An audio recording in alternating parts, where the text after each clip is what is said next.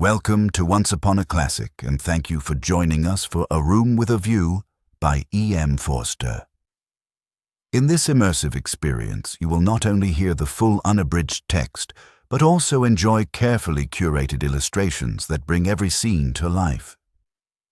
Settle in, relax, and let the story transport you to the rolling hills of Tuscany and the drawing rooms of Edwardian England. If you enjoy this illustrated audiobook, please like, comment, and subscribe so you never miss our next classic adventure. Chapter 1. The Bertolini. "The Signora had no business to do it," said Miss Bartlett. "No business at all. She promised us south rooms with a view close together, instead of which here are north rooms, looking into a courtyard, and a long way apart." "Oh, Lucy, and a cockney besides," said Lucy, who had been further saddened by the Signora's unexpected accent. "It might be London." She looked at the 2 rows of English people who were sitting at the table, at the row of white bottles of water and red bottles of wine that ran between the English people, at the portraits of the late Queen and the late Poet Laureate that hung behind the English people, heavily framed, at the notice of the English church. Reverend Cuthbert Eager, M.A. Oxon. That was the only other decoration of the wall. "Charlotte, don't you feel too that we might be in London? I can hardly believe that all kinds of other things are just outside. I suppose it is one's being so tired." "This meat has surely been used for soup," said Miss Bartlett, laying down her fork. "I want so to see the Arno. The rooms the Signora promised us in her letter would have looked over the Arno. The Signora had no business to do it at all. Oh, it is a shame." "Any nook does for me," Miss Bartlett continued, "but it does seem hard that you shouldn't have a view." Lucy felt that she had been selfish. "Charlotte, you mustn't spoil me. Of course you must look over the Arno too. I meant that. The first vacant room in the front. You must have it," said Miss Bartlett, part of whose travelling expenses were paid by Lucy's mother, a piece of generosity to which she made many a tactful allusion. No, you must have it." "I insist on it. Your mother would never forgive me, Lucy." "She would never forgive me." The ladies' voices grew animated and, if the sad truth be owned, a little peevish. They were tired, and under the guise of unselfishness they wrangled. Some of their neighbours interchanged glances, and one of them, one of the ill-bred people whom one does meet abroad, leant forward over the table and actually intruded into their argument. He said, "I have a view. I have a view." Miss Bartlett was startled. Generally at a pension, people looked them over for a day or 2 before speaking, and often did not find out that they would do till they had gone. She knew that the intruder was ill-bred, even before she glanced at him. He was an old man of a heavy build, with a fair, shaven face and large eyes. There was something childish in those eyes, though it was not the childishness of senility. What exactly it was, Miss Bartlett did not stop to consider, for her glance passed on to his clothes. These did not attract her. He was probably trying to become acquainted with them before they got into the swim. So she assumed a dazed expression when he spoke to her, and then said, "A view? Oh, a view. How delightful a view is." "This is my son," said the old man. "His name's George. He has a view too." "Ah," said Miss Bartlett, repressing Lucy, who was about to speak. "What I mean," he continued, "is that you can have our rooms, and we'll have yours. We'll change." The better class of tourist was shocked at this and sympathized with the newcomers. Miss Bartlett, in reply, opened her mouth as little as possible and said, "Thank you very much indeed. That is out of the question." "Why?" said the old man, with both fists on the table. "Because it is quite out of the question, thank you." "You see, we don't like to take—" began Lucy. Her cousin again repressed her. "But why?" he persisted. "Women like looking at a view. Men don't." And he thumped with his fists like a naughty child and turned to his son, saying, "George, persuade them." "It's so obvious they should have the rooms," said the son. "There's nothing else to say." He did not look at the ladies as he spoke, but his voice was perplexed and sorrowful. Lucy, too, was perplexed, but she saw that they were in for what is known as quite a scene, and she had an odd feeling that whenever these ill-bred tourists spoke, the contest widened and deepened till it dealt, not with rooms and views, but with something quite different, whose existence she had not realized before. Now the old man attacked Miss Bartlett almost violently. Why should she not change? What possible objection had she? They would clear out in half an hour. Miss Bartlett, though skilled in the delicacies of conversation, was powerless in the presence of brutality. It was impossible to snub anyone so gross. Her face reddened with displeasure. She looked around as much as to say, "Are you all like this?" And two little old ladies who were sitting further up the table, with shawls hanging over the backs of the chairs, looked back, clearly indicating, "We are not, we are genteel." "Eat your dinner, dear," she said to Lucy, and began to toy again with the meat that she had once censured. Lucy mumbled that those seemed very odd people opposite. "Eat your dinner, dear. This pension is a failure. Tomorrow we will make a change." Hardly had she announced this fell decision when she reversed it. The curtains at the end of the room parted and revealed a clergyman, stout but attractive, who hurried forward to take his place at the table, cheerfully apologizing for his lateness. Lucy, who had not yet acquired decency, at once rose to her feet, exclaiming, Oh, why, it's Mr. Beebe. Oh, how perfectly lovely. Oh, Charlotte, we must stop now, however bad the rooms are." "Oh," Miss Bartlett said, with more restraint. "How do you do, Mr. Beebe? I expect that you have forgotten us. Miss Bartlett and Miss Honeychurch, who were at Tunbridge Wells when you helped the vicar of St. Peter's that very cold Easter." The clergyman, who had the air of one on a holiday, did not remember the ladies quite as clearly as they remembered him, but he came forward pleasantly enough and accepted the chair into which he was beckoned by Lucy. "I am so glad to see you," said the girl, who was in a state of spiritual starvation and would have been glad to see the waiter if her cousin had permitted it. "Just fancy how small the world is. Summer Street, too, makes it so specially funny." "Miss Honeychurch lives in the parish of Summer Street," said Miss Bartlett, filling up the gap, "and she happened to tell me in the course of conversation that you have just accepted the living. Yes, I heard from Mother so last week. She didn't know that I knew you at Tunbridge Wells, but I wrote back at once, and I said, 'Mr. Beebe is—'" "Quite right," said the clergyman. "I move into the rectory at Summer Street next June. I'm lucky to be appointed to such a charming neighborhood." "Oh, how glad I am. The name of our house is Windy Corner." Mr. Beebe bowed. "There is Mother and me generally, and my brother, though it's not often we get him to the church is rather far off, I mean." "Lucy, dearest, let Mr. Beebe eat his dinner." "I'm eating it, thank you, and enjoying it."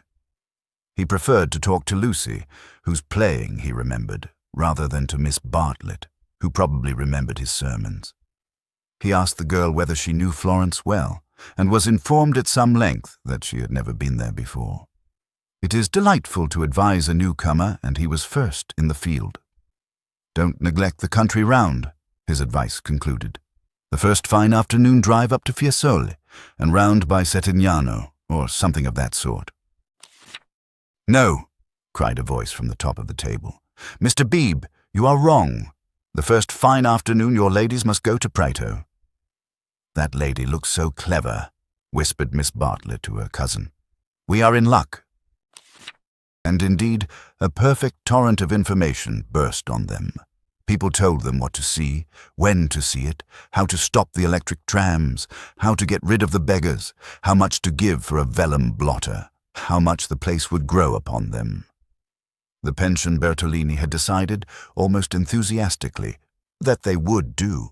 Whichever way they looked, kind ladies smiled and shouted at them, and above all rose the voice of the clever lady, crying, "Prato! They must go to Prato! That place is too sweetly squalid for words." I love it. I revel in shaking off the trammels of respectability, as you know." The young man named George glanced at the clever lady and then returned moodily to his plate. Obviously, he and his father did not do.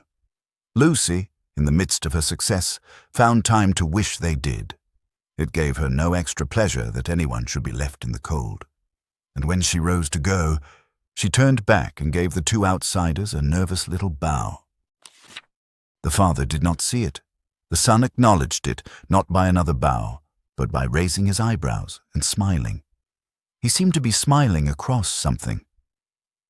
She hastened after her cousin, who had already disappeared through the curtains which smote one in the face and seemed heavy with more than cloth. Beyond them stood the unreliable signora, bowing good evening to her guests, and supported by Enery, her little boy, and Victoria, her daughter. It made a curious little scene, this attempt of the Cockney to convey the grace and geniality of the South. And even more curious was the drawing-room, which attempted to rival the solid comfort of a Bloomsbury boarding house. Was this really Italy? Miss Bartlett was already seated on a tightly stuffed armchair, which had the colour and the contours of a tomato.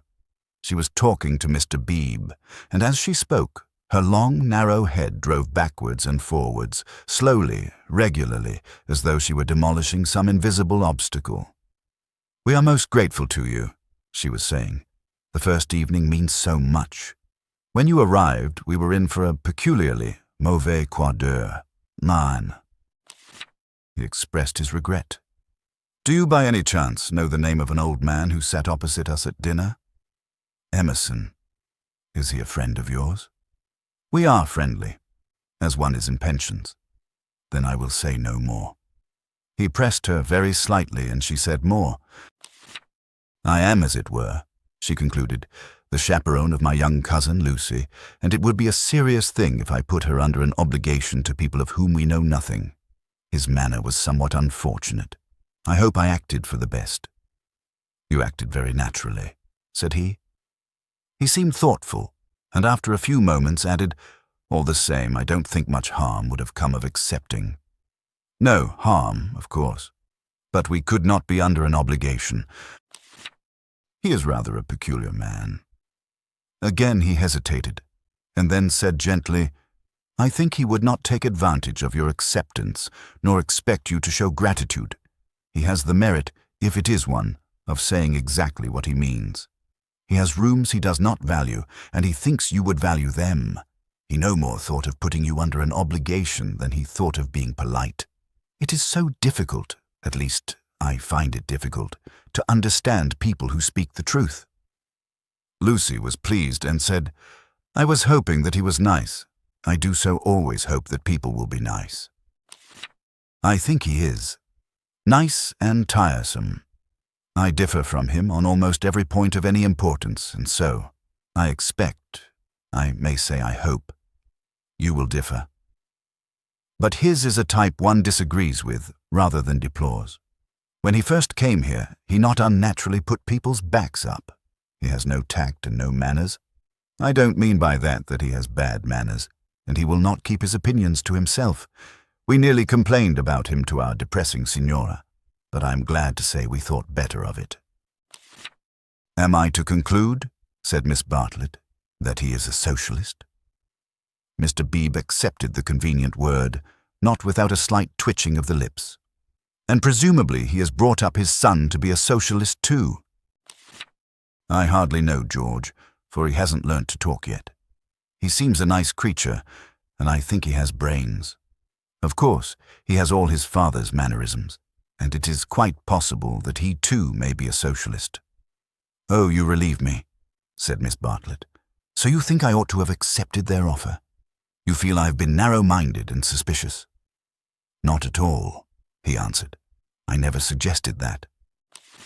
"But ought I not to apologize, at all events, for my apparent rudeness?" He replied with some irritation that it would be quite unnecessary, and got up from his seat to go to the smoking-room. "Was I a bore?" said Miss Bartlett as soon as he had disappeared. "Why didn't you talk, Lucy? He prefers young people, I'm sure." I do hope I haven't monopolized him. I hoped you would have him all the evening as well as all dinner time." "He is nice," exclaimed Lucy. "Just what I remember. He seems to see good in everyone. No one would take him for a clergyman." "My dear Lucia." "Well, you know what I mean, and you know how clergymen generally laugh. Mr. Beebe laughs just like an ordinary man." "Funny girl. How you do remind me of your mother. I wonder if she will approve of Mr. Beebe." "I'm sure she will. And so will Freddie. I think everyone at Windy Corner will approve. It is the fashionable world. I'm used to Tunbridge Wells, where we are all hopelessly behind the times." "Yes," said Lucy despondently. There was a haze of disapproval in the air, but whether the disapproval was of herself, or of Mr. Beebe, or of the fashionable world at Windy Corner, or of the narrow world at Tunbridge Wells, she could not determine. She tried to locate it, but as usual she blundered. Miss Bartlett sedulously denied disapproving of anyone and added, "I am afraid you are finding me a very depressing companion." And the girl again thought, "I must have been selfish or unkind. I must be more careful. It is so dreadful for Charlotte, being poor." Fortunately, one of the little old ladies, who for some time had been smiling very benignly, now approached and asked if she might be allowed to sit where Mr. Beebe had sat. Permission granted, she began to chatter gently about Italy, the plunge it had been to come there, the gratifying success of the plunge, the improvement in her sister's health, the necessity of closing the bedroom windows at night, and of thoroughly emptying the water bottles in the morning. She handled her subjects agreeably, and they were, perhaps, more worthy of attention than the high discourse upon Guelphs and Ghibellines, which was proceeding tempestuously at the other end of the room. It was a real catastrophe, not a mere episode that evening of hers at Venice, when she had found in her bedroom something that is one worse than a flea, though one better than something else. But here you are as safe as in England. Signora Bertolini is so English. "Yet our rooms smell," said poor Lucy. "We dread going to bed." "Ah, then you look into the court." She sighed. "If only Mr. Emerson was more tactful. We were so sorry for you at dinner." "I think he was meaning to be kind." "Undoubtedly he was," said Miss Bartlett. "Mr. Beebe has just been scolding me for my suspicious nature. Of course, I was holding back on my cousin's account." "Of course," said the little old lady, and they murmured that one could not be too careful with a young girl. Lucy tried to look demure, but could not help feeling a great fool. No one was careful with her at home, or at all events, she had not noticed it. About old Mr. Emerson, I hardly know. No, he is not tactful. Yet have you ever noticed that there are people who do things which are most indelicate, and yet at the same time beautiful? "Beautiful," said Miss Bartlett, puzzled at the word. "Are not beauty and delicacy the same?" "So one would have thought," said the other helplessly. "But things are so difficult, I sometimes think." She proceeded no further into things, for Mr. Beebe reappeared, looking extremely pleasant. "Miss Bartlett," he cried, "it's all right about the rooms. I'm so glad. Mr. Emerson was talking about it in the smoking room, and knowing what I did, I encouraged him to make the offer again. He has let me come and ask you. He would be so pleased." "Oh, Charlotte," cried Lucy to her cousin, "we must have the rooms now. The old man is just as nice and kind as he can be." Miss Bartlett was silent. "I fear," said Mr. Beebe after a pause, "that I have been officious. I must apologize for my interference." Gravely displeased, he turned to go. Not till then did Miss Bartlett reply. "My own wishes, dearest Lucy, are unimportant in comparison with yours. It would be hard indeed if I stopped you doing as you liked at Florence, when I am only here through your kindness. If you wish me to turn these gentlemen out of their rooms, I will do it. Would you then, Mr. Beebe, kindly tell Mr. Emerson that I accept his kind offer, and then conduct him to me in order that I may thank him personally?" She raised her voice as she spoke. It was heard all over the drawing room and silenced the Guelphs and the Ghibellines. The clergyman, inwardly cursing the female sex, bowed and departed with her message. Remember, Lucy, I alone am implicated in this. I do not wish the acceptance to come from you. Grant me that, at all events. Mr. Beebe was back, saying rather nervously, Mr. Emerson is engaged, but here is his son instead. The young man gazed down on the three ladies who felt seated on the floor, so low were their chairs. My father, he said, is in his bath, so you cannot thank him personally. But any message given by you to me will be given by me to him as soon as he comes out. Miss Bartlett was unequal to the bath. All her barbed civilities came forth wrong end first. Young Mr. Emerson scored a notable triumph to the delight of Mr. Beebe and to the secret delight of Lucy. Poor young man, said Miss Bartlett as soon as he had gone. How angry he is with his father about the rooms. It is all he can do to keep polite. In half an hour or so your rooms will be ready, said Mr. Beebe. Then, looking rather thoughtfully at the two cousins, he retired to his own rooms to write up his philosophic diary. Oh dear, breathed the little old lady, and shuddered as if all the winds of heaven had entered the apartment. Gentlemen sometimes do not realize. Her voice faded away, but Miss Bartlett seemed to understand, and a conversation developed, in which gentlemen who did not thoroughly realize played a principal part. Lucy, not realizing either, was reduced to literature. Taking up Baedeker's Handbook to Northern Italy, she committed to memory the most important dates of Florentine history, for she was determined to enjoy herself on the morrow. Thus the half-hour crept profitably away, and at last Miss Bartlett rose with a sigh and said, I think one might venture now. No, Lucy, do not stir. I will superintend the move. How you do everything, said Lucy. Naturally, dear, it is my affair. But I would like to help you. No, dear. Charlotte's energy, and her unselfishness. She had been thus all her life, but really on this Italian tour she was surpassing herself. So Lucy felt, or strove to feel. And yet there was a rebellious spirit in her which wondered whether the acceptance might not have been less delicate and more beautiful. At all events, she entered her own room without any feeling of joy. I want to explain, said Miss Bartlett, why it is that I have taken the largest room. Naturally, of course, I should have given it to you, but I happen to know that it belongs to the young man, and I was sure your mother would not like it. Lucy was bewildered. If you are to accept a favor, it is more suitable. You should be under an obligation to his father than to him. I am a woman of the world in my small way, and I know where things lead to. However, Mr. Beebe is a guarantee of a sort that they will not presume on this. Mother wouldn't mind, I'm sure, said Lucy, but again had the sense of larger and unsuspected issues. Miss Bartlett only sighed, and enveloped her in a protecting embrace as she wished her good night. It gave Lucy the sensation of a fog, and when she reached her own room she opened the window and breathed the clean night air, thinking of the kind old man who had enabled her to see the lights dancing in the Arno and the cypresses of San Miniato, and the foothills of the Apennines, black against the rising moon. Miss Bartlett, in her room, fastened the window shutters and locked the door, and then made a tour of the apartment to see where the cupboards led, and whether there were any oubliettes or secret entrances.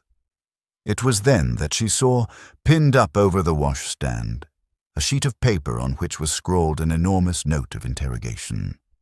Nothing more. What does it mean? She thought, and she examined it carefully by the light of a candle. Meaningless at first, it gradually became menacing, obnoxious, portentous with evil. She was seized with an impulse to destroy it, but fortunately remembered that she had no right to do so, since it must be the property of young Mr. Emerson. So she unpinned it carefully and put it between two pieces of blotting paper to keep it clean for him. Then she completed her inspection of the room, sighed heavily according to her habit, and went to bed. Chapter 2. In Santa Croce, with no Baedeker. It was pleasant to wake up in Florence, to open the eyes upon a bright, bare room with a floor of red tiles which look clean though they are not, with a painted ceiling whereon pink griffins and blue amorini sport in a forest of yellow violins and bassoons. It was pleasant, too, to fling wide the windows, pinching the fingers in unfamiliar fastenings, to lean out into sunshine with beautiful hills and trees and marble churches opposite, and close below the Arno gurgling against the embankment of the road. Over the river, men were at work with spades and sieves on the sandy foreshore, and on the river was a boat, also diligently employed for some mysterious end. An electric tram came rushing underneath the window. No one was inside it except one tourist, but its platforms were overflowing with Italians who preferred to stand. Children tried to hang on behind, and the conductor, with no malice, spat in their faces to make them let go. Then soldiers appeared, good-looking, undersized men, wearing each a knapsack covered with mangy fur, and a great coat which had been cut for some larger soldier. Beside them walked officers, looking foolish and fierce, and before them went little boys, turning somersaults in time with the band. The tram-car became entangled in their ranks, and moved on painfully like a caterpillar in a swarm of ants. One of the little boys fell down, and some white bullocks came out of an archway. Indeed, if it had not been for the good advice of an old man who was selling button-hooks, the road might never have got clear. Over such trivialities as these, many a valuable hour may slip away, and the traveller who has gone to Italy to study the tactile values of Giotto, or the corruption of the papacy, may return remembering nothing but the blue sky and the men and women who live under it. So it was as well that Miss Bartlett should tap and come in, and having commented on Lucy's leaving the door unlocked, and on her leaning out of the window before she was fully dressed, should urge her to hasten herself, or the best of the day would be gone. By the time Lucy was ready, her cousin had done her breakfast and was listening to the clever lady among the crumbs. A conversation then ensued, on not unfamiliar lines. Miss Bartlett was, after all, a wee bit tired, and thought they had better spend the morning settling in, unless Lucy would at all like to go out. Lucy would rather like to go out, as it was her first day in Florence. But, of course, she could go alone. Miss Bartlett could not allow this. Of course she would accompany Lucy everywhere. Oh, certainly not. Lucy would stop with her cousin. Oh, no, that would never do. Oh, yes. At this point, the clever lady broke in. If it is Mrs. Grundy who is troubling you, I do assure you that you can neglect the good person. Being English, Miss Honeychurch will be perfectly safe. Italians understand. A dear friend of mine, Contessa Baroncelli, has 2 daughters, and when she cannot send a maid to school with them, she lets them go in sailor hats instead. Everyone takes them for English, you see, especially if their hair is strained tightly behind. Miss Bartlett was unconvinced by the safety of Contessa Baroncelli's daughters. She was determined to take Lucy herself, her head not being so very bad. The clever lady then said that she was going to spend a long morning in Santa Croce, and if Lucy would come too, she would be delighted. I will take you by a dear dirty back way, Miss Honeychurch, and if you bring me luck, we shall have an adventure. Lucy said that this was most kind, and at once opened the Baedeker to see where Santa Croce was. Tut, tut, Miss Lucy, I hope we shall soon emancipate you from Baedeker. He does but touch the surface of things. As to the true Italy, he does not even dream of it. The true Italy is only to be found by patient observation. This sounded very interesting, and Lucy hurried over her breakfast and started with her new friend in high spirits. Italy was coming at last. The Cockney signora and her works had vanished like a bad dream. Miss Lavish, for that was the clever lady's name, turned to the right along the sunny Lung Arno. How delightfully warm! But a wind down the side streets cut like a knife, didn't it? Ponte alle Grazie, particularly interesting, mentioned by Dante. San Miniato, beautiful as well as interesting. The crucifix that kissed a murderer, Miss Honeychurch would remember the story. The men on the river were fishing. Untrue? But then, so is most information. Then Miss Lavish darted under the archway of the White Bullocks, and she stopped, and she cried, "A smell, a true Florentine smell. Every city, let me teach you, has its own smell." "Is it a very nice smell?" said Lucy, who had inherited from her mother a distaste to dirt. "One doesn't come to Italy for niceness," was the retort. "One comes for life. Buongiorno, buongiorno," bowing right and left. "Look at that adorable wine cart. How the driver stares at us, dear, simple soul." So Miss Lavish proceeded through the streets of the city of Florence, short, fidgety, and playful as a kitten, though without a kitten's grace. It was a treat for the girl to be with anyone so clever and so cheerful. And a blue military cloak, such as an Italian officer wears, only increased the sense of festivity. "Buongiorno. Take the word of an old woman, Miss Lucy. You will never repent of a little civility to your inferiors. That is the true democracy, though I am a real radical as well. There, now you're shocked." "Indeed I'm not," exclaimed Lucy. "We are radicals too, out and out. My father always voted for Mr. Gladstone until he was so dreadful about Ireland." I see, and now you have gone over to the enemy." "Oh, please.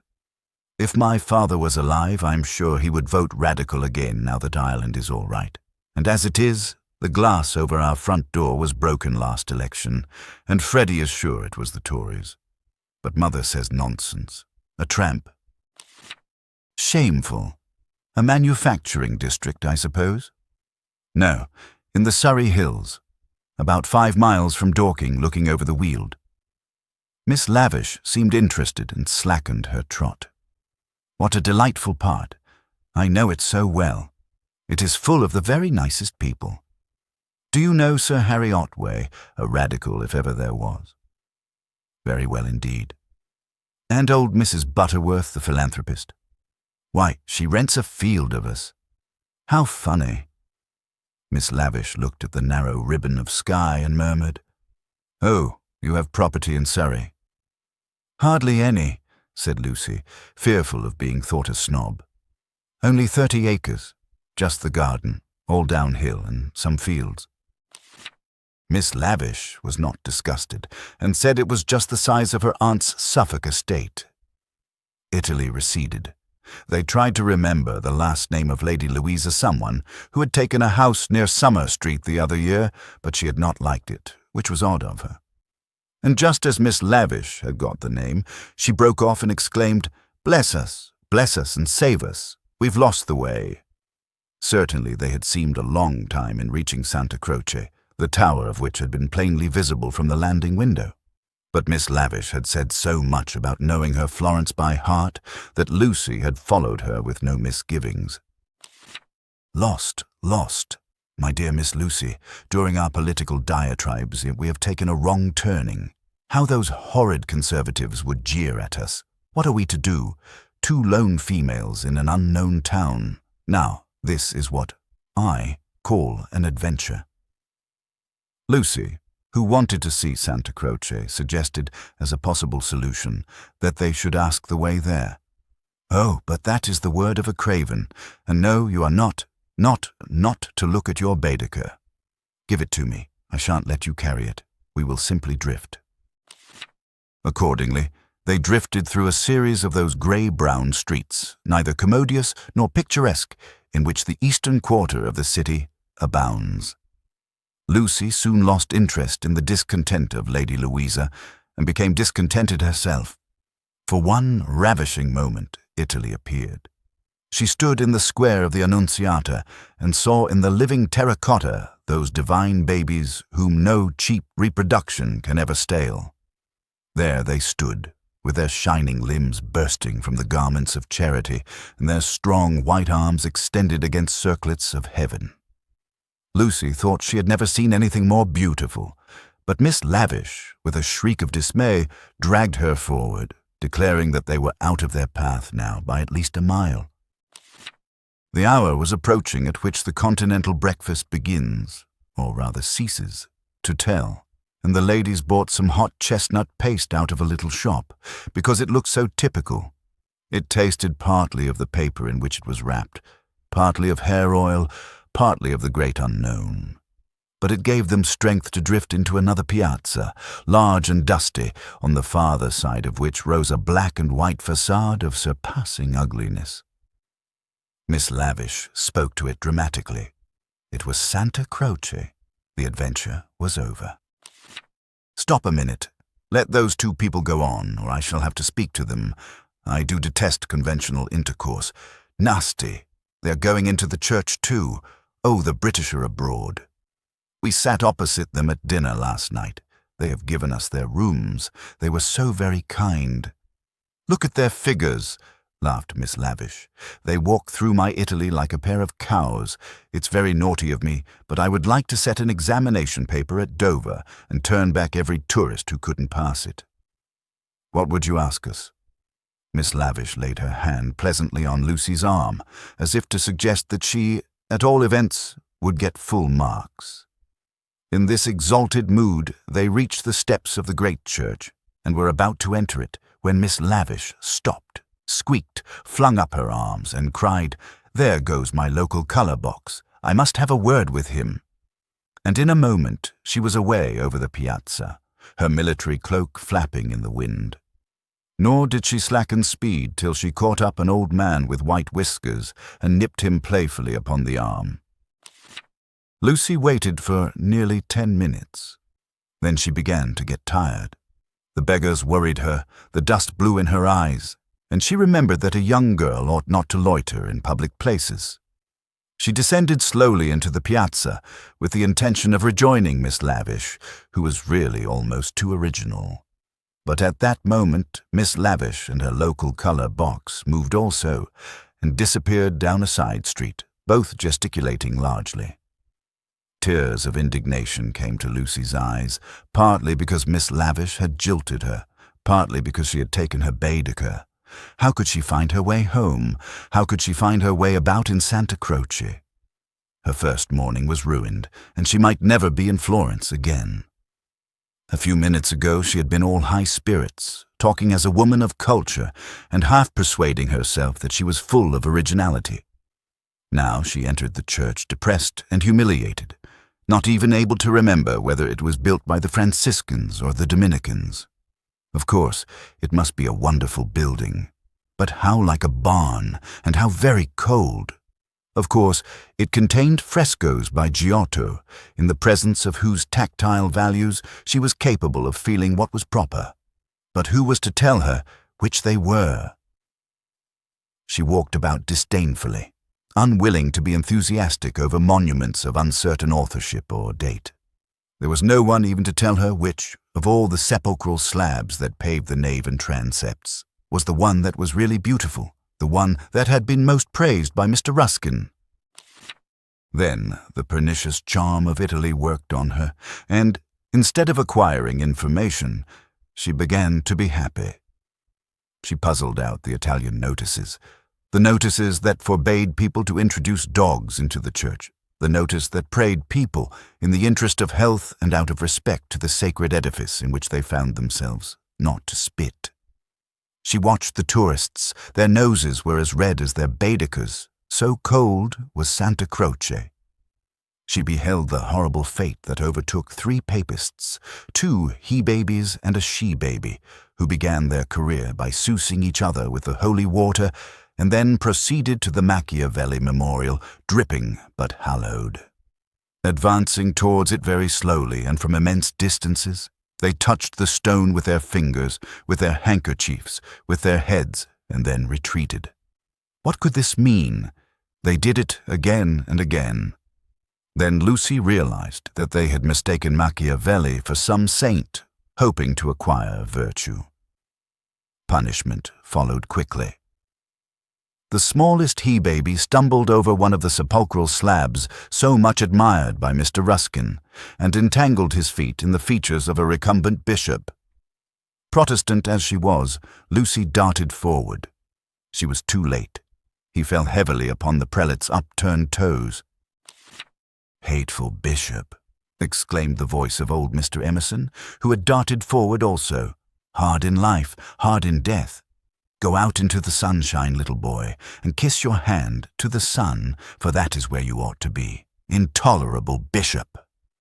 The child screamed frantically at these words, and at these dreadful people who picked him up, dusted him, rubbed his bruises, and told him not to be superstitious.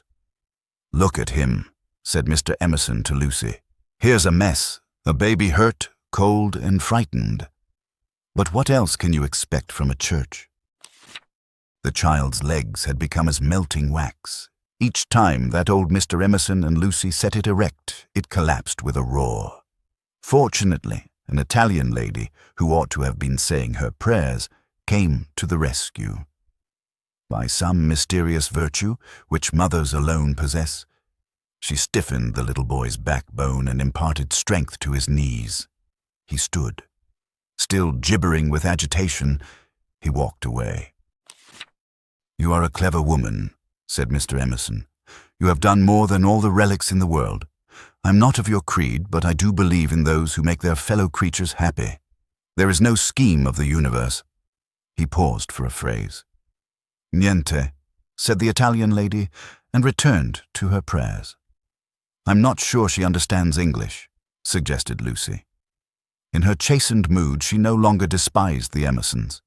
She was determined to be gracious to them, beautiful rather than delicate, and, if possible, to erase Miss Bartlett's civility by some gracious reference to the pleasant rooms. "That woman understands everything," was Mr. Emerson's reply. "But what are you doing here? Are you doing the church? Are you through with the church?" "No," cried Lucy, remembering her grievance. "I came here with Miss Lavish, who was to explain everything, and just by the door, it is too bad. She simply ran away, and after waiting quite a time, I had to come in by myself." "Why shouldn't you?" said Mr. Emerson. "Yes, why shouldn't you come by yourself?" said the son, addressing the young lady for the first time. "But Miss Lavish has even taken away Baedeker." "Baedeker?" said Mr. Emerson.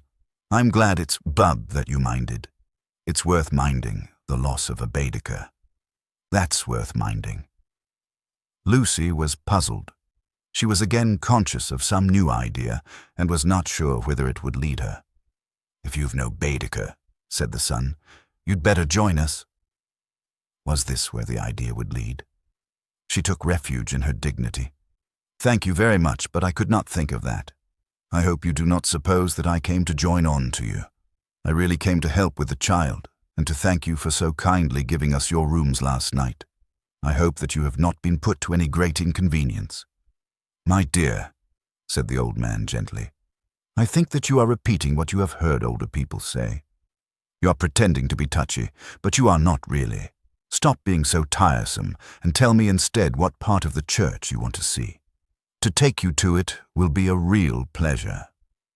Now, this was abominably impertinent, and she ought to have been furious.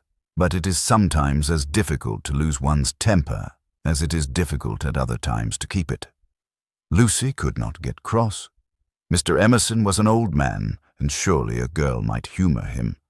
On the other hand, his son was a young man, and she felt that a girl ought to be offended with him, or at all events be offended before him.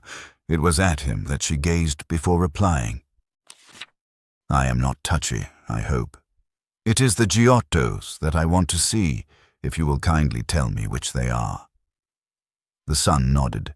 With a look of somber satisfaction, he led the way to the Peruzzi chapel. There was a hint of the teacher about him. She felt like a child in school who had answered a question rightly. The chapel was already filled with an earnest congregation, and out of them rose the voice of a lecturer, directing them how to worship Giotto, not by tactful valuations, but by the standards of the spirit. "Remember," he was saying, "the facts about this church of Santa Croce, how it was built by faith in the full fervor of medievalism, before any taint of the Renaissance had appeared. Observe how Giotto in these frescoes now unhappily ruined by restoration, is untroubled by the snares of anatomy and perspective. Could anything be more majestic, more pathetic, beautiful, true? How little, we feel, avails knowledge and technical cleverness against a man who truly feels. "No," exclaimed Mr. Emerson, in much too loud a voice for church. "Remember nothing of the sort. Built by faith indeed. That simply means the workmen weren't paid properly. And as for the frescoes, I see no truth in them. Look at that fat man in blue. He must weigh as much as I do, and he is shooting into the sky like an air balloon." He was referring to the fresco of the Ascension of St. John. Inside, the lecturer's voice faltered, as well it might. The audience shifted uneasily, and so did Lucy. She was sure that she ought not to be with these men, but they had cast a spell over her.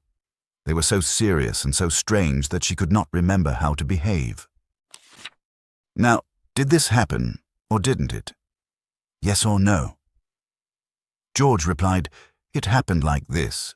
If it happened at all, I would rather go up to heaven by myself than be pushed by cherubs, and if I got there, I should like my friends to lean out of it, just as they do here." "You will never go up," said his father.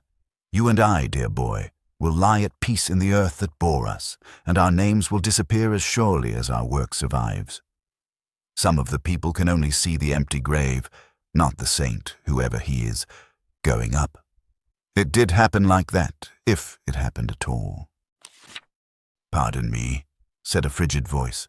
"The chapel is somewhat small for two parties. We will incommode you no longer."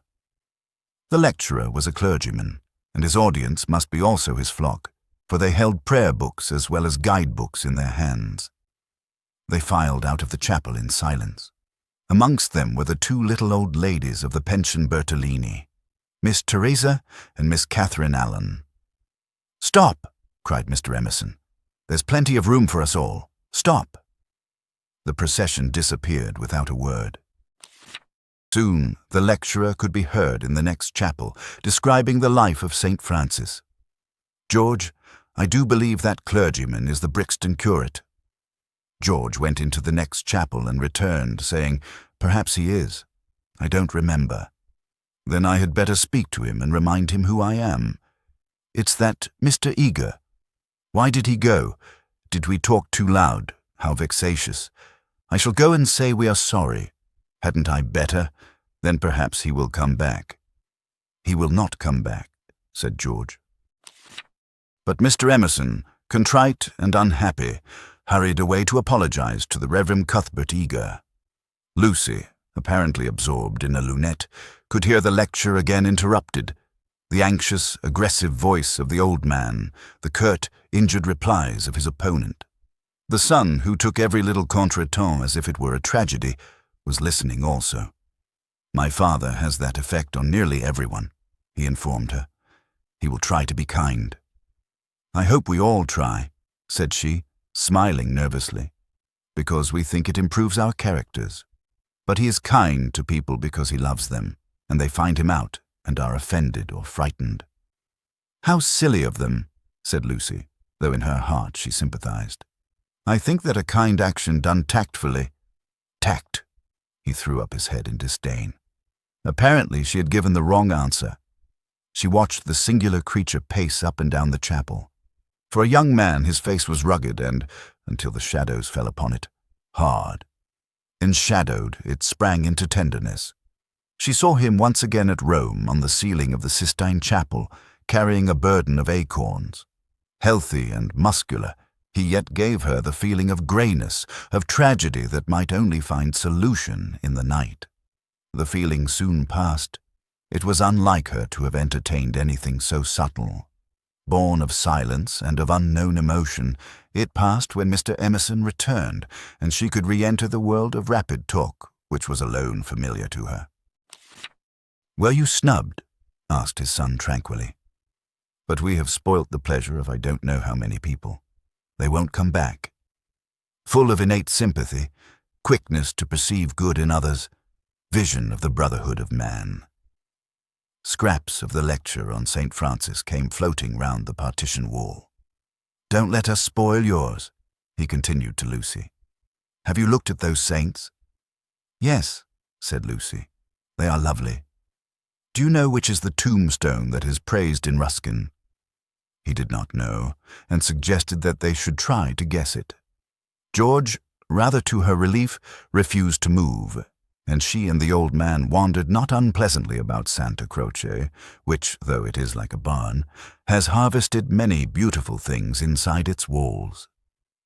There were also beggars to avoid, and guides to dodge round the pillars, and an old lady with her dog, and here and there a priest modestly edging to his mass through the groups of tourists. But Mr. Emerson was only half interested. He watched the lecturer, whose success he believed he had impaired, and then he anxiously watched his son. "Why will he look at that fresco?" he said uneasily. "I saw nothing in it."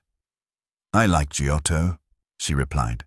"It is so wonderful what they say about his tactile values, though I like things like the Della Robbia babies better." "So you ought. A baby is worth a dozen saints, and my baby is worth the whole of paradise, and as far as I can see, he lives in hell." Lucy again felt that this did not do. "In hell," he repeated. "He's unhappy." "Oh dear," said Lucy. "How can he be unhappy when he is strong and alive? What more is one to give him? And think how he has been brought up, free from all the superstition and ignorance that lead men to hate one another in the name of God. With such an education as that, I thought he was bound to grow up happy." She was no theologian, but she felt that here was a very foolish old man, as well as a very irreligious one. She also felt that her mother might not like her talking to that kind of person, and that Charlotte would object most strongly. "What are we to do with him?" he asked. "He comes out for his holiday to Italy and behaves like that, like the little child who ought to have been playing, and who hurt himself upon the tombstone. Eh? What did you say?" Lucy had made no suggestion. Suddenly he said, "Now don't be stupid over this. I don't require you to fall in love with my boy, but I do think you might try and understand him. You are nearer his age, and if you let yourself go, I am sure you are sensible. You might help me. He has known so few women, and you have the time. You stop here several weeks, I suppose. But let yourself go.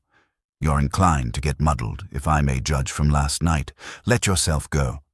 Pull out from the depths those thoughts that you do not understand, and spread them out in the sunlight and know the meaning of them. By understanding, George, you may learn to understand yourself. It will be good for both of you." To this extraordinary speech, Lucy found no answer. "I only know what it is that's wrong with him, not why it is." "And what is it?" asked Lucy fearfully, expecting some harrowing tale. "The old trouble. Things won't fit." "What things?" "The things of the universe. It is quite true. They don't." "Oh, Mr. Emerson, whatever do you mean?" In his ordinary voice, so that she scarcely realized he was quoting poetry, he said, "From far, from eve and morning, and yon 12-winded sky, the stuff of life to knit me blew hither. Here am I, George, and I both know this, but why does it distress him? We know that we come from the winds, and that we shall return to them, that all life is perhaps a knot, a tangle, a blemish in the eternal smoothness. But why should this make us unhappy? Let us rather love one another, and work and rejoice. I don't believe in this world's sorrow." Miss Honeychurch assented. "Then make my boy think like us. Make him realize that by the side of the everlasting, why there is a yes, a transitory yes, if you like, but a yes." Suddenly she laughed. Surely one ought to laugh. A young man melancholy because the universe wouldn't fit, because life was a tangle or a wind or a yes or something. "I'm very sorry," she cried. "You'll think me unfeeling, but... Then she became matronly. "Oh, but your son wants employment. Has he no particular hobby? Why, I myself have worries, but I can generally forget them at the piano. And collecting stamps did no end of good for my brother. Perhaps Italy bores him. You ought to try the Alps or the lakes." The old man's face saddened, and he touched her gently with his hand. This did not alarm her. She thought that her advice had impressed him and that he was thanking her for it. Indeed, he no longer alarmed her at all. She regarded him as a kind thing, but quite silly. Her feelings were as inflated spiritually as they had been an hour ago aesthetically, before she lost Baedeker. The dear George, now striding towards them over the tombstones, seemed both pitiable and absurd. He approached, his face in the shadow. He said, "Miss Bartlett." "Oh, good gracious me," said Lucy, suddenly collapsing and again seeing the whole of life in a new perspective. Where? In the nave. I see. Those gossiping little Miss Allens must have—" She checked herself. "Poor girl," exploded Mr. Emerson. "Poor girl." She could not let this pass, for it was just what she was feeling herself. Poor girl. I fail to understand the point of that remark.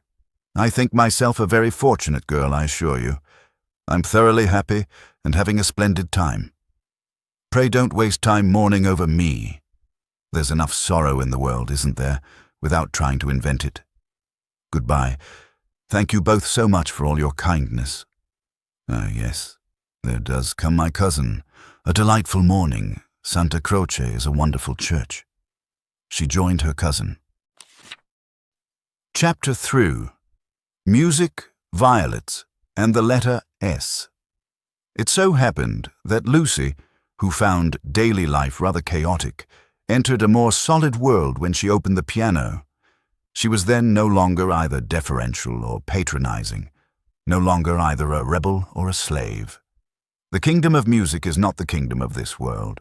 It will accept those whom breeding and intellect and culture have alike rejected. The commonplace person begins to play and shoots into the empyrean without effort, whilst we look up, marveling how he has escaped us and thinking how we could worship him and love him, would he but translate his visions into human words and his experiences into human actions. Perhaps he cannot. Certainly he does not, or does so very seldom. Lucy had done so never. She was no dazzling executante. Her runs were not at all like strings of pearls, and she struck no more right notes than was suitable for one of her age and situation.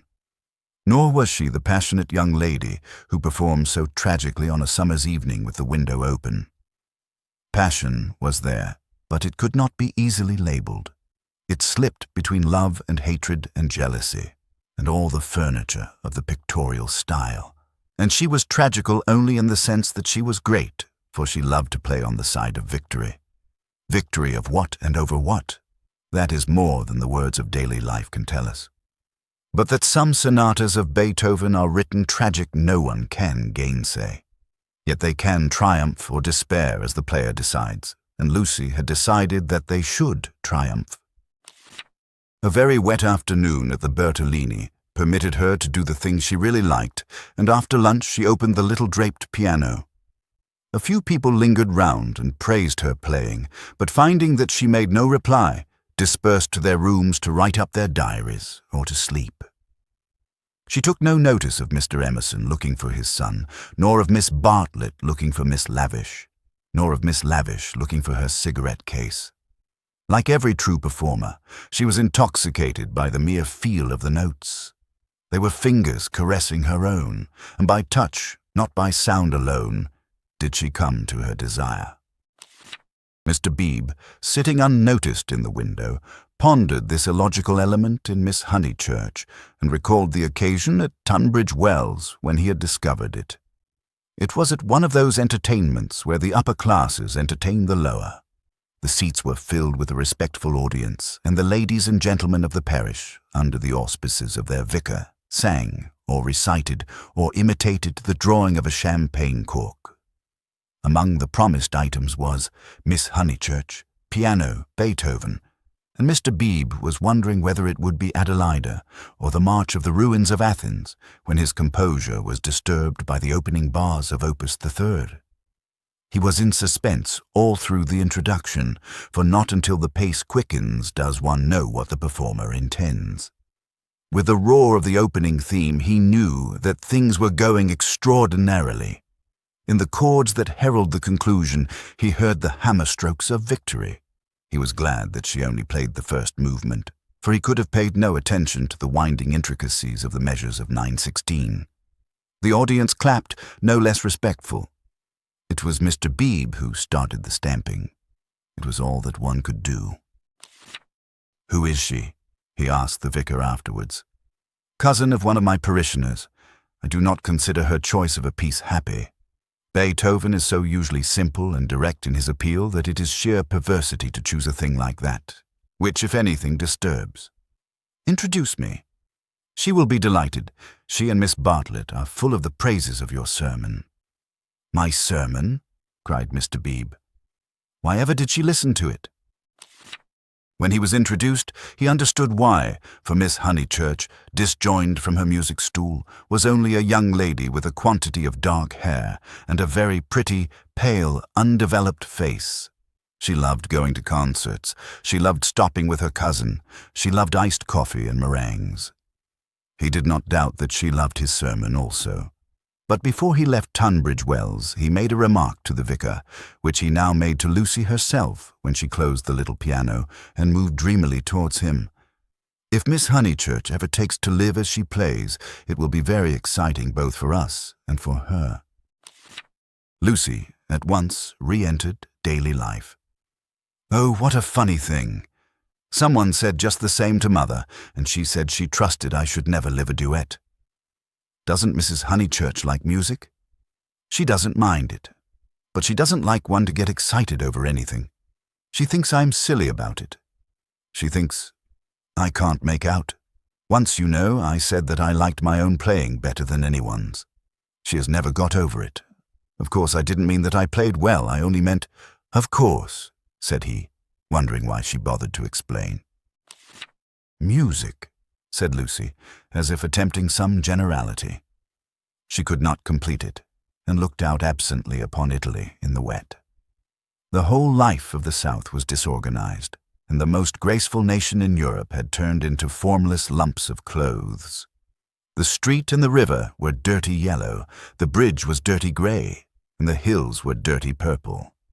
Somewhere in their folds were concealed Miss Lavish and Miss Bartlett, who had chosen this afternoon to visit the Torre del Gallo.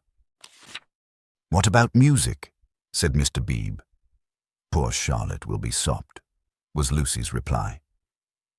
The expedition was typical of Miss Bartlett, who would return cold, tired, hungry, and angelic, with a ruined skirt, a pulpy Baedeker, and a tickling cough in her throat. On another day, when the whole world was singing and the air ran into the mouth, like wine, she would refuse to stir from the drawing-room, saying that she was an old thing and no fit companion for a hearty girl. "Miss Lavish has led your cousin astray. She hopes to find the true Italy in the wet, I believe." "Miss Lavish is so original," murmured Lucy. This was a stock remark, the supreme achievement of the pension Bertolini in the way of definition. Miss Lavish was so original.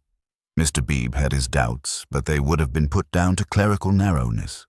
For that, and for other reasons, he held his peace. "Is it true," continued Lucy in awe-struck tone, "that Miss Lavish is writing a book?" "They do say so." "What is it about?" "It will be a novel," replied Mr. Beebe, "dealing with modern Italy. Let me refer you for an account to Miss Catherine Allen, who uses words herself more admirably than anyone I know." I wish Miss Lavish would tell me herself. We started such friends, but I don't think she ought to have run away with Baedeker that morning in Santa Croce. Charlotte was most annoyed at finding me practically alone, and so I couldn't help being a little annoyed with Miss Lavish. The two ladies, at all events, have made it up. He was interested in the sudden friendship between women so apparently dissimilar as Miss Bartlett and Miss Lavish. They were always in each other's company, with Lucy a slighted third. Miss Lavish he believed he understood, but Miss Bartlett might reveal unknown depths of strangeness, though not perhaps of meaning. Was Italy deflecting her from the path of prim chaperone which he had assigned to her at Tunbridge Wells? All his life he had loved to study maiden ladies. They were his specialty, and his profession had provided him with ample opportunities for the work. Girls like Lucy were charming to look at, but Mr. Beebe was, from rather profound reasons, somewhat chilly in his attitude towards the other sex, and preferred to be interested rather than enthralled. Lucy, for the third time, said that poor Charlotte would be sopped.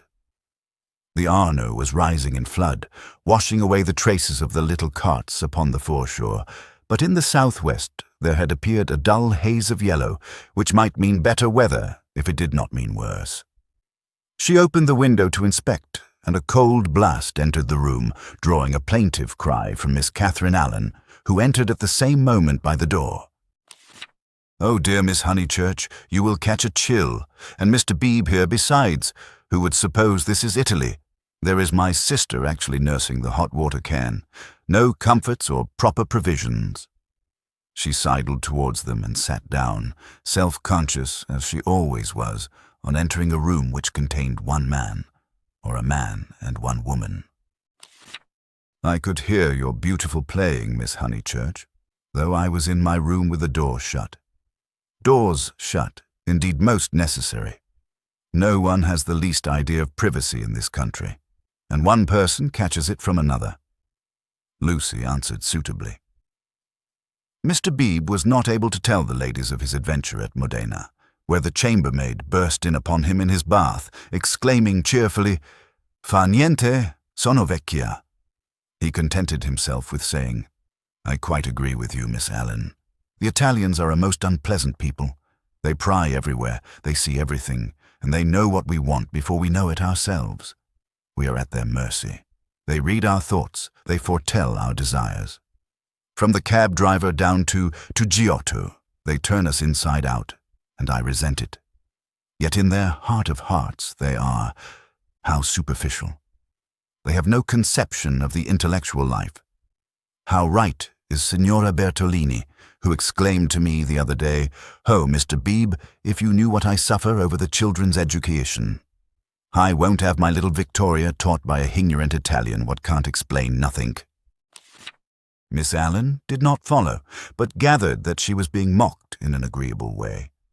Her sister was a little disappointed in Mr. Beebe, having expected better things from a clergyman whose head was bald and who wore a pair of russet whiskers. Indeed, who would have supposed that tolerance, sympathy, and a sense of humor would inhabit that militant form? In the midst of her satisfaction, she continued to sidle, and at last the cause was disclosed. From the chair beneath her, she extracted a gunmetal cigarette case on which were powdered in turquoise the initials E.L. "That belongs to Lavish," said the clergyman. "A good fellow, Lavish, but I wish she'd start a pipe." "Oh, Mr. Beebe," said Miss Allen, divided between awe and mirth. "Indeed, though it is dreadful for her to smoke, it is not quite as dreadful as you suppose. She took to it, practically in despair, after her life's work was carried away in a landslip. Surely that makes it more excusable." "What was that?" asked Lucy. Mr. Beebe sat back complacently, and Miss Allen began as follows. "It was a novel, and I am afraid, from what I can gather, not a very nice novel. It is so sad when people who have abilities misuse them, and I must say they nearly always do. Anyhow, she left it almost finished in the grotto of the Calvary at the Cappuccini Hotel at Amalfi, while she went for a little ink. She said, 'Can I have a little ink, please?' But you know what Italians are, and meanwhile the grotto fell roaring on to the beach, and the saddest thing of all is that she cannot remember what she has written. The poor thing was very ill after it, and so got tempted into cigarettes. It is a great secret, but I am glad to say that she is writing another novel. She told Teresa and Miss Pole the other day that she had got up all the local colour. This novel is to be about modern Italy. The other was historical, but that she could not start till she had an idea. First she tried Perugia for an inspiration, then she came here. This must on no account get round. And so cheerful through it all, I cannot help thinking that there is something to admire in everyone, even if you do not approve of them." Miss Allen was always thus being charitable against her better judgment. A delicate pathos perfumed her disconnected remarks, giving them unexpected beauty, just as in the decaying autumn woods there sometimes rise odors reminiscent of spring. She felt she had made almost too many allowances, and apologized hurriedly for her toleration. All the same, she is a little too, I hardly like to say unwomanly, but she behaved most strangely when the Emersons arrived. Mr. Beebe smiled as Miss Allen plunged into an anecdote which he knew she would be unable to finish in the presence of a gentleman. I don't know, Miss Honeychurch, if you have noticed that Miss Pole, the lady who has so much yellow hair, takes lemonade, that old Mr. Emerson who puts things very strangely. Her jaw dropped. She was silent. Mr. Beebe, whose social resources were endless, went out to order some tea, and she continued to Lucy in a hasty whisper. Stomach. He warned Miss Pole of her stomach acidity, he called it, and he may have meant to be kind. I must say I forgot myself and laughed. It was so sudden. As Teresa truly said, it was no laughing matter. But the point is that Miss Lavish was positively attracted by his mentioning S, and said she liked plain speaking and meeting different grades of thought. She thought they were commercial travelers. Drummers was the word she used, and all through dinner she tried to prove that England, our great and beloved country, rests on nothing but commerce. Teresa was very much annoyed, and left the table before the cheese, saying as she did so, "There, Miss Lavish, is one who can confute you better than I," and pointed to that beautiful picture of Lord Tennyson. Then Miss Lavish said, "Tut, the early Victorians." Just imagine. Tut, the early Victorians. My sister had gone, and I felt bound to speak. I said, "Miss Lavish, I am an early Victorian. At least that is to say, I will hear no breath of censure against our dear Queen." It was horrible speaking. I reminded her how the Queen had been to Ireland when she did not want to go, and I must say she was dumbfounded and made no reply. But, unluckily, Mr. Emerson overheard this part, and called in his deep voice, "Quite so, quite so. I honor the woman for her Irish visit." The woman! I tell things so badly, but you see what a tangle we were in by this time, all on account of S having been mentioned in the first place. But that was not all. After dinner, Miss Lavish actually came up and said, "Miss Allen, I'm going into the smoking room to talk to those two nice men. Come too." Needless to say, I refused such an unsuitable invitation, and she had the impertinence to tell me that it would broaden my ideas, and said that she had 4 brothers, all university men, except one who was in the army, who always made a point of talking to commercial travelers. "Let me finish the story," said Mr. Beebe, who had returned. Miss Lavish tried Miss Pole, myself, everyone, and finally said, "I shall go alone." She went. At the end of 5 minutes, she returned unobtrusively with a green baize board and began playing Patience. "Whatever happened?" cried Lucy. "No one knows. No one will ever know. Miss Lavish will never dare to tell, and Mr. Emerson does not think it worth telling." "Mr. Beebe, old Mr. Emerson, is he nice or not nice? I do so want to know." Mr. Beebe laughed and suggested that she should settle the question for herself. "No, but it is so difficult. Sometimes he is so silly, and then I do not mind him. Miss Allen, what do you think? Is he nice?" The little old lady shook her head and sighed disapprovingly. Mr. Beebe, whom the conversation amused, stirred her up by saying, "I consider that you are bound to class him as nice, Miss Allen, after that business of the violets." "Violets? Oh dear. Who told you about the violets? How do things get round? A pension is a bad place for gossips. No, I cannot forget how they behaved at Mr. Eager's lecture at Santa Croce. Oh, poor Miss Honeychurch, it really was too bad. No, I've quite changed. I do not like the Emersons. They are not nice." Mr. Beebe smiled nonchalantly. He had made a gentle effort to introduce the Emersons into Bertolini society, and the effort had failed. He was almost the only person who remained friendly to them. Miss Lavish, who represented intellect, was avowedly hostile, And now the Miss Allens, who stood for good breeding, were following her. Miss Bartlett, smarting under an obligation, would scarcely be civil. The case of Lucy was different. She had given him a hazy account of her adventures in Santa Croce, and he gathered that the two men had made a curious and possibly concerted attempt to annex her, to show her the world from their own strange standpoint, to interest her in their private sorrows and joys. This was impertinent. He did not wish their cause to be championed by a young girl. He would rather it should fail. After all, he knew nothing about them, and pension joys, pension sorrows are flimsy things, whereas Lucy would be his parishioner. Lucy, with one eye upon the weather, finally said that she thought the Emersons were nice. Not that she saw anything of them now. Even their seats at dinner had been moved. "But aren't they always waylaying you to go out with them, dear?" said the little lady inquisitively. "Only once. Charlotte didn't like it and said something, quite politely, of course." "Most right of her. They don't understand our ways. They must find their level." Mr. Beebe rather felt that they had gone under. They'd given up their attempt, if it was one, to conquer society, and now the father was almost as silent as the son. He wondered whether he would not plan a pleasant day for these folk before they left. Some expedition, perhaps, with Lucy well chaperoned to be nice to them. It was one of Mr. Beebe's chief pleasures to provide people with happy memories. Evening approached while they chatted. The air became brighter. The colors on the trees and hills were purified, and the Arno lost its muddy solidity and began to twinkle. There were a few streaks of bluish-green among the clouds, a few patches of watery light upon the earth, and then the dripping facade of San Miniato shone brilliantly in the declining sun.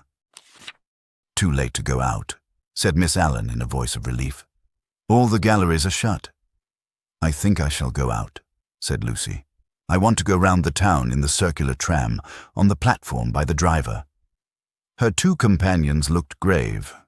Mr. Beebe, who felt responsible for her in the absence of Miss Bartlett, ventured to say, "I wish we could. Unluckily, I have letters. If you do want to go out alone, won't you be better on your feet?" "Italians, dear, you know," said Miss Allen. "Perhaps I shall meet someone who reads me through and through." But they still looked disapproval, and she so far conceded to Mr. Beebe as to say that she would only go for a little walk and keep to the street frequented by tourists. "She oughtn't really to go at all," said Mr. Beebe as they watched her from the window, "and she knows it. I put it down to too much Beethoven." Mr. Beebe was right. Lucy never knew her desires so clearly as after music. She had not really appreciated the clergyman's wit, nor the suggestive twitterings of Miss Allen. Conversation was tedious. She wanted something big, and she believed that it would have come to her on the wind-swept platform of an electric tram. This she might not attempt. It was unladylike. Why? Why were most big things unladylike? Charlotte had once explained to her why. It was not that ladies were inferior to men. It was that they were different. Their mission was to inspire others to achievement rather than to achieve themselves. Indirectly, by means of tact and a spotless name, a lady could accomplish much. But if she rushed into the fray herself, she would be first censured, then despised, and finally ignored. Poems had been written to illustrate this point. There is much that is immortal in this medieval lady. The dragons have gone, and so have the knights. But still she lingers in our midst. She reigned in many an early Victorian castle, and was queen of much early Victorian song. It is sweet to protect her in the intervals of business, sweet to pay her honor when she has cooked our dinner well. But alas, the creature grows degenerate. In her heart also there are springing up strange desires. She too is enamored of heavy winds and vast panoramas and green expanses of the sea. She has marked the kingdom of this world. How full it is of wealth and beauty and war. A radiant crust built around the central fires, spinning towards the receding heavens. Men, declaring that she inspires them to it, move joyfully over the surface, having the most delightful meetings with other men, happy not because they are masculine, but because they are alive. Before the show breaks up, she would like to drop the august title of the eternal woman and go there as her transitory self. Lucy does not stand for the medieval lady, who was rather an ideal to which she was bidden to lift her eyes when feeling serious. Nor has she any system of revolt. Here and there a restriction annoyed her particularly, and she would transgress it and perhaps be sorry that she had done so. This afternoon she was peculiarly restive. She would really like to do something of which her well-wishers disapproved. As she might not go on the electric tram, she went to Alinari's shop. There she bought a photograph of Botticelli's Birth of Venus. Venus, being a pity, spoilt the picture, otherwise so charming, and Miss Bartlett had persuaded her to do without it. A pity in art, of course, signified the nude. Giorgione's Tempesta, the Idolino, some of the Sistine frescoes and the Apoxyomenos were added to it. She felt a little calmer then, and bought Fra Angelico's Coronation, Giotto's Ascension of St. John, some Della Robbia babies, and some Guido Reni Madonnas. For her taste was Catholic, and she extended uncritical approval to every well-known name. But though she spent nearly 7 lire, the gates of liberty seemed still unopened. She was conscious of her discontent. It was new to her to be conscious of it. The world, she thought, is certainly full of beautiful things, if only I could come across them. It was not surprising that Mrs. Honeychurch disapproved of music, declaring that it always left her daughter peevish, unpractical, and touchy. "Nothing ever happens to me," she reflected, as she entered the Piazza Signoria and looked nonchalantly at its marvels, now fairly familiar to her. The great square was in shadow. The sunshine had come too late to strike it. Neptune was already unsubstantial in the twilight, half god, half ghost, and his fountain plashed dreamily to the men and satyrs who idled together on its marge. The loggia showed as the triple entrance of a cave, wherein many a deity, shadowy but immortal, looking forth upon the arrivals and departures of mankind. It was the hour of unreality, the hour, that is, when unfamiliar things are real. An older person at such an hour and in such a place might think that sufficient was happening to him and rest content. Lucy desired more. She fixed her eyes wistfully on the tower of the palace, which rose out of the lower darkness like a pillar of roughened gold. It seemed no longer a tower, no longer supported by earth, but some unattainable treasure throbbing in the tranquil sky. Its brightness mesmerized her, still dancing before her eyes when she bent them to the ground and started towards home. Then something did happen. 2 Italians by the loggia had been bickering about a debt. "Cinque lire," they had cried. "Cinque lire." They sparred at each other, and one of them was hit lightly upon the chest. He frowned. He bent towards Lucy with a look of interest, as if he had an important message for her. He opened his lips to deliver it, and a stream of red came out between them and trickled down his unshaven chin. That was all. A crowd rose out of the dusk. It hid this extraordinary man from her and bore him away to the fountain. Mr. George Emerson happened to be a few paces away, looking at her across the spot where the man had been. How very odd, across something. Even as she caught sight of him, he grew dim. The palace itself grew dim, swayed above her, fell onto her softly, slowly, noiselessly, and the sky fell with it. She thought, "Oh, what have I done? Oh, what have I done?" she murmured and opened her eyes. George Emerson still looked at her, but not across anything. She had complained of dullness, and lo, one man was stabbed and another held her in his arms. They were sitting on some steps in the Uffizi arcade. He must have carried her. He rose when she spoke and began to dust his knees. She repeated, "Oh, what have I done?" "You fainted." I am very sorry. How are you now?" "Perfectly well, absolutely well." and she began to nod and smile. "Then let us come home. There's no point in our stopping." He held out his hand to pull her up. She pretended not to see it. The cries from the fountain, they had never ceased, rang emptily. The whole world seemed pale and void of its original meaning. "How very kind you have been. I might have hurt myself falling, but now I am well. I can go alone, thank you." His hand was still extended. "Oh, my photographs!" she exclaimed suddenly.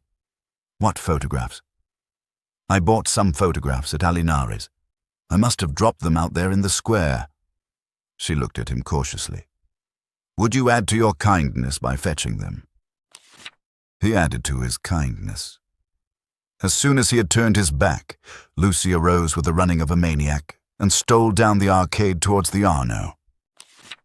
"Miss Honeychurch." She stopped with her hand on her heart. "You sit still. You aren't fit to go home alone."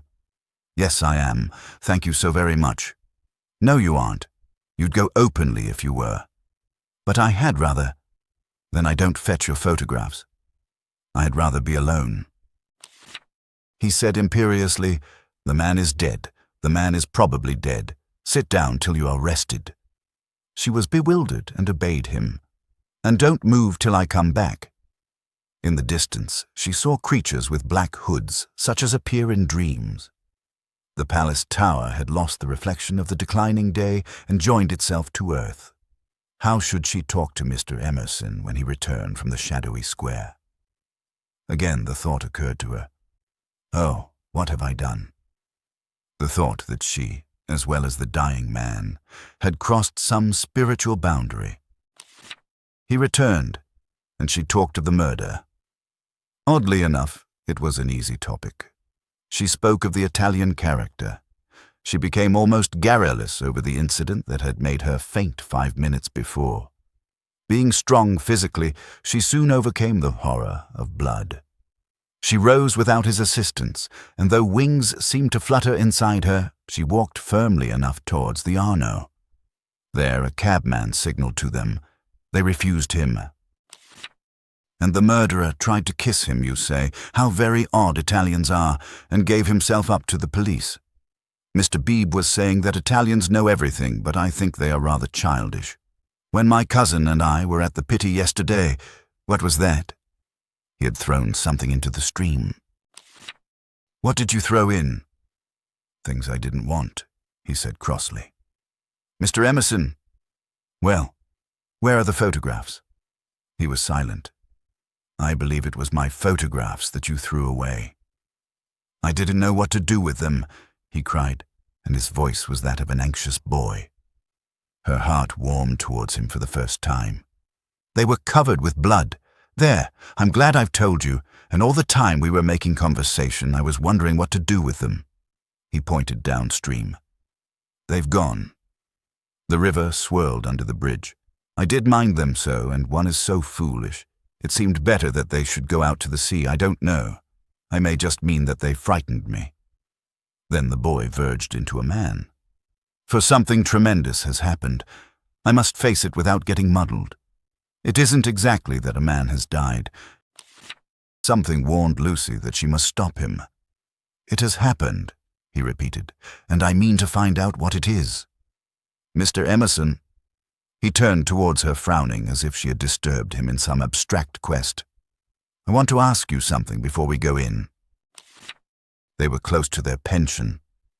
She stopped and leant her elbows against the parapet of the embankment. He did likewise. There is at times a magic in identity of position. It is one of the things that have suggested to us eternal comradeship. She moved her elbows before saying, "I have behaved ridiculously." He was following his own thoughts. "I was never so much ashamed of myself in my life. I cannot think what came over me." "I nearly fainted myself," he said, but she felt that her attitude repelled him. "Well, I owe you 1,000 apologies." "Oh, all right. And this is the real point. You know how silly people are gossiping, ladies especially, I am afraid. You understand what I mean?" I'm afraid I don't. I mean, would you not mention it to anyone, my foolish behavior? Your behavior? Oh yes, all right. Thank you so much.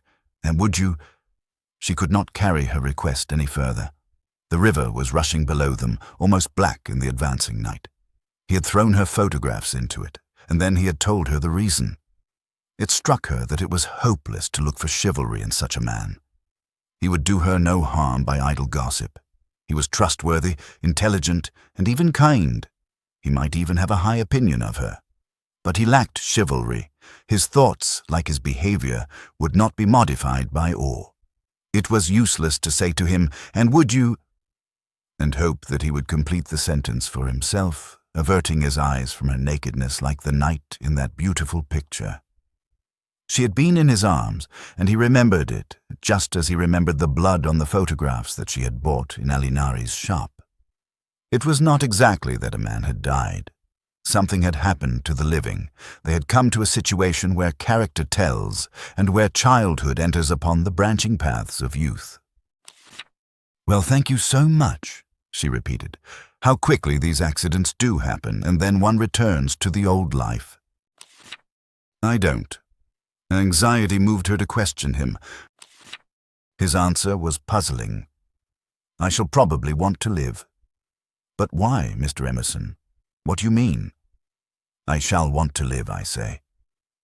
Leaning her elbows on the parapet, she contemplated the River Arno, whose roar was suggesting some unexpected melody to her ears. Chapter 5. Possibilities of a Pleasant Outing. It was a family, saying that you never knew which way Charlotte Bartlett would turn. She was perfectly pleasant and sensible over Lucy's adventure, found the abridged account of it quite adequate, and paid suitable tribute to the courtesy of Mr. George Emerson. She and Miss Lavish had had an adventure also. They had been stopped at the Dazio coming back, and the young officials there, who seemed impudent and désœuvrés, had tried to search their reticules for provisions. It might have been most unpleasant. Fortunately, Miss Lavish was a match for anyone.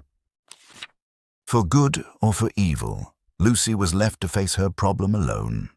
None of her friends had seen her, either in the piazza or, later on, by the embankment. Mr. Beebe, indeed, noticing her startled eyes at dinner-time, had again passed to himself the remark of "too much Beethoven."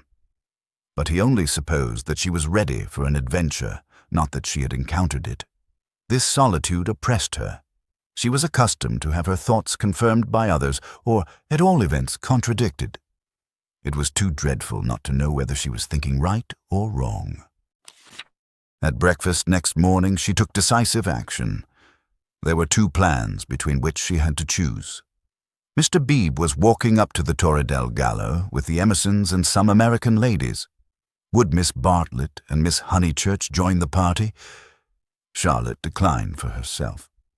She had been there in the rain the previous afternoon, but she thought it an admirable idea for Lucy, who hated shopping, changing money, fetching letters, and other irksome duties, all of which Miss Bartlett must accomplish this morning and could easily accomplish alone. "No, Charlotte," cried the girl with real warmth. "It's very kind of Mr. Beebe, but I am certainly coming with you. I had much rather." "Very well, dear," said Miss Bartlett with a faint flush of pleasure that called forth a deep flush of shame on the cheeks of Lucy. How abominably she behaved to Charlotte, now as always. But now she should alter. All morning she would be really nice to her. She slipped her arm into her cousin's, and they started off along the Lung Arno. The river was a lion that morning in strength, voice, and color. Miss Bartlett insisted on leaning over the parapet to look at it. She then made her usual remark, which was, "How I do wish Freddie and your mother could see this too." Lucy fidgeted. It was tiresome of Charlotte to have stopped exactly where she did. "Look, Lucia. Oh, you are watching for the Torre del Gallo party. I feared you would repent you of your choice."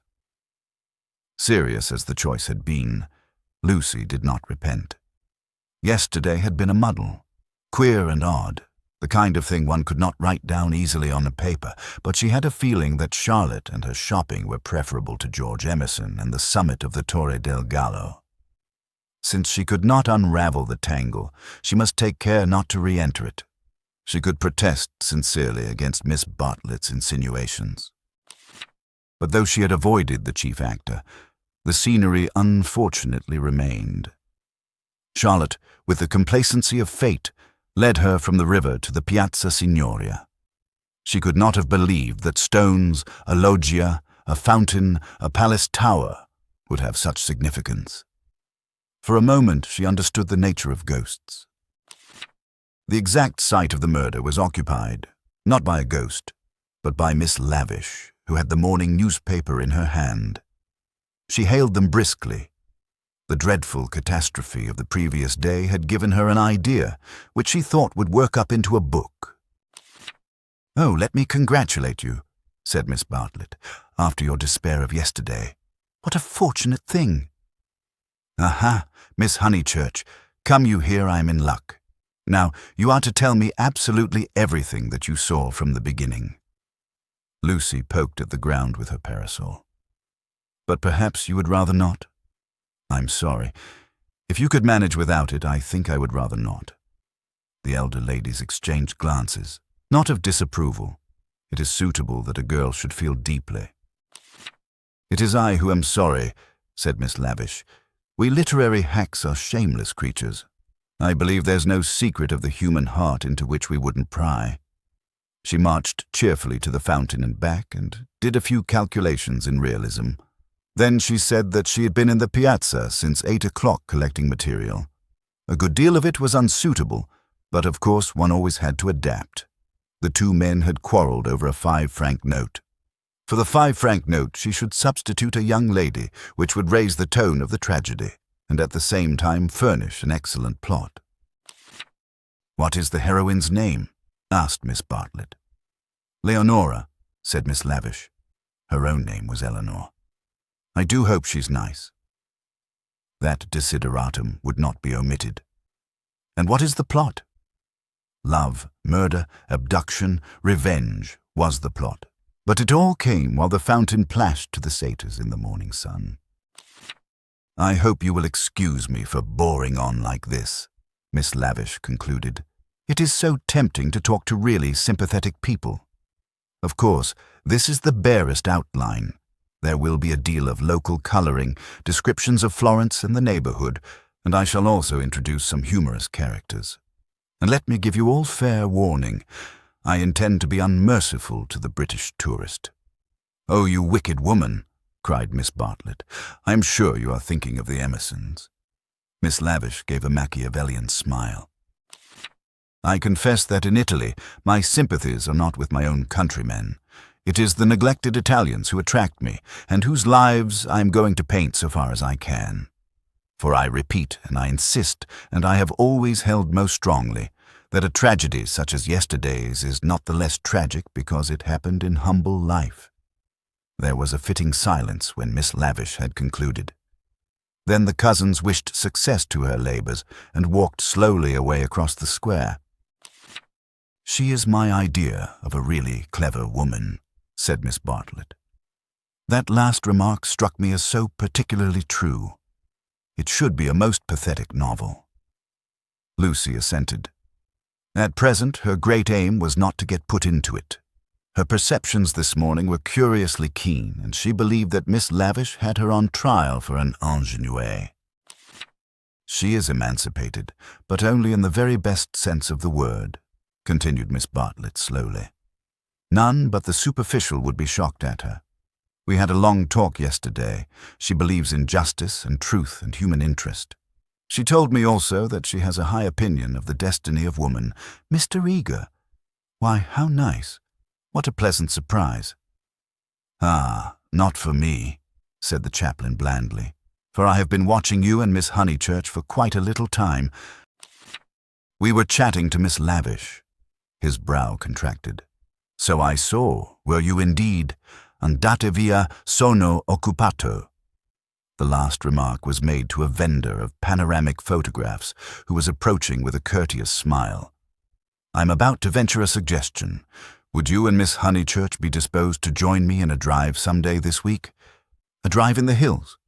We might go up by Fiesole and back by Settignano. There is a point on that road where we could get down and have an hour's ramble on the hillside. The view thence of Florence is most beautiful, far better than the hackneyed view of Fiesole. It is the view that Alessio Baldovinetti is fond of introducing into his pictures. That man had a decided feeling for landscape. Decidedly, but who looks at it today? The world is too much for us. Miss Bartlett had not heard of Alessio Baldovinetti, but she knew that Mr. Eager was no commonplace chaplain. He was a member of the residential colony who had made Florence their home. He knew the people who never walked about with Baedekers, who had learnt to take a siesta after lunch, who took drives the pension tourists had never heard of, and saw by private influence galleries which were closed to them. Living in delicate seclusion, some in furnished flats, others in Renaissance villas on Fiesoli's slope, they read, wrote, studied, and exchanged ideas, thus attaining to that intimate knowledge, or rather perception of Florence, which is denied to all who carry in their pockets the coupons of Cook. Therefore, an invitation from the chaplain was something to be proud of. Between the two sections of his flock, he was often the only link, and it was his avowed custom to select those of his migratory sheep who seemed worthy, and give them a few hours in the pastures of the permanent. Tea at a Renaissance villa. Nothing had been said about it yet. But if it did come to that, how Lucy would enjoy it. A few days ago, and Lucy would have felt the same. But the joys of life were grouping themselves anew. A drive in the hills with Mr. Eager and Miss Bartlett, even if culminating in a residential tea party, was no longer the greatest of them. She echoed the raptures of Charlotte somewhat faintly. Only when she heard that Mr. Beebe was also coming did her thanks become more sincere. "So we shall be as partie carrée," said the chaplain. "In these days of toil and tumult, one has great needs of the country and its message of purity. Andate via, andate presto, presto. Ah, the town. Beautiful as it is the town." They assented. This very square, so I'm told, witnessed yesterday the most sordid of tragedies. To one who loves the Florence of Dante and Savonarola, there is something portentous in such desecration. Portentous and humiliating. "Humiliating indeed," said Miss Bartlett. "Miss Honeychurch happened to be passing through as it happened. She can hardly bear to speak of it." She glanced at Lucy proudly. "And how came we to have you here?" asked the chaplain paternally. Miss Bartlett's recent liberalism oozed away at the question. "Do not blame her, please, Mr. Eager. The fault is mine. I left her unchaperoned." "So you were here alone, Miss Honeychurch?" His voice suggested sympathetic reproof, but at the same time indicated that a few harrowing details would not be unacceptable. His dark, handsome face drooped mournfully towards her to catch her reply. "Practically. One of our pension acquaintances kindly brought her home," said Miss Bartlett, adroitly concealing the sex of the preserver. "For her also, it must have been a terrible experience. I trust that neither of you was at all, that it was not in your immediate proximity." Of the many things Lucy was noticing today, not the least remarkable was this: the ghoulish fashion in which respectable people will nibble after blood. George Emerson had kept the subject strangely pure. "He died by the fountain, I believe," was her reply. "And you and your friend were over at the loggia. That must have saved you much. You have not, of course, seen the disgraceful illustrations which the gutter press. This man is a public nuisance. He knows that I am a resident perfectly well, and yet he goes on worrying me to buy his vulgar views." Surely the vendor of photographs was in league with Lucy, in the eternal league of Italy with youth. He had suddenly extended his book before Miss Bartlett and Mr. Eager, binding their hands together by a long, glossy ribbon of churches, pictures, and views. "This is too much," cried the chaplain, striking petulantly at one of Fra Angelico's angels. She tore. A shrill cry rose from the vendor. The book, it seemed, was more valuable than one would have supposed. "Willingly would I purchase," began Miss Bartlett. "Ignore him," said Mr. Eager sharply, and they all walked rapidly away from the square. But an Italian can never be ignored, least of all when he has a grievance. His mysterious persecution of Mr. Eager became relentless. The air rang with his threats and lamentations. He appealed to Lucy. Would not she intercede? He was poor. He sheltered a family. The tax on bread. He waited. He gibbered. He was recompensed. He was dissatisfied. He did not leave them until he had swept their minds clean of all thoughts, whether pleasant or unpleasant. Shopping was the topic that now ensued. Under the chaplain's guidance, they selected many hideous presents and mementos, florid little picture frames that seemed fashioned in gilded pastry. Other little frames, more severe, that stood on little easels and were carven out of oak. A blotting book of vellum, a Dante of the same material. Cheap mosaic brooches which the maids next Christmas would never tell from real. Pins, pots, heraldic saucers, brown art photographs, Eros and Psyche in alabaster, St. Peter to match, all of which would have cost less in London. This successful morning left no pleasant impressions on Lucy. She had been a little frightened, both by Miss Lavish and by Mr. Eager, she knew not why. And as they frightened her, she had, strangely enough, ceased to respect them. She doubted that Miss Lavish was a great artist. She doubted that Mr. Eager was as full of spirituality and culture as she had been led to suppose. They were tried by some new test, and they were found wanting. As for Charlotte, she was exactly the same. It might be possible to be nice to her. It was impossible to love her. The son of a labourer. I happen to know it for a fact. A mechanic of some sort himself when he was young. Then he took to writing for the socialistic press. I came across him at Brixton. They were talking about the Emersons. "How wonderfully people rise in these days," sighed Miss Bartlett, fingering a model of the Leaning Tower of Pisa. "Generally," replied Mr. Eager, "one has only sympathy for their success, the desire for education and for social advance. In these things there is something not wholly vile. There are some working men whom one would be very willing to see out here in Florence, little as they would make of it." "Is he a journalist now?" Miss Bartlett asked. "He is not. He made an advantageous marriage." He uttered this remark with a voice full of meaning and ended with a sigh. "Oh, so he has a wife. Dead, Miss Bartlett, dead. I wonder how he has the effrontery to look me in the face, to dare to claim acquaintance with me. He was in my London parish long ago. The other day in Santa Croce, when he was with Miss Honeychurch, I snubbed him. Let him beware that he does not get more than a snub." "What?" cried Lucy, flushing. "Exposure," hissed Mr. Eager. He tried to change the subject, but in scoring a dramatic point, he had interested his audience more than he had intended. Miss Bartlett was full of very natural curiosity. Lucy, though she wished never to see the Emersons again, was not disposed to condemn them on a single word. "Do you mean," she asked, "that he is an irreligious man? We know that already." "Lucy, dear," said Miss Bartlett, gently reproving her cousin's penetration, "I should be astonished if you knew all. The boy, an innocent child at the time. I will exclude. God knows what his education and his inherited qualities may have made him." "Perhaps," said Miss Bartlett, "it is something that we had better not hear." "To speak plainly," said Mr. Eager, "it is. I will say no more." For the first time, Lucy's rebellious thoughts swept out in words, for the first time in her life. "You have said very little." "It was my intention to say very little," was his frigid reply. He gazed indignantly at the girl, who met him with equal indignation. She turned towards him from the shop counter. Her breast heaved quickly. He observed her brow and the sudden strength of her lips.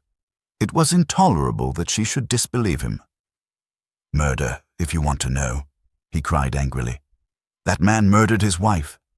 "How?" she retorted. To all intents and purposes, he murdered her. That day in Santa Croce, did they say anything against me? Not a word, Mr. Eager, not a single word. Oh, I thought they had been libeling me to you, but I suppose it is only their personal charms that makes you defend them. I'm not defending them, said Lucy, losing her courage and relapsing into the old chaotic methods. They're nothing to me. How could you think she was defending them? Said Miss Bartlett, much discomfited by the unpleasant scene. The shopman was possibly listening. She will find it difficult, for that man has murdered his wife in the sight of God. The addition of God was striking, but the chaplain was really trying to qualify a rash remark. A silence followed which might have been impressive, but was merely awkward. Then Miss Bartlett hastily purchased the Leaning Tower and led the way into the street. I must be going, said he, shutting his eyes and taking out his watch.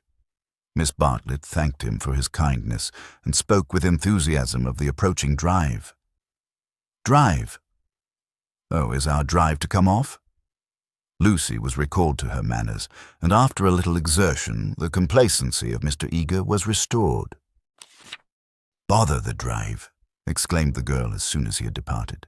It is just the drive we had arranged with Mr. Beebe without any fuss at all. Why should he invite us in that absurd manner? We might as well invite him. We are each paying for ourselves.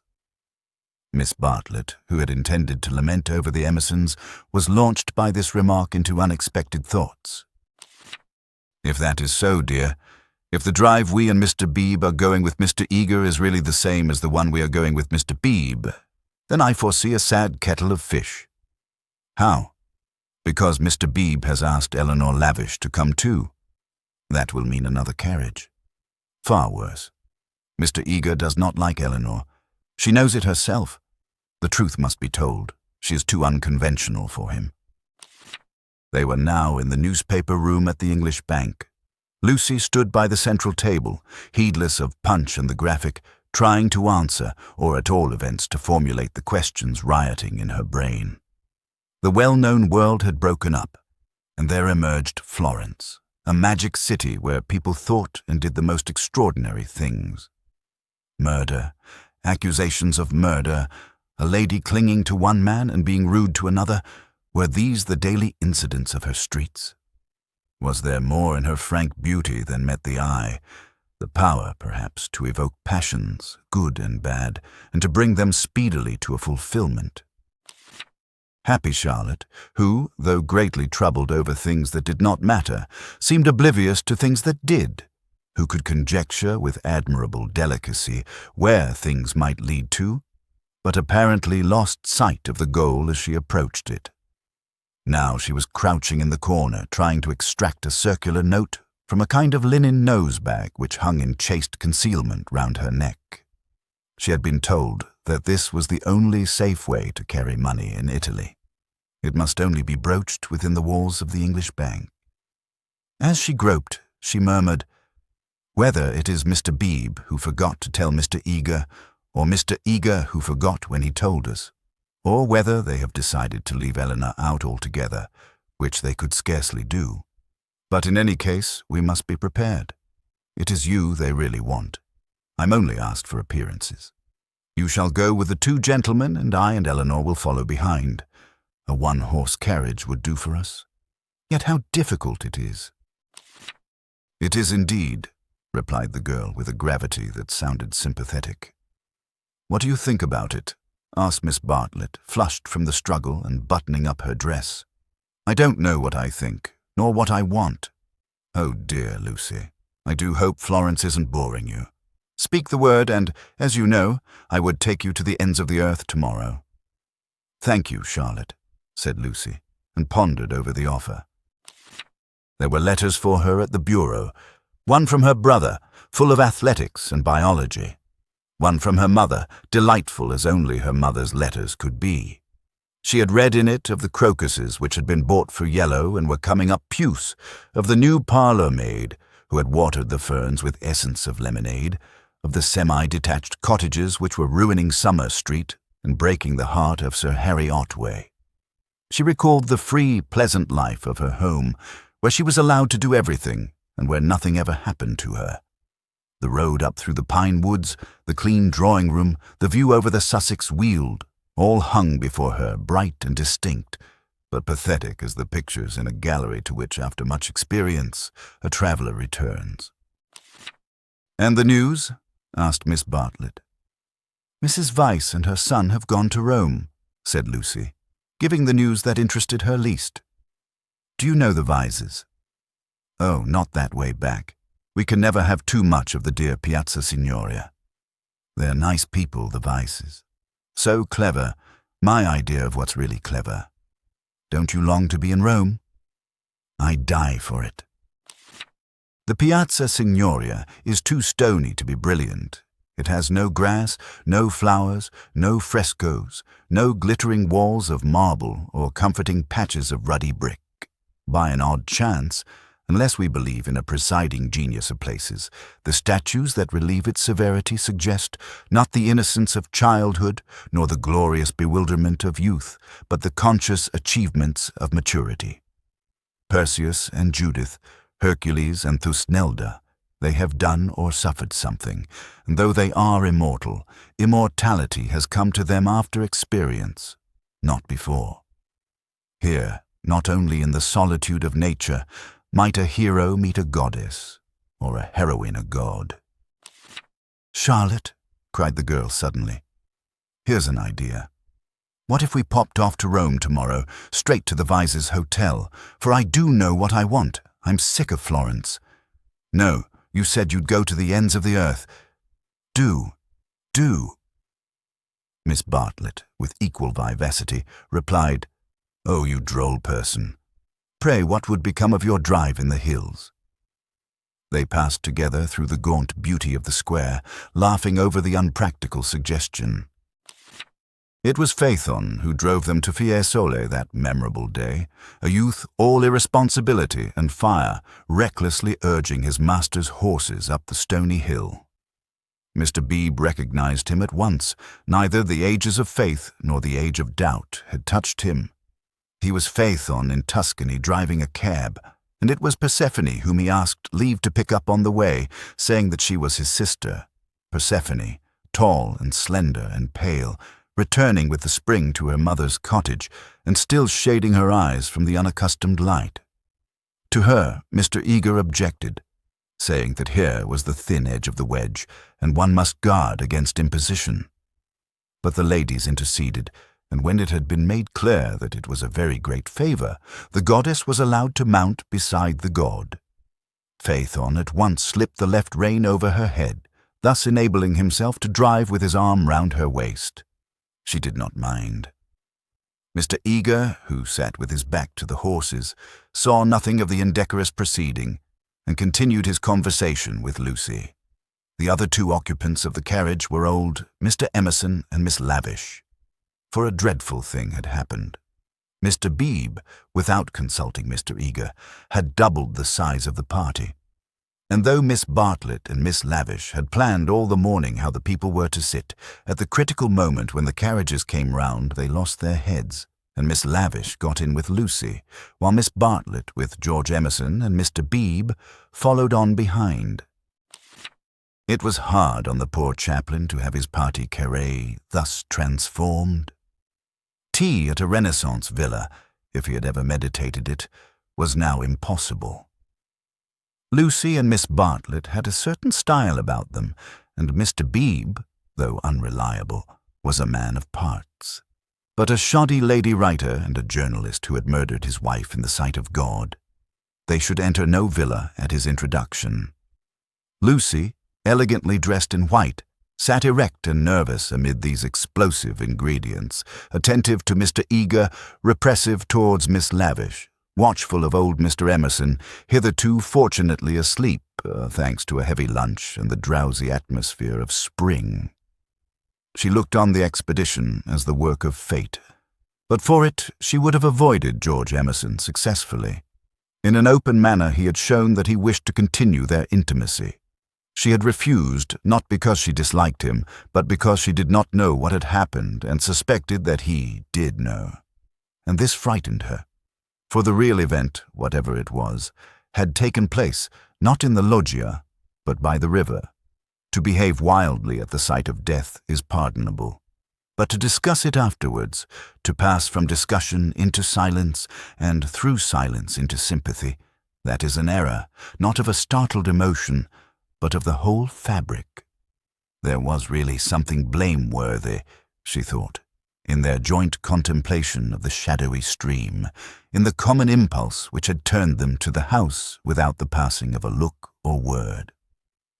This sense of wickedness had been slight at first. She had nearly joined the party to the Torre del Gallo. But each time that she avoided George, it became more imperative that she should avoid him again. And now, celestial irony, working through her cousin and 2 clergymen, did not suffer her to leave Florence till she had made this expedition with him through the hills. Meanwhile, Mr. Eager held her in civil converse. Their little tiff was over. "So, Miss Honeychurch, you are travelling as a student of art?" "Oh, dear me, no. Oh, no." "Perhaps as a student of human nature," interposed Miss Lavish, "like myself." "Oh, no, I'm here as a tourist." "Oh, indeed," said Mr. Eager. "Are you indeed? If you will not think me rude, we residents sometimes pity you poor tourists not a little. Handed about like a parcel of goods from Venice to Florence, from Florence to Rome, living herded together in pensions or hotels, quite unconscious of anything that is outside Baedeker, their one anxiety to get done or through, and go on somewhere else. The result is, they mix up towns, rivers, palaces in one inextricable whirl. You know the American girl in Punch who says, 'Say, Papa, what did we see at Rome?' And the father replies, 'Why, guess Rome was the place where we saw the yaller dog.' There's travelling for you. Ha, ha, ha." "I quite agree," said Miss Lavish, who had several times tried to interrupt his mordant wit. "The narrowness and superficiality of the Anglo-Saxon tourist is nothing less than a menace." "Quite so. Now, the English colony at Florence, Miss Honeychurch, and it is of considerable size, though, of course, not all equally. A few are here for trade, for example, but the greater part are students. Lady Helen Laverstock is at present busy over Fra Angelico. I mention her name because we are passing her villa on the left. No, you can only see it if you stand. No, do not stand. You will fall. She's very proud of that thick hedge. Inside, perfect seclusion. One might have gone back 600 years. Some critics believe that her garden was the scene of the Decameron, which lends it an additional interest, does it not?" "It does indeed," cried Miss Lavish. "Tell me, where do they place the scene of that wonderful 7th day?" But Mr. Eager proceeded to tell Miss Honeychurch that on the right lived Mr. Someone Something, an American of the best type, so rare, and that the somebody else's were farther down the hill. Doubtless you know her monographs in the series of medieval byways. He's working at Gemistus Pletho. Sometimes, as I take tea in their beautiful grounds, I hear, over the wall, the electric tram squealing up the new road with its loads of hot, dusty, unintelligent tourists who are going to do Fiesole in an hour, in order that they may say they have been there, and I think how little they think what lies so near them. During this speech, the 2 figures on the box were sporting with each other disgracefully. Lucy had a spasm of envy. Granted that they wished to misbehave, it was pleasant for them to be able to do so. They were probably the only people enjoying the expedition. The carriage swept with agonizing jolts up through the piazza of Fiesole and into the Settignano road. "Piano, piano," said Mr. Eager, elegantly waving his hand over his head. "Va bene, signore, va bene," crooned the driver, and whipped his horses up again. Now Mr. Eager and Miss Lavish began to talk against each other on the subject of Alessio Baldovinetti. Was he a cause of the Renaissance, or was he one of its manifestations? The other carriage was left behind. As the pace increased to a gallop, the large slumbering form of Mr. Emerson was thrown against the chaplain with the regularity of a machine. "Piano, piano," said he with a martyred look at Lucy. An extra lurch made him turn angrily in his seat. Phaethon, who for some time had been endeavoring to kiss Persephone, had just succeeded. A little scene ensued which, as Miss Bartlett said afterwards, was most unpleasant. The horses were stopped, the lovers were ordered to disentangle themselves, the boy was to lose his pourboire, the girl was immediately to get down. "She is my sister," said he, turning round on them with piteous eyes. Mr. Eager took the trouble to tell him that he was a liar. Phaethon hung down his head, not at the matter of the accusation, but at its manner. At this point, Mr. Emerson, whom the shock of stopping had awoke, declared that the lovers must on no account be separated, and patted them on the back to signify his approval. And Miss Lavish, though unwilling to ally him, felt bound to support the cause of bohemianism. "Most certainly I would let them be," she cried. "But I dare say I shall receive scant support. I have always flown in the face of the conventions all my life. This is what I call an adventure." "We must not submit," said Mr. Eager. "I knew he was trying it on. He's treating us as if we were a party of Cook's tourists." "Surely no," said Miss Lavish, her ardor visibly decreasing. The other carriage had drawn up behind, and sensible Mr. Beebe called out that after this warning the couple would be sure to behave themselves properly. "Leave them alone," Mr. Emerson begged the chaplain, of whom he stood in no awe. "Do we find happiness so often that we should turn it off the box when it happens to sit there? To be driven by lovers? A king might envy us, and if we part them, it's more like sacrilege than anything I know." Here the voice of Miss Bartlett was heard, saying that a crowd had begun to collect. Mr. Eager, who suffered from an overfluent tongue rather than a resolute will, was determined to make himself heard. He addressed the driver again. Italian in the mouth of Italians is a deep-voiced stream, with unexpected cataracts and boulders to preserve it from monotony. In Mr. Eager's mouth it resembled nothing so much as an acid whistling fountain which played ever higher and higher, and quicker, and more shrilly, till abruptly it was turned off with a click. "Signorina," said the man to Lucy, when the display had ceased. Why should he appeal to Lucy? "Signorina," echoed Persephone in her glorious contralto. She pointed at the other carriage. Why? For a moment the two girls looked at each other. Then Persephone got down from the box. "Victory at last," said Mr. Eager, smiting his hands together as the carriages started again. "It is not victory," said Mr. Emerson. "It is defeat. You have parted two people who were happy." Mr. Eager shut his eyes. He was obliged to sit next to Mr. Emerson, but he would not speak to him. The old man was refreshed by sleep and took up the matter warmly. He commanded Lucy to agree with him. He shouted for support to his son. "We have tried to buy what cannot be bought with money. He has bargained to drive us, and he is doing it. We have no rights over his soul." Miss Lavish frowned.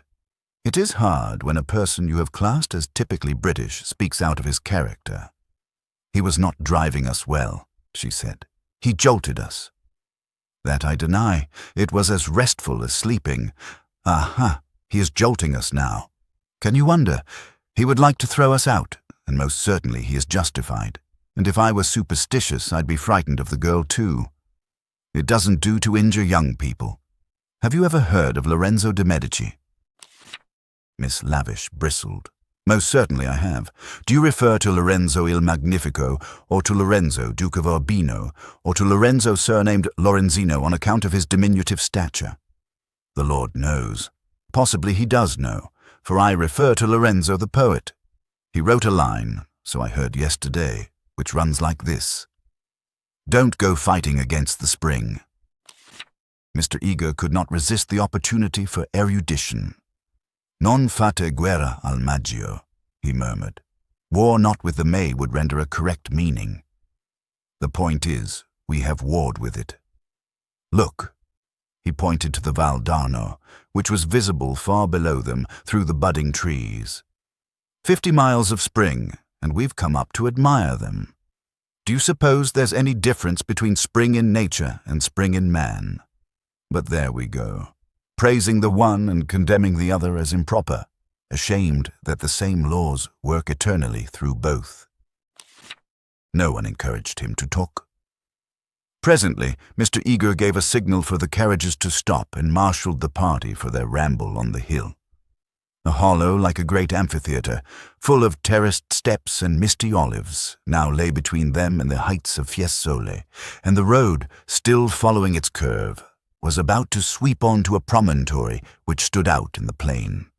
It was this promontory, uncultivated, wet, covered with bushes and occasional trees, which had caught the fancy of Alessio Baldovinetti nearly 500 years before. He had ascended it, that diligent and rather obscure master, possibly with an eye to business, possibly for the joy of ascending. Standing there, he had seen that view of the Val d'Arno and distant Florence, which he afterwards had introduced not very effectively into his work. But where exactly had he stood? That was the question which Mr. Eager hoped to solve now. And Miss Lavish, whose nature was attracted by anything problematical, had become equally enthusiastic. But it is not easy to carry the pictures of Alessio Baldovinetti in your head, even if you have remembered to look at them before starting. And the haze in the valley increased the difficulty of the quest. The party sprang about from tuft to tuft of grass, their anxiety to keep together being only equaled by their desire to go different directions. Finally, they split into groups. Lucy clung to Miss Bartlett and Miss Lavish. The Emersons returned to hold laborious converse with the drivers, while the two clergymen, who were expected to have topics in common, were left to each other. The two elder ladies soon threw off the mask. In the audible whisper that was now so familiar to Lucy, they began to discuss, not Alessio Baldovinetti, but the drive. Miss Bartlett had asked Mr. George Emerson what his profession was, and he had answered, the railway. She was very sorry that she had asked him. She had no idea that it would be such a dreadful answer, or she would not have asked him. Mr. Beebe had turned the conversation so cleverly, and she hoped that the young man was not very much hurt at her asking him. "The railway," gasped Miss Lavish. "Oh, but I shall die. Of course it was the railway." She could not control her mirth. "He is the image of a porter, on the southeastern." "Eleanor, be quiet," plucking at her vivacious companion. "Hush! They'll hear. The Emersons—" "I can't stop. Let me go my wicked way. A porter—" "Eleanor." "I'm sure it's all right," put in Lucy. "The Emersons won't hear, and they wouldn't mind if they did." Miss Lavish did not seem pleased at this. "Miss Honeychurch listening," she said rather crossly. "Poof! Woof, you naughty girl! Go away!" "Oh, Lucy, you ought to be with Mr. Eager, I'm sure." "I can't find them now, and I don't want to either." "Mr. Eager will be offended. It is your party." "Please, I'd rather stop here with you." "No, I agree," said Miss Lavish. "It's like a school feast. The boys have got separated from the girls. Miss Lucy, you are to go. We wish to converse on high topics unsuited for your ear." The girl was stubborn. As her time at Florence drew to its close, she was only at ease amongst those to whom she felt indifferent. Such a one was Miss Lavish, and such for the moment was Charlotte. She wished she had not called attention to herself. They were both annoyed at her remark and seemed determined to get rid of her.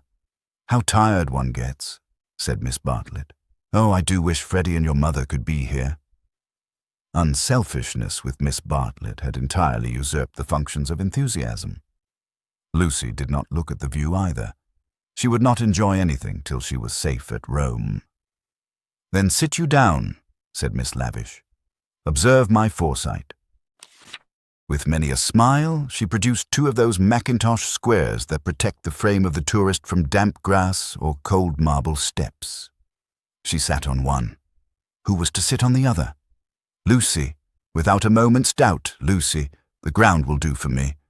Really, I have not had rheumatism for years. If I do feel it coming on, I shall stand. Imagine your mother's feelings if I let you sit in the wet in your white linen.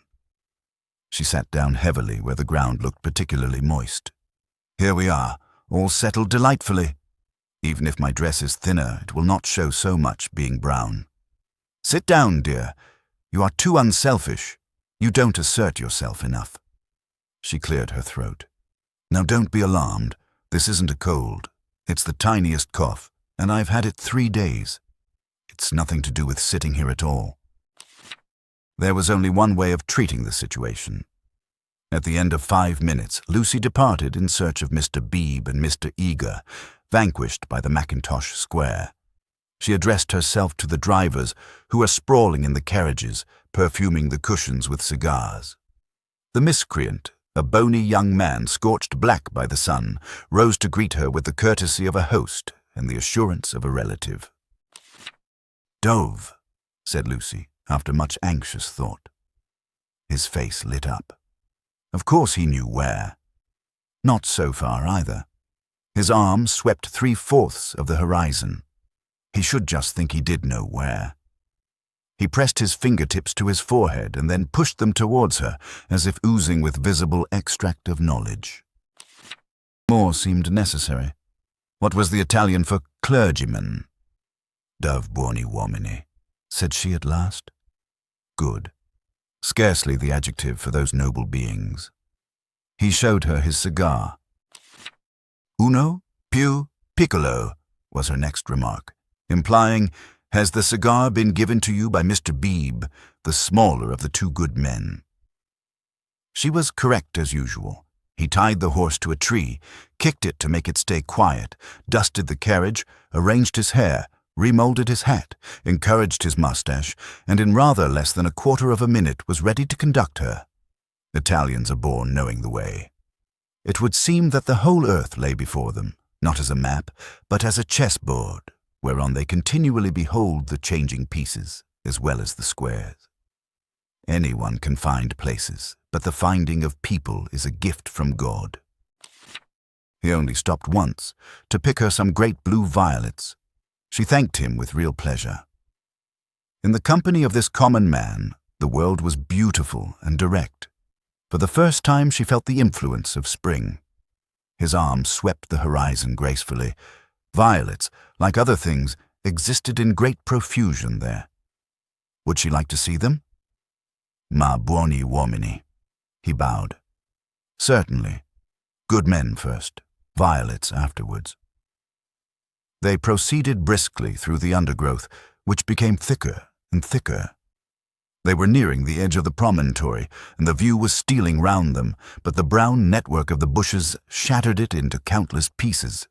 He was occupied in his cigar and in holding back the pliant boughs. She was rejoicing in her escape from dullness.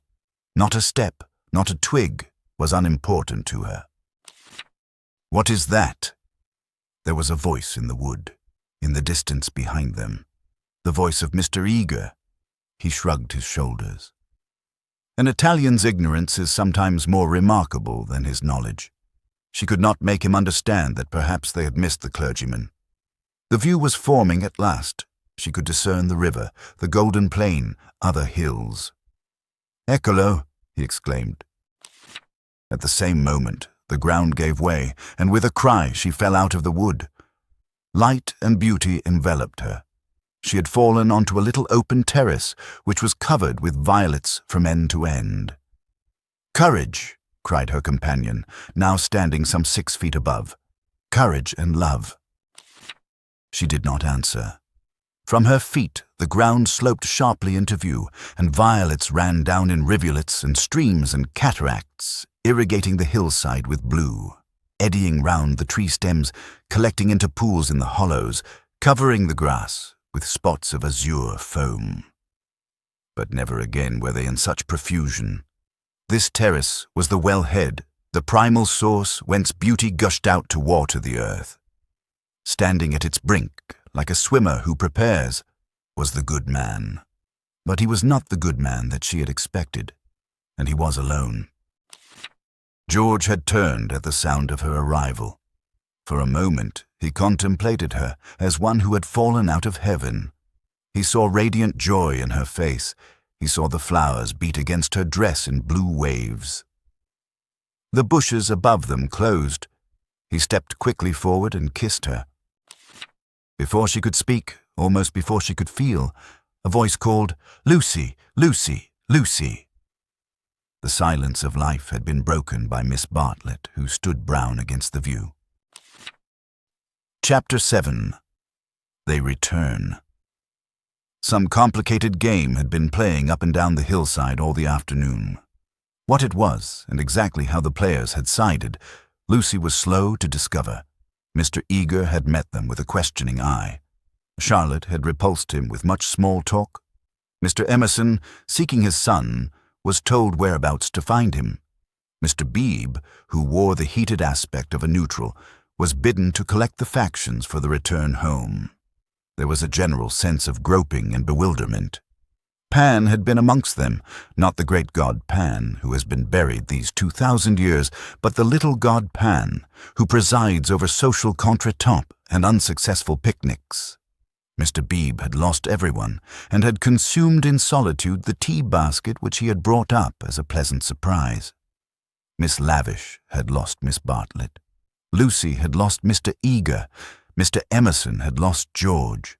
Miss Bartlett had lost a Mackintosh square. Phaethon had lost the game. That last fact was undeniable. He climbed onto the box shivering with his collar up, prophesying the swift approach of bad weather. "Let us go immediately," he told them. "The Signorino will walk."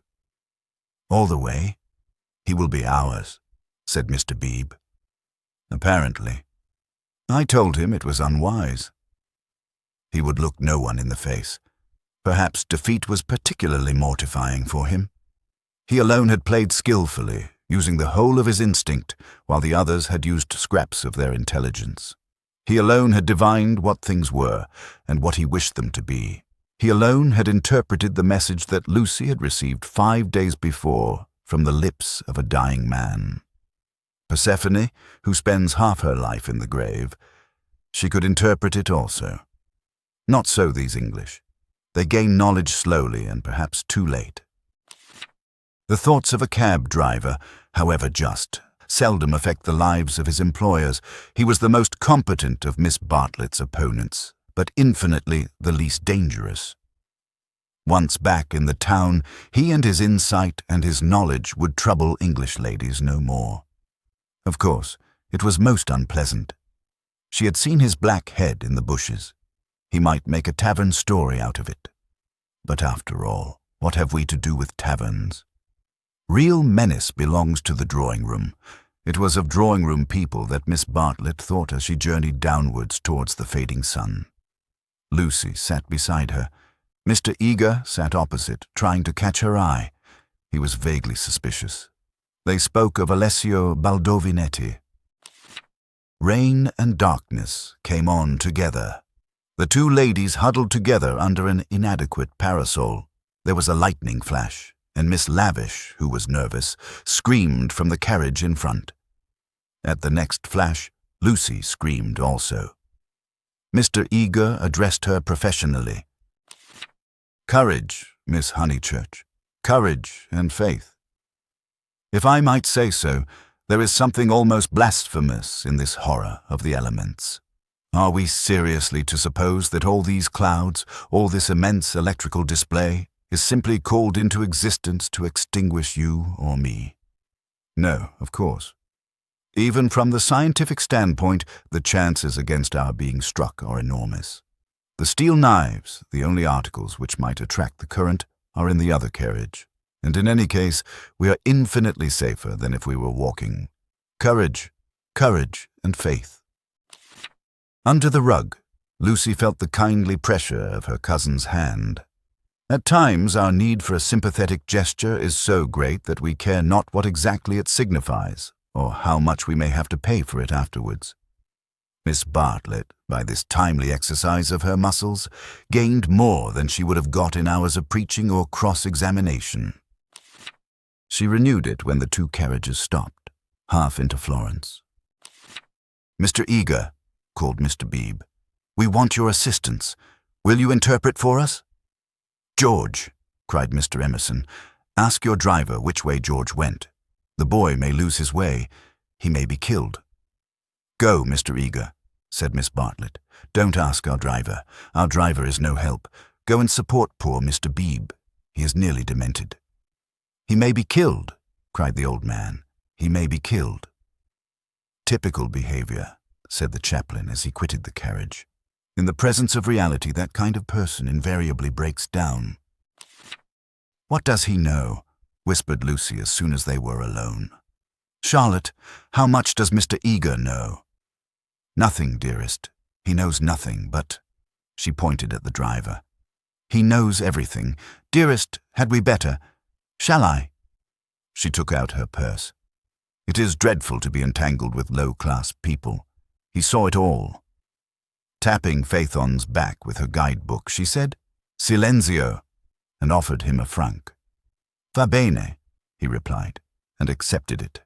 As well this ending to his day as any. But Lucy, a mortal maid, was disappointed in him. There was an explosion up the road.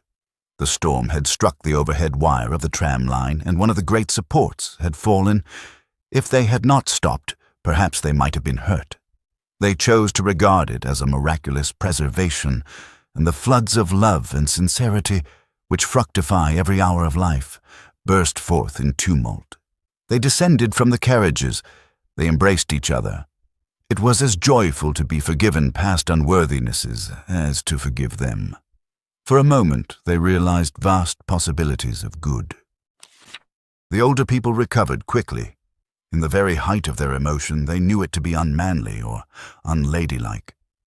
Miss Lavish calculated that, even if they had continued, they would not have been caught in the accident. Mr. Eager mumbled a temperate prayer, but the drivers, through miles of dark, squalid road, poured out their souls to the dryads and the saints, and Lucy poured out hers to her cousin. "Charlotte, dear Charlotte, kiss me. Kiss me again, only you can understand me. You warned me to be careful, and I thought I was developing. Do not cry, dearest. Take your time. I have been obstinate and silly, worse than you know, far worse. Once by the river— Oh, but he isn't killed. He wouldn't be killed, would he?" The thought disturbed her repentance. As a matter of fact, the storm was worst along the road, but she had been near danger, and so she thought it must be near to everyone. "I trust not." One would always pray against that. He is really. I think he was taken by surprise, just as I was before, but this time I'm not to blame.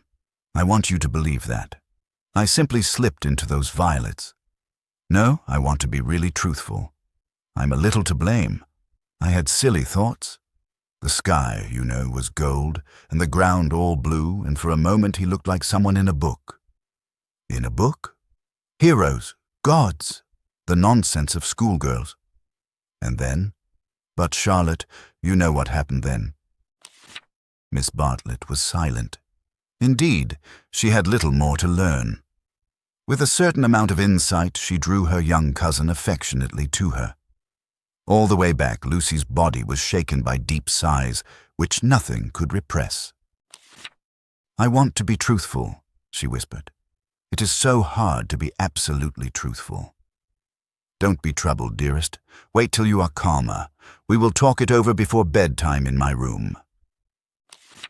So they re-entered the city with hands clasped.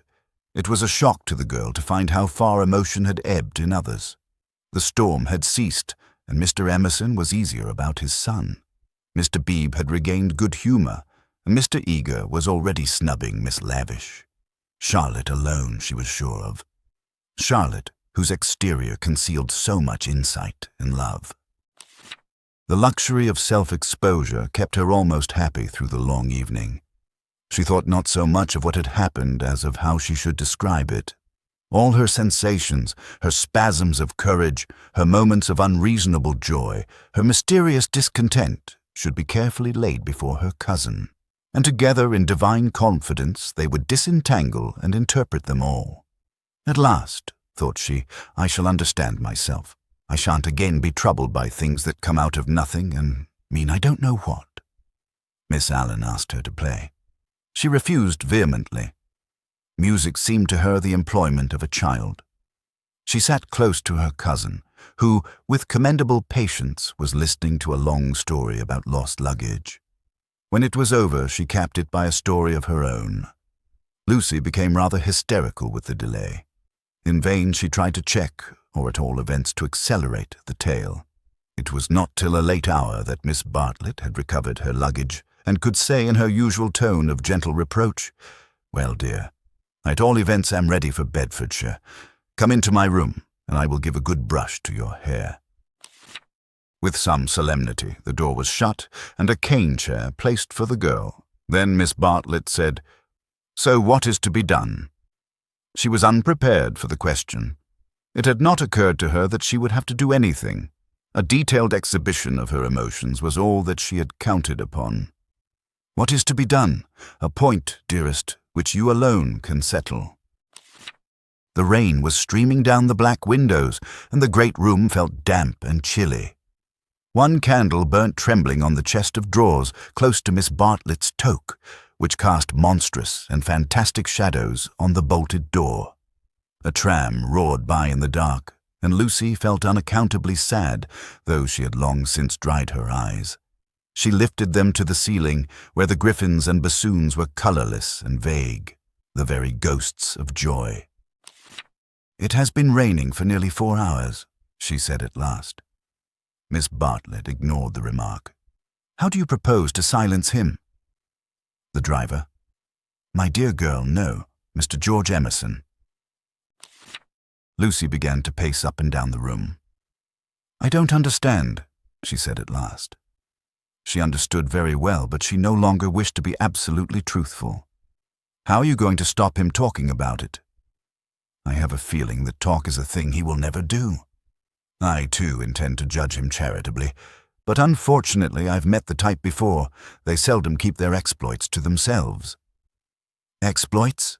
cried Lucy, wincing under the horrible plural. "My poor dear, did you suppose that this was his first? Come here and listen to me. I'm only gathering it from his own remarks. Do you remember that day at lunch when he argued with Miss Allen that liking one person is an extra reason for liking another?" "Yes," said Lucy, whom at the time the argument had pleased. "Well, I am no prude. There is no need to call him a wicked young man, but obviously he is thoroughly unrefined. Let us put it down to his deplorable antecedents in education, if you wish. But we are no farther on with our question. What do you propose to do?" An idea rushed across Lucy's brain which, had she thought of it sooner and made it part of her, might have proved victorious. "I propose to speak to him," said she. Miss Bartlett uttered a cry of genuine alarm. "You see, Charlotte, your kindness. I shall never forget it, but, as you said, it is my affair, mine and his." "And you are going to implore him, to beg him to keep silence?" "Certainly not. There would be no difficulty. Whatever you ask him, he answers yes or no. Then it is over. I have been frightened of him, but now I am not one little bit. But we fear him for you, dear. You're so young and inexperienced. You have lived among such nice people that you cannot realize what men can be, how they can take a brutal pleasure in insulting a woman whom her sex does not protect and rally round. This afternoon, for example, if I had not arrived, what would have happened?" "I can't think," said Lucy gravely. Something in her voice made Miss Bartlett repeat her question, intoning it more vigorously. "What would have happened if I hadn't arrived?" "I can't think," said Lucy again. "When he insulted you, how would you have replied?" "I hadn't time to think. You came." "Yes. But won't you tell me now what you would have done?" "I should have—" She checked herself and broke the sentence off. She went up to the dripping window and strained her eyes into the darkness. She could not think what she would have done. "Come away from the window, dear," said Miss Bartlett. "You will be seen from the road." Lucy obeyed. She was in her cousin's power. She could not modulate out the key of self-abasement in which she had started. Neither of them referred again to her suggestion that she should speak to George and settle the matter, whatever it was, with him. Miss Bartlett became plaintive. "Oh, for a real man. We are only 2 women, you and I. Mr. Beebe is hopeless. There is Mr. Eager, but you do not trust him. Oh, for your brother. He is young, but I know that his sister's insult would rouse in him a very lion. Thank God chivalry is not yet dead. There are still left some men who can reverence woman." As she spoke, she pulled off her rings, of which she wore several, and ranged them upon the pin-cushion. Then she blew into her gloves and said, "It will be a push to catch the morning train, but we must try." "What train?" "The train to Rome." She looked at her gloves critically. The girl received the announcement as easily as it had been given. "When does the train to Rome go?" "At 8. Signora Bertolini would be upset." "We must face that," said Miss Bartlett, not liking to say that she had given notice already. "She will make us pay for a whole week's pension." "I expect she will. However, we shall be much more comfortable at the Vises Hotel. Isn't afternoon tea given there for nothing?" "Yes, but they pay extra for wine." After this remark, she remained motionless and silent.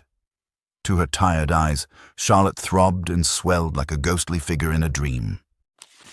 They began to sort their clothes for packing, for there was no time to lose if they were to catch the train to Rome. Lucy, when admonished, began to move to and fro between the rooms, more conscious of the discomforts of packing by candlelight than of a subtler ill. Charlotte, who was practical without ability, knelt by the side of an empty trunk, vainly endeavoring to pave it with books of varying thickness and size. She gave 2 or 3 sighs, for the stooping posture hurt her back, and, for all her diplomacy, she felt that she was growing old. The girl heard her as she entered the room and was seized with one of those emotional impulses to which she could never attribute a cause.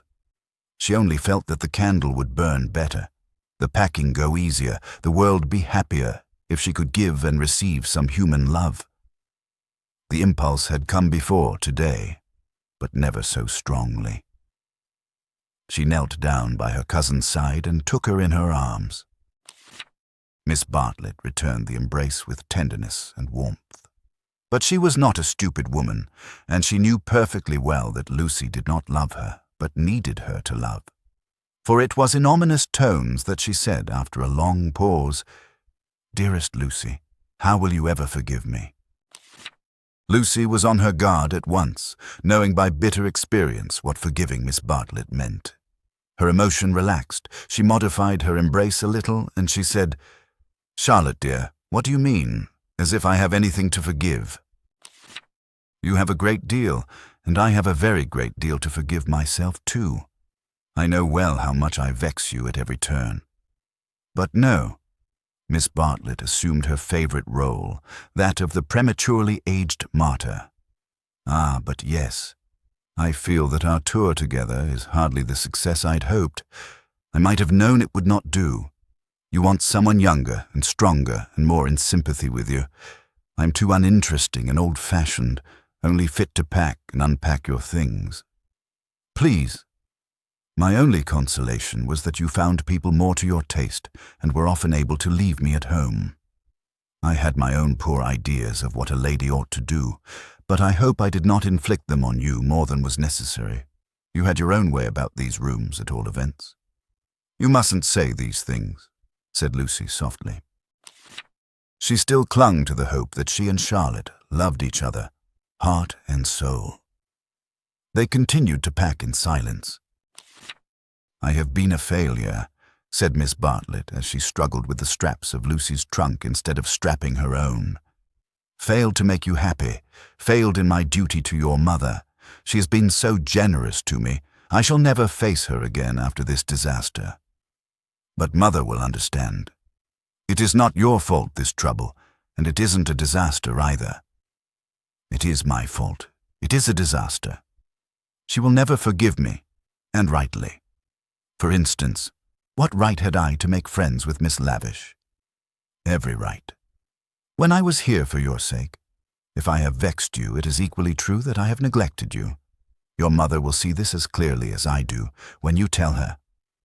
Lucy, from a cowardly wish to improve the situation, said, Why need Mother hear of it? But you tell her everything? I suppose I do generally.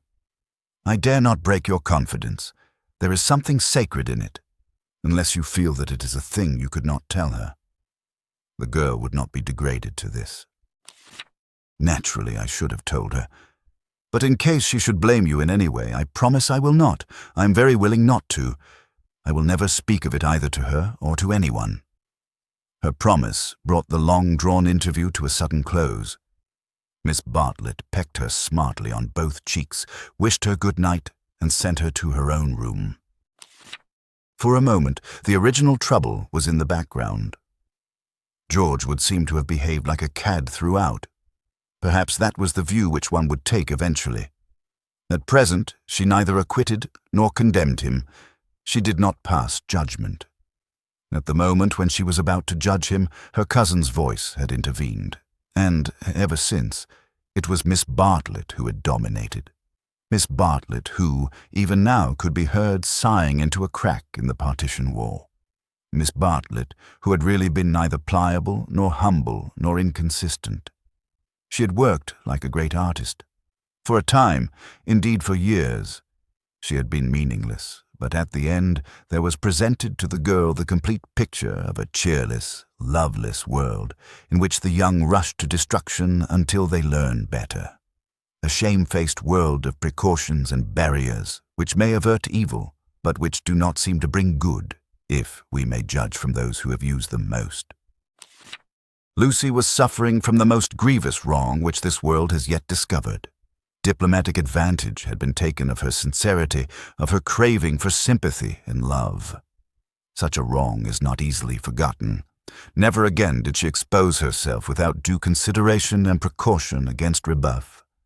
And such a wrong may react disastrously upon the soul. The doorbell rang, and she started to the shutters.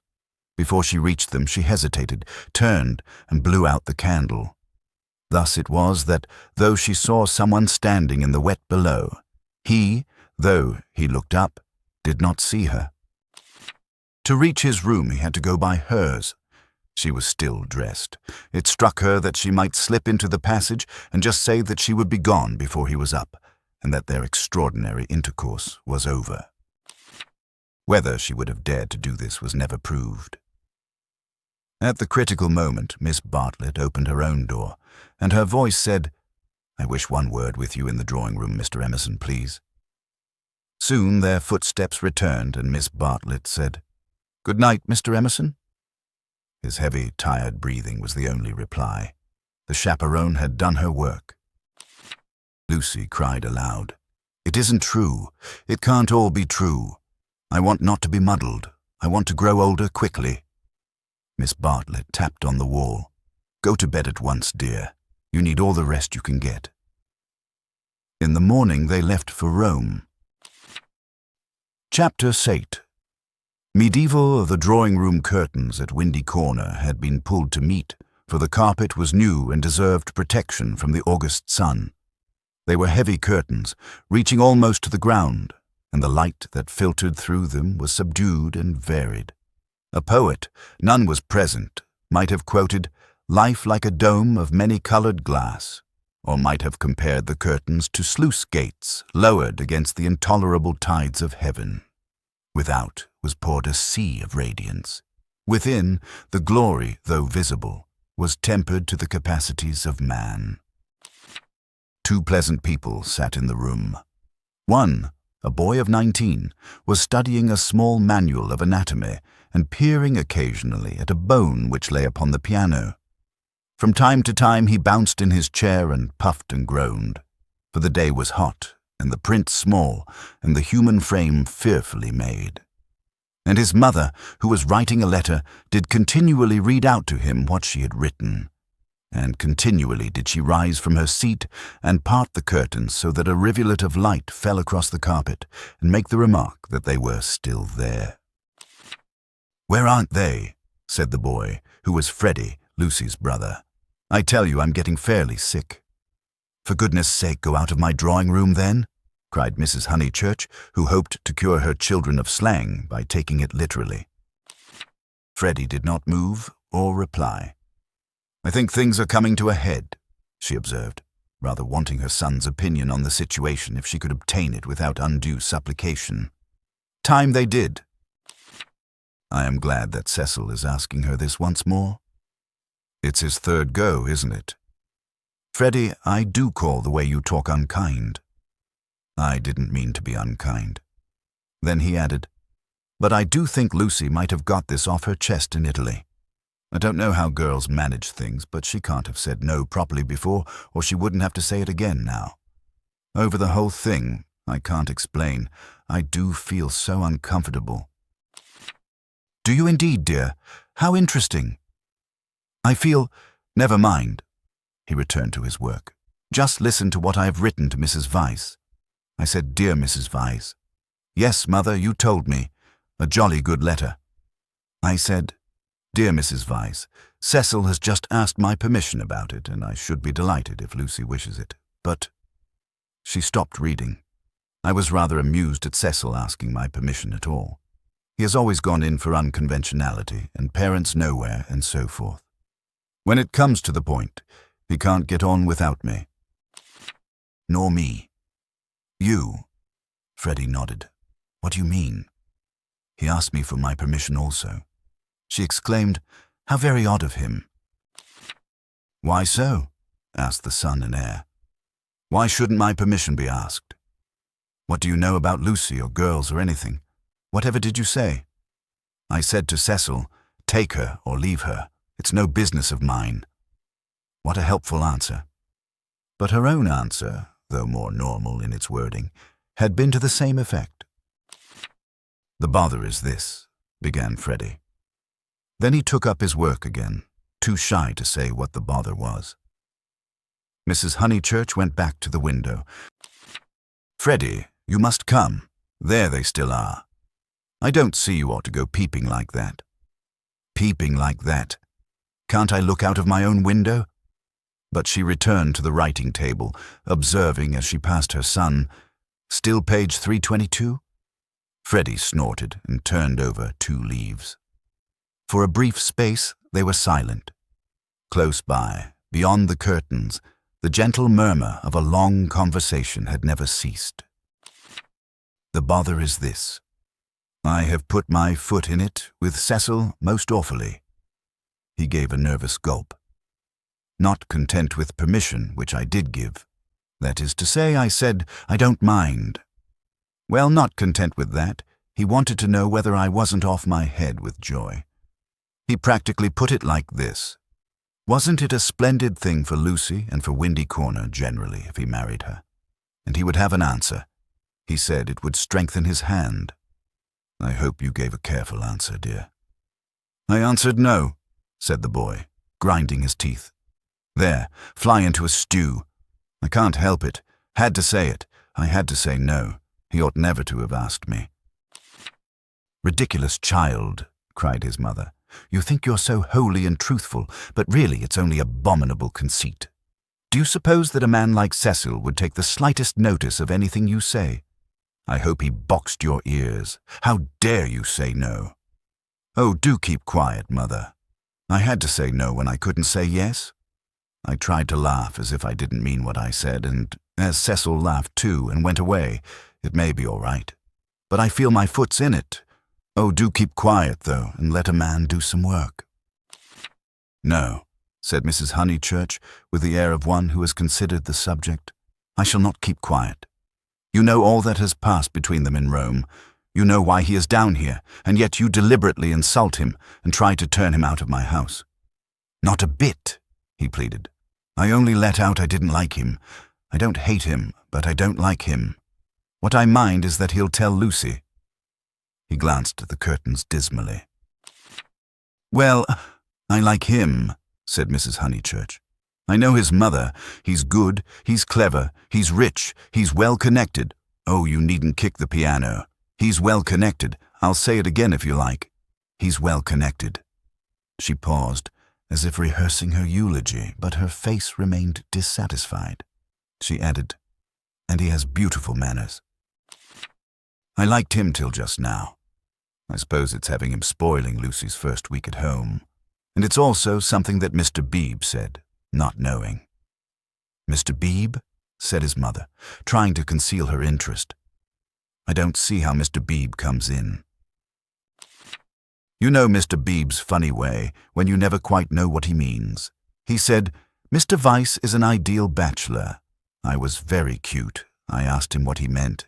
He said, oh, he's like me, better detached. I couldn't make him say any more, but it set me thinking. Since Cecil has come after Lucy, he hasn't been so pleasant, at least I can't explain.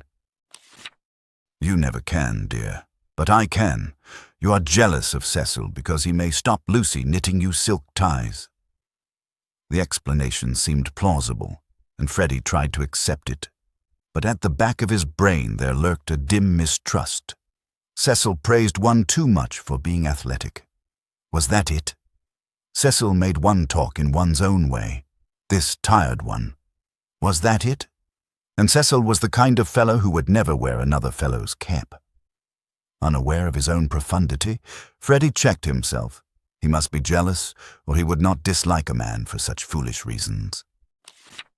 Will this do? Called his mother. Dear Mrs. Weiss, Cecil has just asked my permission about it, and I should be delighted if Lucy wishes it. Then I put in at the top, and I have told Lucy so. I must write the letter out again, and I have told Lucy so. But Lucy seems very uncertain, and in these days, young people must decide for themselves. I said that because I didn't want Mrs. Weiss to think us old-fashioned. She goes in for lectures and improving her mind, and all the time a thick layer of flue under the beds, and the maid's dirty thumb marks where you turn on the electric light. She keeps that flat abominably. Suppose Lucy marries Cecil. Would she live in a flat or in the country? Don't interrupt so foolishly. Where was I? Oh, yes. Young people must decide for themselves. I know that Lucy likes your son because she tells me everything, and she wrote to me from Rome when he asked her first. No, I'll cross that last bit out. It looks patronizing. I'll stop it because she tells me everything. Or shall I cross that out too? Cross it out too, said Freddie. Mrs. Honeychurch left it in. Then the whole thing runs. Dear Mrs. Weiss, Cecil has just asked my permission about it, and I should be delighted if Lucy wishes it, and I've told Lucy so. But Lucy seems very uncertain, and in these days, young people must decide for themselves. I know that Lucy likes your son, because she tells me everything. But I do not know. Look out, cried Freddie. The curtains parted. Cecil's first movement was one of irritation. He couldn't bear the Honeychurch habit of sitting in the dark to save the furniture. Instinctively, he gave the curtains a twitch and sent them swinging down their poles. Light entered. There was revealed a terrace, such as is owned by many villas, with trees each side of it, and on it a little rustic seat and 2 flower beds. But it was transfigured by the view beyond, for Windy Corner was built on the range that overlooks the Sussex Weald.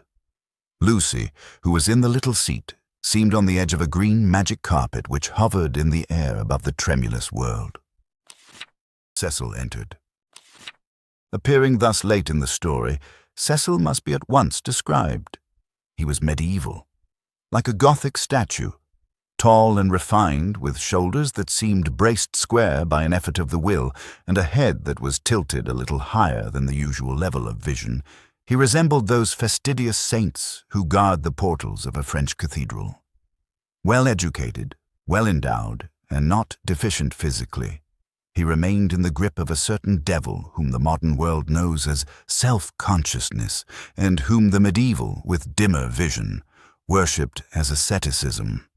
A Gothic statue implies celibacy, just as a Greek statue implies fruition, and perhaps this was what Mr. Beebe meant. And Freddie, who ignored history and art, perhaps meant the same when he failed to imagine Cecil wearing another fellow's cap. Mrs. Honeychurch left her letter on the writing table and moved towards her young acquaintance. "Oh, Cecil," she exclaimed. "Oh, Cecil, do tell me." "I promessi sposi," said he. They stared at him anxiously.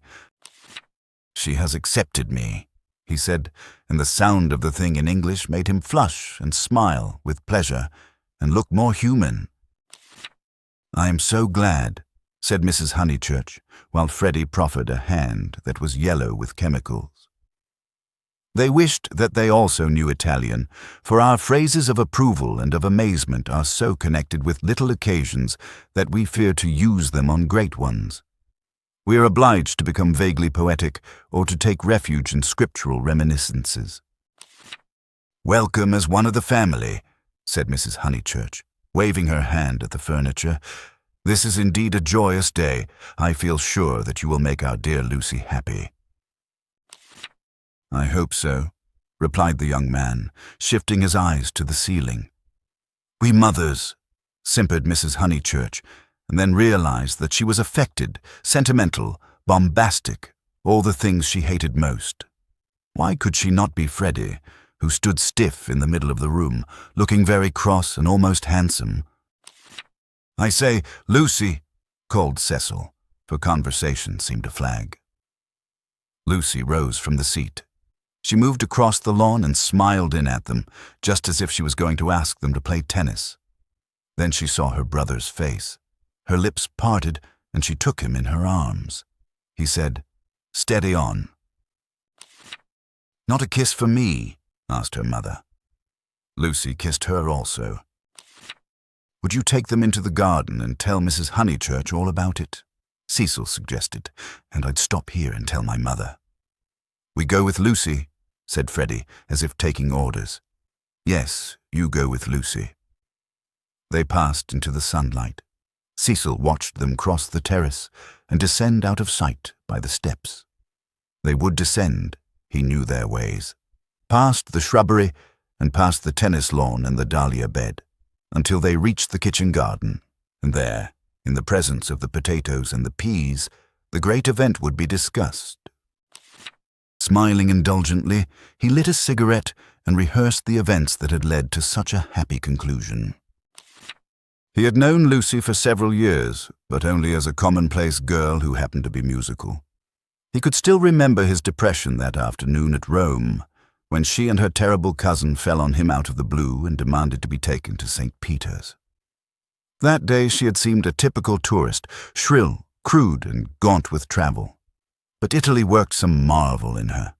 It gave her light and, which he held more precious, it gave her shadow. Soon he detected in her a wonderful reticence. She was like a woman of Leonardo da Vinci's, whom we love not so much for herself as for the things that she will not tell us. The things are assuredly not of this life. No woman of Leonardo's could have anything so vulgar as a story. She did develop most wonderfully day by day. So it happened that from patronizing civility he had slowly passed, if not to passion, at least to a profound uneasiness. Already at Rome he had hinted to her that they might be suitable for each other. It had touched him greatly that she had not broken away at the suggestion. Her refusal had been clear and gentle. After it, as the horrid phrase went, she had been exactly the same to him as before. 3 months later, on the margin of Italy, among the flower-clad Alps, he had asked her again in bold, traditional language. She reminded him of a Leonardo more than ever. Her sunburnt features were shadowed by fantastic rock. At his words, she had turned and stood between him and the light with immeasurable plains behind her. He walked home with her unashamed, feeling not at all like a rejected suitor. The things that really mattered were unshaken. So now he had asked her once more, and clear and gentle as ever, she had accepted him, giving no coy reasons for her delay, but simply saying that she loved him and would do her best to make him happy. His mother, too, would be pleased. She had counseled the step. He must write her a long account. Glancing at his hand, in case any of Freddie's chemicals had come off on it, he moved to the writing table. There he saw "Dear Mrs. Vyse," followed by many erasures. He recoiled without reading any more, and after a little hesitation sat down elsewhere and penciled a note on his knee. Then he lit another cigarette, which did not seem quite as divine as the first, and considered what might be done to make Windy Corner drawing room more distinctive, With that outlook, it should have been a successful room, but the trail of Tottenham Court Road was upon it. He could almost visualize the motor vans of Messrs. Shoolbred and Messrs. Maple arriving at the door and depositing this chair, those varnished bookcases, that writing table. The table recalled Mrs. Honeychurch's letter. He did not want to read that letter. His temptations never lay in that direction, but he worried about it nonetheless. It was his own fault that she was discussing him with his mother. He had wanted her support in his third attempt to win Lucy. He wanted to feel that others, no matter who they were, agreed with him, and so he had asked their permission. Mrs. Honeychurch had been civil, but obtuse in essentials, while as for Freddie, he is only a boy, he reflected. I represent all that he despises. Why should he want me for a brother-in-law? The Honeychurches were a worthy family, but he began to realize that Lucy was of another clay, and perhaps, he did not put it very definitely, he ought to introduce her into more congenial circles as soon as possible. Mr. Beebe, said the maid, and the new rector of Summer Street was shown in. He had at once started on friendly relations, owing to Lucy's praise of him in her letters from Florence. Cecil greeted him rather critically. "I've come for tea, Mr. Vyse. Do you suppose that I shall get it?" "I should say so. Food is the thing one does get here. Don't sit in that chair. Young Honeychurch has left a bone in it." "Phew. I know," said Cecil. "I know. I can't think why Mrs. Honeychurch allows it." For Cecil considered the bone and the Maples furniture separately. He did not realize that, taken together, they kindled the room into the life that he desired. "I've come for tea and for gossip. Isn't this news?" "News? I don't understand you," said Cecil. "News." Mr. Beebe, whose news was of a very different nature, prattled forward. "I met Sir Harry Otway as I came up. I have every reason to hope that I am first in the field. He has bought Cissy and Albert from Mr. Flack." "Has he indeed?" said Cecil, trying to recover himself. Into what a grotesque mistake had he fallen? Was it likely that a clergyman and a gentleman would refer to his engagement in a manner so flippant? But his stiffness remained, and, though he asked who Cissy and Albert might be, he still thought Mr. Beebe rather a bounder. Unpardonable question. To have stopped a week at Windy Corner and not to have met Cissy and Albert, the semi-detached villas that have been run up opposite the church. I'll set Mrs. Honeychurch after you. "I'm shockingly stupid over local affairs," said the young man languidly. "I can't even remember the difference between a parish council and a local government board. Perhaps there is no difference, or perhaps those aren't the right names. I only go into the country to see my friends and to enjoy the scenery. It is very remiss of me. Italy and London are the only places where I don't feel to exist on sufferance." Mr. Beebe, distressed at this heavy reception of Cissy and Albert, determined to shift the subject. "Let me see, Mr. Vyse. I forget. What is your profession?" "I have no profession," said Cecil. "It is another example of my decadence. My attitude, quite an indefensible one, is that so long as I am no trouble to anyone, I have a right to do as I like. I know I ought to be getting money out of people or devoting myself to things I don't care a straw about, but somehow I've not been able to begin." "You are very fortunate," said Mr. Beebe. "It is a wonderful opportunity, the possession of leisure." His voice was rather parochial, but he did not quite see his way to answering naturally. He felt, as all who have regular occupation must feel, that others should have it also. "I am glad that you approve.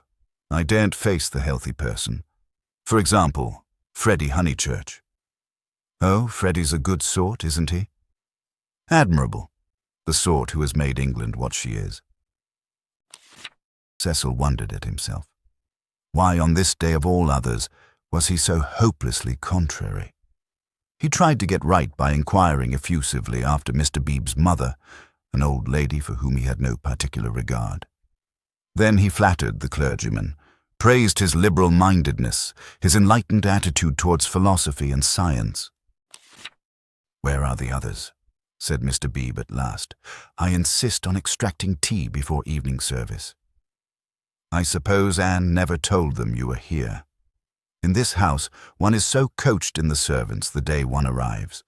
The fault of Anne is that she begs your pardon when she hears you perfectly and kicks the chair legs with her feet. The faults of Mary, I forget the faults of Mary, but they are very grave. Shall we look in the garden?" "I know the faults of Mary. She leaves the dustpan standing on the stairs. The fault of Euphemia is that she will not, simply will not, chop the suet sufficiently small." They both laughed, and things began to go better. "The faults of Freddie," Cecil continued. "Ah, he has too many. No one but his mother can remember the faults of Freddie. Try the faults of Miss Honeychurch. They are not innumerable." "She has none," said the young man with grave sincerity. "I quite agree. At present, she has none." "At present. I'm not cynical. I'm only thinking of my pet theory about Miss Honeychurch. Does it seem reasonable that she should play so wonderfully and live so quietly? I suspect that one day she will be wonderful in both. The watertight compartments in her will break down, and music and life will mingle. Then we shall have her heroically good, heroically bad, too heroic, perhaps, to be good or bad." Cecil found his companion interesting. "And at present you think her not wonderful as far as life goes?" "Well, I must say I've only seen her at Tunbridge Wells, where she was not wonderful, and at Florence. Since I came to Summer Street she has been away. You saw her, didn't you, at Rome and in the Alps? Oh, I forgot. Of course you knew her before.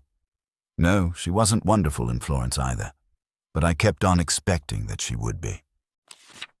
"In what way?"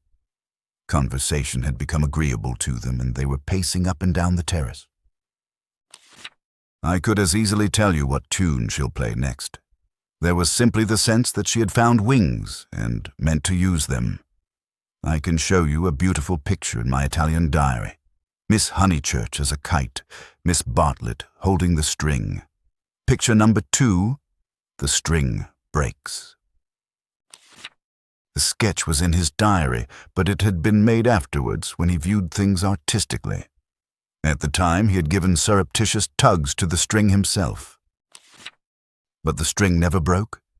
"No, I mightn't have seen Miss Honeychurch rise, but I should certainly have heard Miss Bartlett fall." "It has broken now," said the young man in low, vibrating tones. Immediately he realized that of all the conceited, ludicrous, contemptible ways of announcing an engagement, this was the worst. He cursed his love of metaphor. Had he suggested that he was a star and that Lucy was soaring up to reach him? "Broken? What do you mean?" "I meant," said Cecil stiffly, "that she is going to marry me."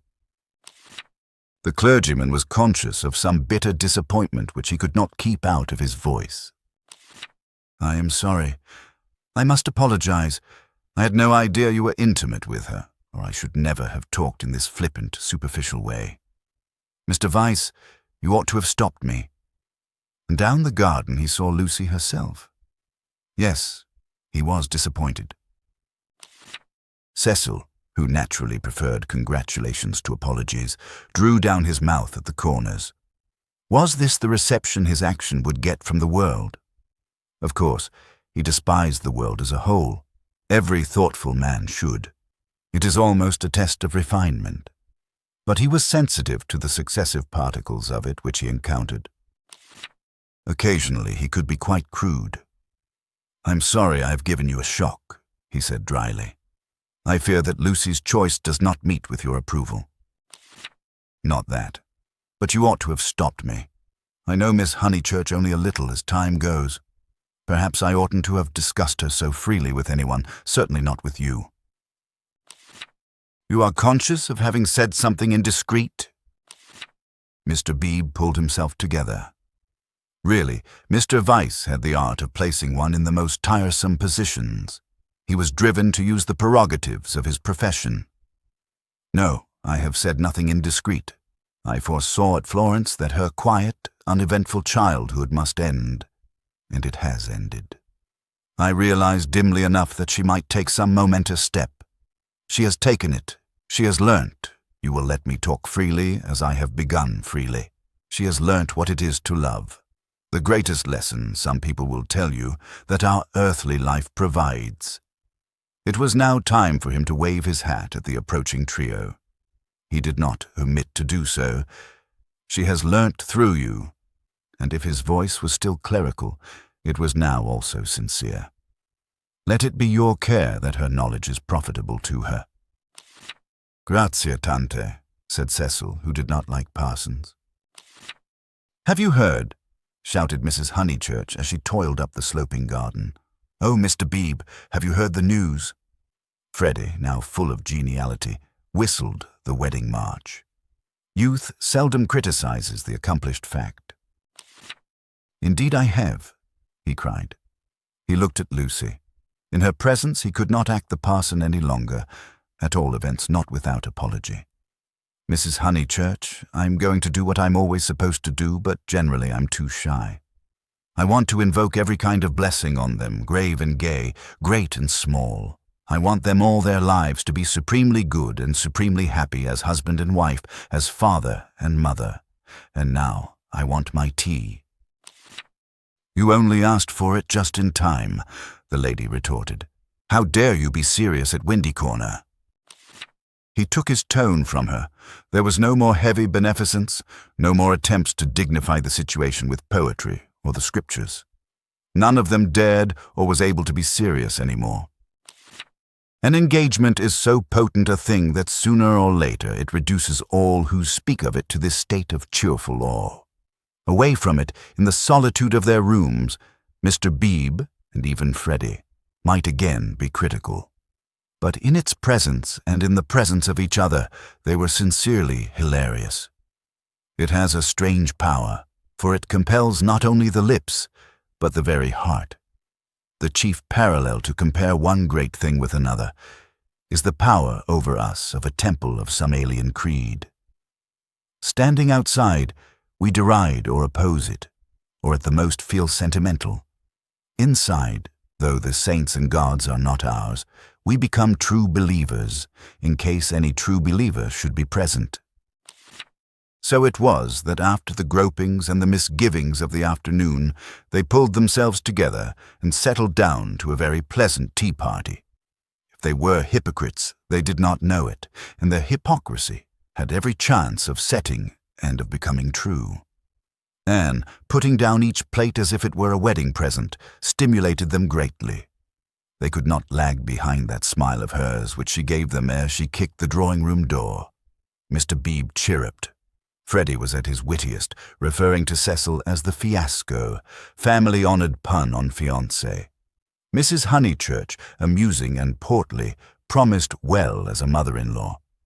As for Lucy and Cecil, for whom the temple had been built, they also joined in the merry ritual, but waited, as earnest worshippers should, for the disclosure of some holier shrine of joy. Chapter 9. Lucy as a work of art. A few days after the engagement was announced, Mrs. Honeychurch made Lucy and her fiasco come to a little garden party in the neighborhood. For naturally, she wanted to show people that her daughter was marrying a presentable man. Cecil was more than presentable. He looked distinguished, and it was very pleasant to see his slim figure keeping step with Lucy, and his long, fair face responding when Lucy spoke to him. People congratulated Mrs. Honeychurch, which is, I believe, a social blunder, but it pleased her, and she introduced Cecil rather indiscriminately to some stuffy dowagers. At tea, a misfortune took place. A cup of coffee was upset over Lucy's figured silk, and though Lucy feigned indifference, her mother feigned nothing of the sort, but dragged her indoors to have the frock treated by a sympathetic maid. They were gone some time, and Cecil was left with the dowagers. When they returned, he was not as pleasant as he had been. "Do you go to much of this sort of thing?" he asked when they were driving home. "Oh, now and then," said Lucy, who had rather enjoyed herself. "Is it typical of country society?" "I suppose so. Mother, would it be?" "Plenty of society. said Mrs. Honeychurch, who was trying to remember the hang of one of the dresses. Seeing that her thoughts were elsewhere, Cecil bent towards Lucy and said, "To me it seemed perfectly appalling, disastrous, portentous. I am so sorry that you were stranded." "Not that, but the congratulations. It is so disgusting the way an engagement is regarded as public property, a kind of waste place where every outsider may shoot his vulgar sentiment. All those old women smirking. One has to go through it, I suppose. They won't notice us so much next time. But my point is that their whole attitude is wrong. An engagement, horrid word in the first place, is a private matter and should be treated as such. Yet the smirking old women, however wrong individually, were racially correct.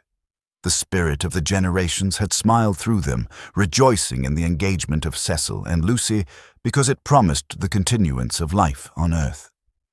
To Cecil and Lucy, it promised something quite different: personal love. Hence Cecil's irritation and Lucy's belief that his irritation was just. "How tiresome," she said. "Couldn't you have escaped to tennis?" "I don't play tennis, at least not in public. The neighborhood is deprived of the romance of me being athletic. Such romance as I have is that of the inglese italianato. Inglese italianato è un diavolo incarnato. You know the proverb?" She did not. Nor did it seem applicable to a young man who had spent a quiet winter in Rome with his mother. But Cecil, since his engagement, had taken to effect a cosmopolitan naughtiness which he was far from possessing. "Well," said he, "I cannot help it if they do disapprove of me. There are certain irremovable barriers between myself and them, and I must accept them." "We all have our limitations, I suppose," said wise Lucy. "Sometimes they are forced on us, though," said Cecil, who saw from her remark that she did not quite understand his position. "How?" "It makes a difference, doesn't it, whether we fully fence ourselves in or whether we are fenced out by the barriers of others?" She thought a moment and agreed that it did make a difference. "Difference?" cried Mrs. Honeychurch, suddenly alert. "I don't see any difference. Fences are fences, especially when they are in the same place." "We were speaking of motives," said Cecil, on whom the interruption jarred. "My dear Cecil, look here." She spread out her knees and perched her card case on her lap. "This is me. That's Windy Corner. The rest of the pattern is the other people. Motives are all very well, but the fence comes here." "We weren't talking of real fences," said Lucy, laughing. "Oh, I see, dear. Poetry." She leant placidly back. Cecil wondered why Lucy had been amused.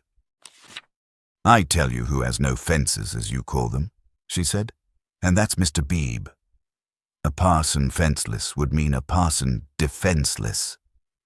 Lucy was slow to follow what people said, but quick enough to detect what they meant. She missed Cecil's epigram, but grasped the feeling that prompted it. "Don't you like Mr. Beebe?" she asked thoughtfully. "I never said so," he cried. "I consider him far above the average.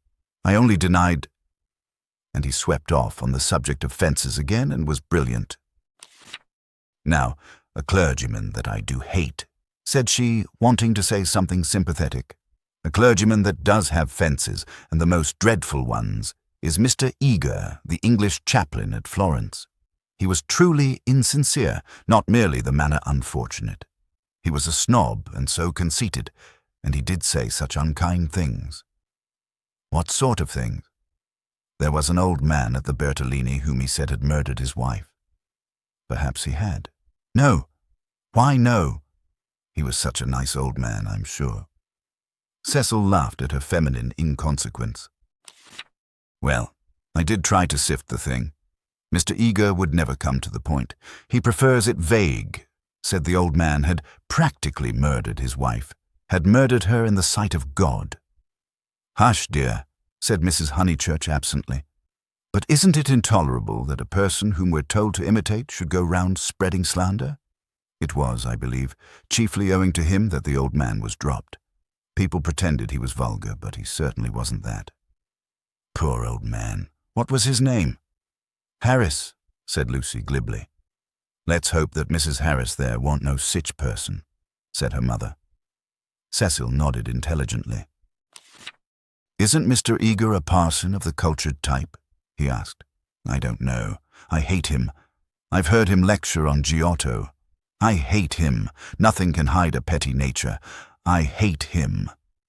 "My goodness gracious me, child," said Mrs. Honeychurch. "You'll blow my head off.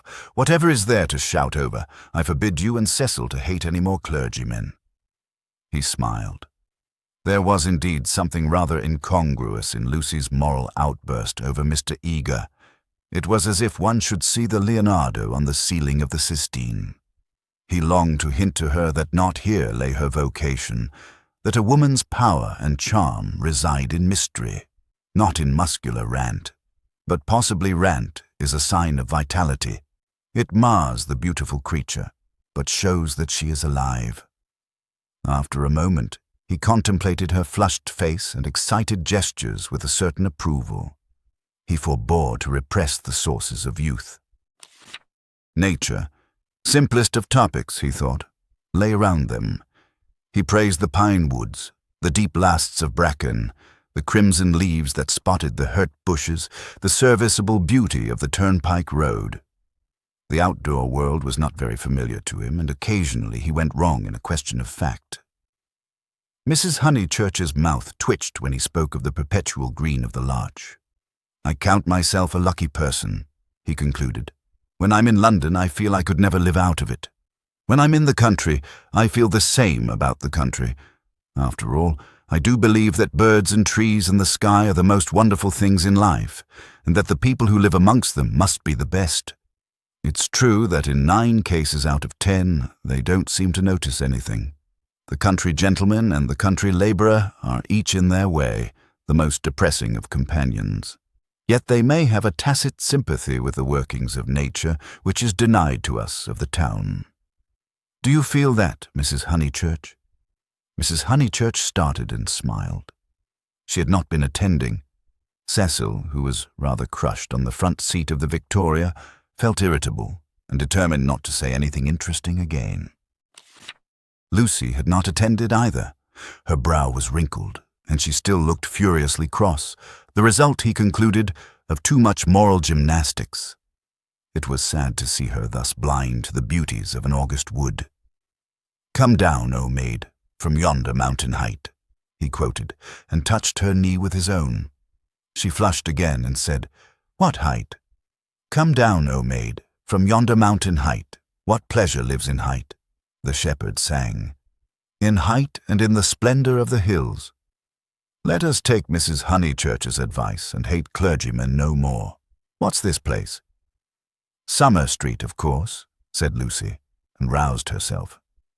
The woods had opened to leave space for a sloping triangular meadow. Pretty cottages lined it on 2 sides, and the upper and 3rd side was occupied by a new stone church, expensively simple, a charming shingled spire. Mr. Beebe's house was near the church. In height it scarcely exceeded the cottages. Some great mansions were at hand, but they were hidden in the trees. The scene suggested a Swiss Alp rather than the shrine and centre of a leisured world, and was marred only by 2 ugly little villas.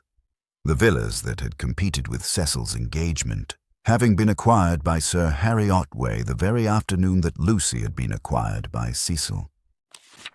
Sissy was the name of one of these villas, Albert of the other.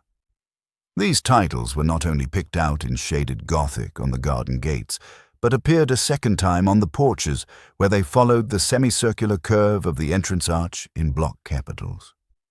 Albert was inhabited. His tortured garden was bright with geraniums and lobelias and polished shells. His little windows were chastely swathed in Nottingham lace. Sissy was to let. 3 notice boards belonging to Dorking agents lolled on her fence and announced the not surprising fact. Her paths were already weedy. Her pocket handkerchief of a lawn was yellow with dandelions. "The place is ruined," said the ladies mechanically. "Summer Street will never be the same again." As the carriage passed, Sissy's door opened, and a gentleman came out of her. "Stop," cried Mrs. Honeychurch, touching the coachman with her parasol. "Here's Sir Harry. Now we shall know. Sir Harry, pull those things down at once." Sir Harry Otway, who need not be described, came to the carriage and said, "Mrs. Honeychurch, I meant to. I can't. I really can't turn out Miss Flack." Am I not always right? She ought to have gone before the contract was signed. Does she still live rent-free as she did in her nephew's time? But what can I do? He lowered his voice. An old lady, so very vulgar and almost bedridden. "Turn her out," said Cecil bravely. Sir Harry sighed and looked at the villas mournfully. He had had full warning of Mr. Flack's intentions and might have bought the plot before building commenced, but he was apathetic and dilatory.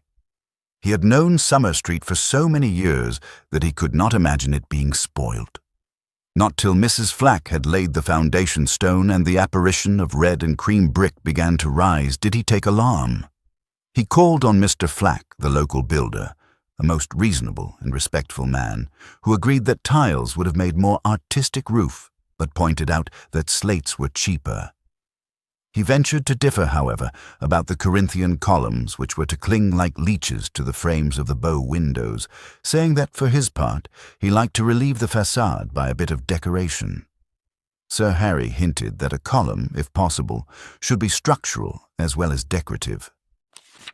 Mr. Flack replied that all the columns had been ordered, adding, "and all the capitals different, one with dragons in the foliage, another approaching to the Ionian style, another introducing Mrs. Flack's initials, everyone different," for he had read his Ruskin.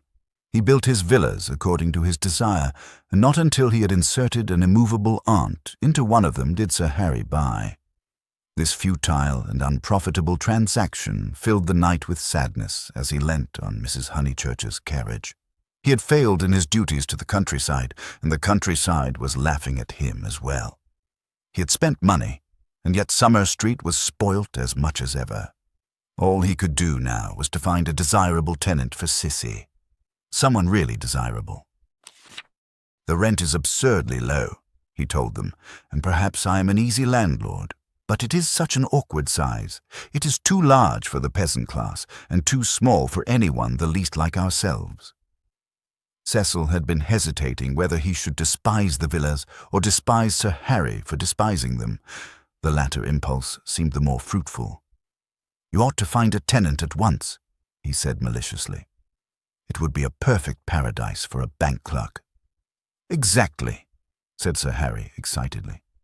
"That is exactly what I fear, Mr. Vyse. It will attract the wrong type of people. The train service has improved, a fatal improvement to my mind. And what are 5 miles from a station in these days of bicycles?" "Rather a strenuous clerk it would be," said Lucy. Cecil, who had his full share of medieval mischievousness, replied that the physique of the lower middle classes was improving at a most appalling rate. She saw that he was laughing at their harmless neighbour and roused herself to stop him. "Sir Harry," she exclaimed, "I have an idea. How would you like spinsters?" "My dear Lucy, it would be splendid. Do you know any such?" "Yes, I met them abroad." "Gentlewomen?" he asked tentatively. "Yes, indeed, and at the present moment homeless. I heard from them last week, Miss Teresa and Miss Catherine Allen. I'm really not joking. They're quite the right people. Mr. Beebe knows them too. May I tell them to write to you?" "Indeed you may," he cried. "Here we are with the difficulty solved already. How delightful it is. Extra facilities. Please tell them they shall have extra facilities, for I shall have no agent's fees. Oh, the agents, the appalling people they have sent me. One woman, when I wrote, a tactful letter, you know, asking her to explain her social position to me, replied that she would pay the rent in advance. As if one cares about that. And several references I took up were most unsatisfactory. People swindlers, or not respectable. And oh, the deceit. I have seen a good deal of the seamy side this last week. The deceit of the most promising people. My dear Lucy, the deceit." She nodded. "My advice," put in Mrs. Honeychurch, "is to have nothing to do with Lucy and her decayed gentlewomen at all.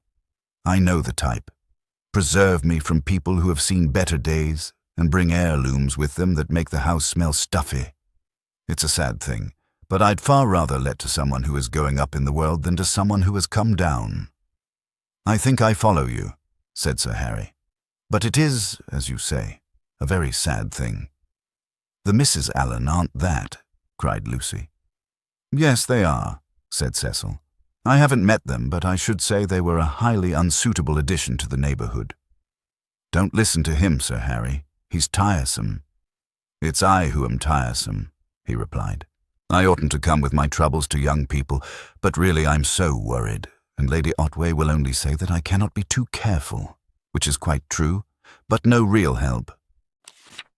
"Then may I write to my Mrs. Allen?" "Please." But his eye wavered when Mrs. Honeychurch exclaimed, "Beware, they are certain to have canaries. Sir Harry, beware of canaries. They spit the seed out through the bars of the cages, and then the mice come.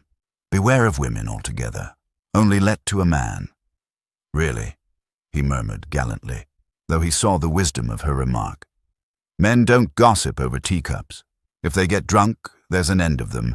They lie down comfortably and sleep it off. If they're vulgar, they somehow keep it to themselves. It doesn't spread so. Give me a man, of course, provided he's clean." Sir Harry blushed. Neither he nor Cecil enjoyed these open compliments to their sex. Even the exclusion of the dirty did not leave them much distinction. He suggested that Mrs. Honeychurch, if she had time, should descend from the carriage and inspect Sissy for herself. She was delighted. Nature had intended her to be poor and to live in such a house. Domestic arrangements always attracted her, especially when they were on a small scale. Cecil pulled Lucy back as she followed her mother. "Mrs. Honeychurch," he said, "what if we two walk home and leave you?" "Certainly," was her cordial reply. Sir Harry likewise seemed almost too glad to get rid of them. He beamed at them knowingly, said, "Aha, young people, and then hastened to unlock the house. "Hopeless vulgarian," exclaimed Cecil, almost before they were out of earshot. "Oh, Cecil, I can't help it. It would be wrong not to loathe that man. He isn't clever, but really he is nice. No, Lucy, he stands for all that is bad in country life. In London he would keep his place. He would belong to a brainless club, and his wife would give brainless dinner parties. But down here he acts the little god with his gentility, and his patronage, and his sham aesthetics, and everyone, even your mother, is taken in." "All that you say is quite true," said Lucy, though she felt discouraged. "I wonder whether it matters so very much." "It matters supremely. Sir Harry is the essence of that garden party. Oh, goodness, how cross I feel. How I do hope he'll get some vulgar tenant in that villa. Some woman so really vulgar that he'll notice it. Gentlefolks, ugh, with his bald head and retreating chin. But let's forget him." This Lucy was glad enough to do. If Cecil disliked Sir Harry Otway and Mr. Beebe, what guarantee was there that the people who really mattered to her would escape? For instance, Freddie. Freddie was neither clever, nor subtle, nor beautiful, and what prevented Cecil from saying, any minute, it would be wrong not to loathe Freddie? And what would she reply? Further than Freddie she did not go, but he gave her anxiety enough. She could only assure herself that Cecil had known Freddie some time, and that they had always got on pleasantly, except, perhaps, during the last few days, which was an accident, perhaps. "Which way shall we go?" she asked him. Nature, simplest of topics, she thought, was around them. Summer Street lay deep in the woods, and she had stopped where a footpath diverged from the high road. "Are there two ways? Perhaps the road is more sensible, as we're got up smart." "I'd rather go through the wood," said Cecil, with that subdued irritation that she had noticed in him all the afternoon. "Why is it, Lucy, that you always say the road? Do you know that you have never once been with me in the fields or the wood since we were engaged? Haven't I?" "The wood, then," said Lucy, startled at his queerness, but pretty sure that he would explain later. It was not his habit to leave her in doubt as to his meaning. She led the way into the whispering pines, and sure enough, he did explain before they had gone a dozen yards. I had got an idea, I dare say wrongly, that you feel more at home with me in a room. A room? She echoed, hopelessly bewildered. Yes, or at the most in a garden or on a road. Never in the real country like this. Oh, Cecil, whatever do you mean? I've never felt anything of the sort. You talk as if I was a kind of poetess sort of person. I don't know that you aren't. I connect you with a view, a certain type of view. Why shouldn't you connect me with a room? She reflected a moment, and then said, laughing, Do you know that you're right? I do. I must be a poetess after all. When I think of you, it's always as in a room. How funny. To her surprise, he seemed annoyed. A drawing room, pray, with no view? Yes, with no view, I fancy. Why not? I'd rather, he said reproachfully, that you connected me with the open air. She said again, Oh, Cecil, whatever do you mean? As no explanation was forthcoming, she shook off the subject as too difficult for a girl and led him further into the wood, pausing every now and then at some particularly beautiful or familiar combination of the trees. She had known the wood between Summer Street and Windy Corner ever since she could walk alone. She had played at losing Freddie in it when Freddie was a purple-faced baby, and though she had been to Italy, it had lost none of its charm. Presently they came to a little clearing among the pines. Another tiny green alp, solitary this time and holding in its bosom a shallow pool. She exclaimed, The sacred lake. Why do you call it that? I can't remember why. I suppose it comes out of some book. It's only a puddle now, but you see that stream going through it? Well, a good deal of water comes down after heavy rains and can't get away at once, and the pool becomes quite large and beautiful. Then Freddie used to bathe there. He's very fond of it. And you? He meant, are you fond of it? But she answered dreamily, I bathed here too, till I was found out. Then there was a row. At another time he might have been shocked, for he had depths of prudishness within him, but now, with his momentary cult of the fresh air, he was delighted at her admirable simplicity. He looked at her as she stood by the pool's edge. She was got up smart, as she phrased it, and she reminded him of some brilliant flower that has no leaves of its own, but blooms abruptly out of a world of green. Who found you out? Charlotte, she murmured. She was stopping with us. Charlotte, Charlotte. Poor girl. She smiled gravely.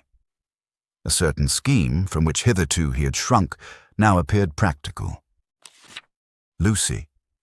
Yes, I suppose we ought to be going, was her reply.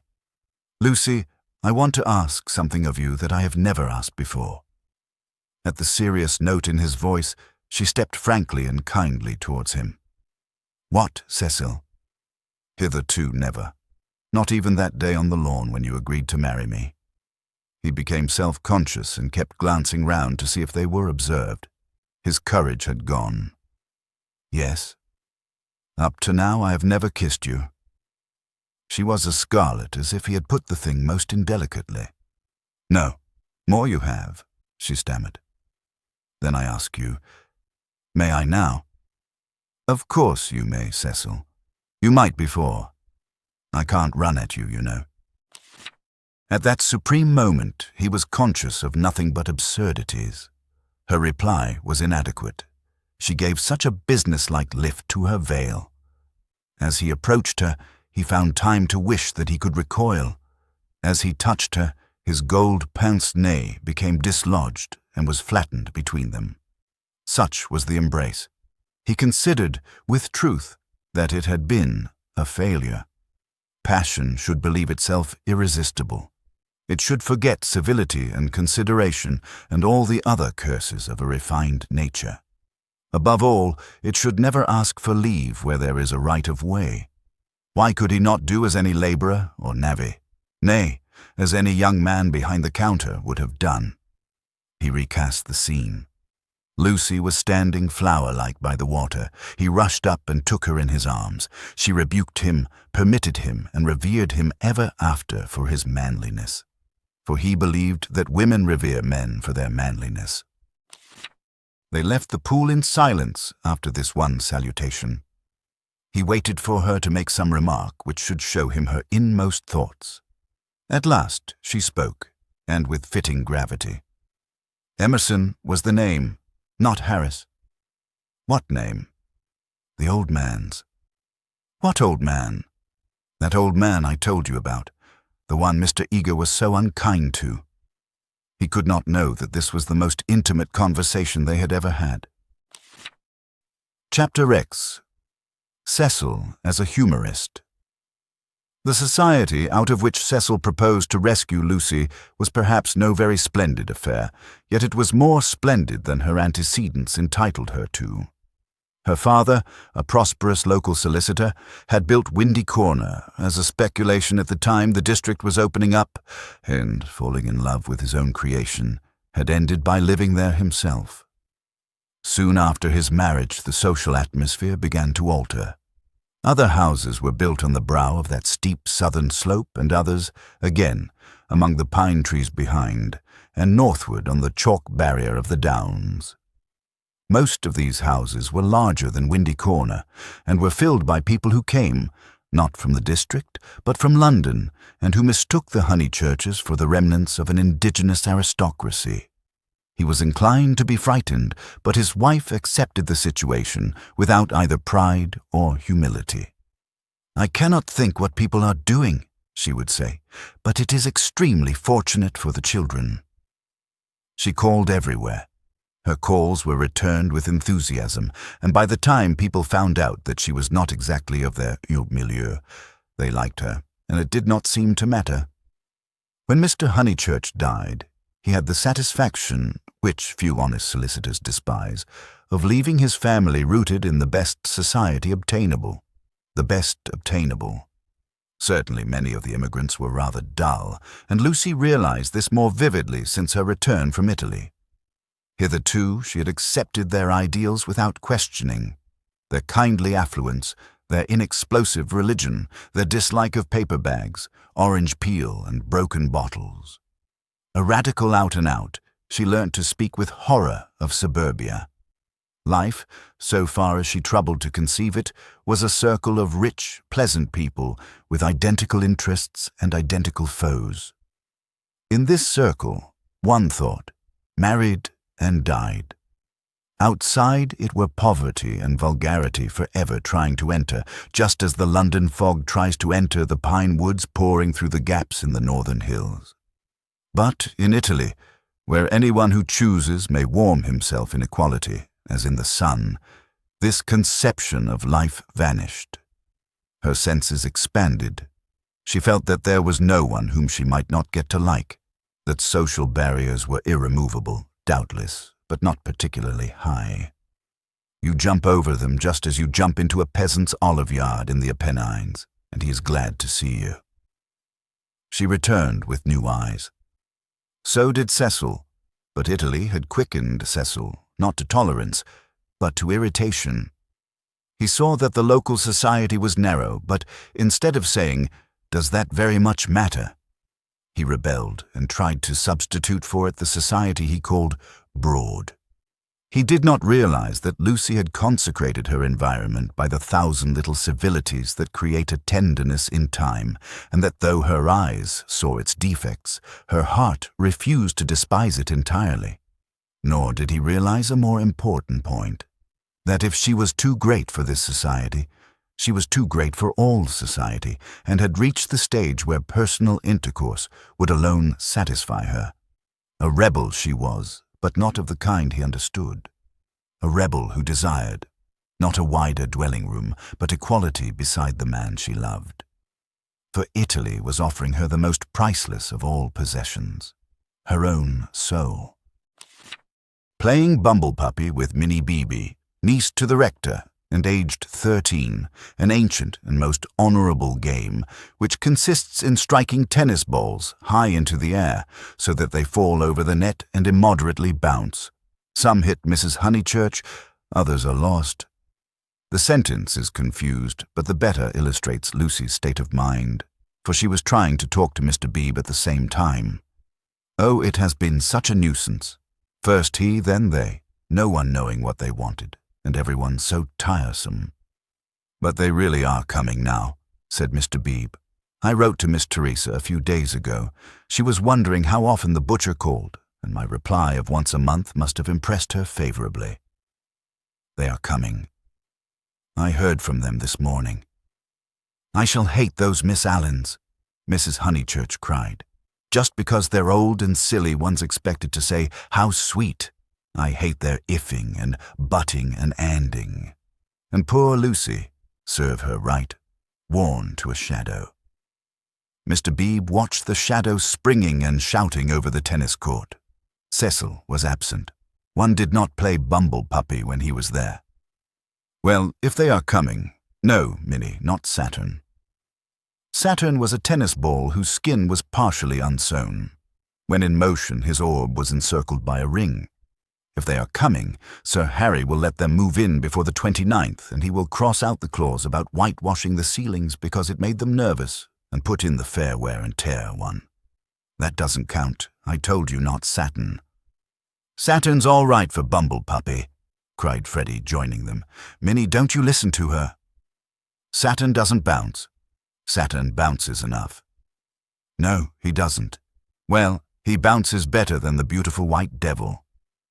Hush, dear, said Mrs. Honeychurch, but look at Lucy, complaining of Saturn, and all the time's got the beautiful white devil in her hand, ready to plug it in. That's right, Minnie, go for her. Get her over the shins with the racket. Get her over the shins. Lucy fell. The beautiful white devil rolled from her hand. Mr. Beebe picked it up and said, The name of this ball is Vittoria Corombona, please. But his correction passed unheeded. Freddie possessed to a high degree the power of lashing little girls to fury, and in half a minute he had transformed Minnie from a well-mannered child into a howling wilderness. Up in the house, Cecil heard them, and, though he was full of entertaining news, he did not come down to impart it in case he got hurt. He was not a coward and bore necessary pain as well as any man. But he hated the physical violence of the young. How right it was. Sure enough, it ended in a cry. I wish the Miss Allens could see this, observed Mr. Beebe, just as Lucy, who was nursing the injured Minnie, was in turn lifted off her feet by her brother. Who are the Miss Allens? Freddie panted. They have taken Sissy Villa. That wasn't the name. Here his foot slipped, and they all fell most agreeably onto the grass. An interval elapses. Wasn't what name? Asked Lucy, with her brother's head in her lap. Allen wasn't the name of the people Sir Harry's let to. Nonsense, Freddie. You know nothing about it. Nonsense yourself. I've this minute seen him. He said to me, Ahem, Honeychurch. Freddie was an indifferent mimic. Ahem, I have at last procured really desirable tenants. I said, Hooray, old boy, and slapped him on the back. Exactly. The Miss Allens? Rather not. More like Anderson. Oh, good gracious, there isn't going to be another muddle. Mrs. Honeychurch exclaimed. Do you notice, Lucy? I'm always right. I said, don't interfere with Sissy Villa. I'm always right. I'm quite uneasy at being always right so often. It's only another muddle of Freddie's. Freddie doesn't even know the name of the people he pretends have taken it instead. Yes, I do. I've got it. Emerson. What name? Emerson. I'll bet you anything you like. What a weathercock Sir Harry is, said Lucy quietly. I wish I had never bothered over it at all. Then she lay on her back and gazed at the cloudless sky. Mr. Beebe, whose opinion of her rose daily, whispered to his niece that was the proper way to behave if any little thing went wrong. Meanwhile, the name of the new tenants had diverted Mrs. Honeychurch from the contemplation of her own abilities. Emerson, Freddie, do you know what Emersons they are? I don't know whether there are any Emersons, retorted Freddie, who was democratic. Like his sister, and like most young people, he was naturally attracted by the idea of equality, and the undeniable fact that there are different kinds of Emersons annoyed him beyond measure. "I trust they are the right sort of person." "All right, Lucy." She was sitting up again. "I see you looking down your nose and thinking your mother's a snob, but there is a right sort and a wrong sort, and it's affectation to pretend there isn't." "Emerson's a common enough name," Lucy remarked. She was gazing sideways. Seated on a promontory herself, she could see the pine-clad promontories descending one beyond another into the Weald. The further one descended the garden, the more glorious was this lateral view. "I was merely going to remark, Freddie, that I trusted they were no relations of Emerson the philosopher, a most trying man. Pray, does that satisfy you?" "Oh, yes," he grumbled. "And you will be satisfied, too, for they're friends of Cecil, so, elaborate irony, you and the other country families will be able to call in perfect safety." "Cecil!" exclaimed Lucy. "Don't be rude, dear," said his mother placidly. "Lucy, don't screech. It's a new bad habit you're getting into." "But has Cecil—" "Friends of Cecil's," he repeated, "and so really D-sire rebel." Honeychurch, I have just telegraphed to them." She got up from the grass. It was hard on Lucy. Mr. Beebe sympathized with her very much. While she believed that her snub about the Miss Allens came from Sir Harry Otway, she had borne it like a good girl. She might well screech when she heard that it came partly from her lover. Mr. Vyse was a tease, something worse than a tease. He took a malicious pleasure in thwarting people. The clergyman, knowing this, looked at Miss Honeychurch with more than his usual kindness. When she exclaimed, "But Cecil's Emersons, they can't possibly be the same ones. There is that—" He did not consider that the exclamation was strange, but saw in it an opportunity of diverting the conversation while she recovered her composure. He diverted it as follows. "The Emersons who are at Florence, do you mean?" "No, I don't suppose it will prove to be them. It is probably a long cry from them to friends of Mr. Vyse's. Oh, Mrs. Honeychurch, the oddest people, the queerest people. For our part, we liked them, didn't we?" He appealed to Lucy. "There was a great scene over some violets. They picked violets and filled all the vases in the room of these very Miss Allens who have failed to come to Sissy Villa. Poor little ladies. So shocked and so pleased. It used to be one of Miss Catherine's great stories. 'My dear sister loves flowers,' it began. They found the whole room a mass of blue, vases and jugs, and the story ends with 'so ungentlemanly and yet so beautiful.' It is all very difficult. Yes, I always connect those Florentine Emersons with violets." "Fiasco's done you this time," remarked Freddie, not seeing that his sister's face was very red. She could not recover herself. Mr. Beebe saw it and continued to divert the conversation. These particular Emersons consisted of a father and a son. The son a goodly, if not a good young man. Not a fool, I fancy, but very immature. Pessimism, etc.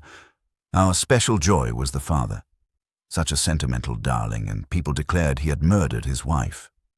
In his normal state, Mr. Beebe would never have repeated such gossip, but he was trying to shelter Lucy in her little trouble.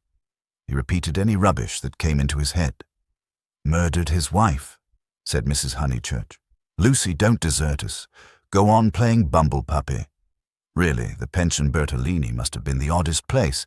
That's the second murderer I've heard of as being there. Whatever was Charlotte doing to stop? By the by, we really must ask Charlotte here sometime."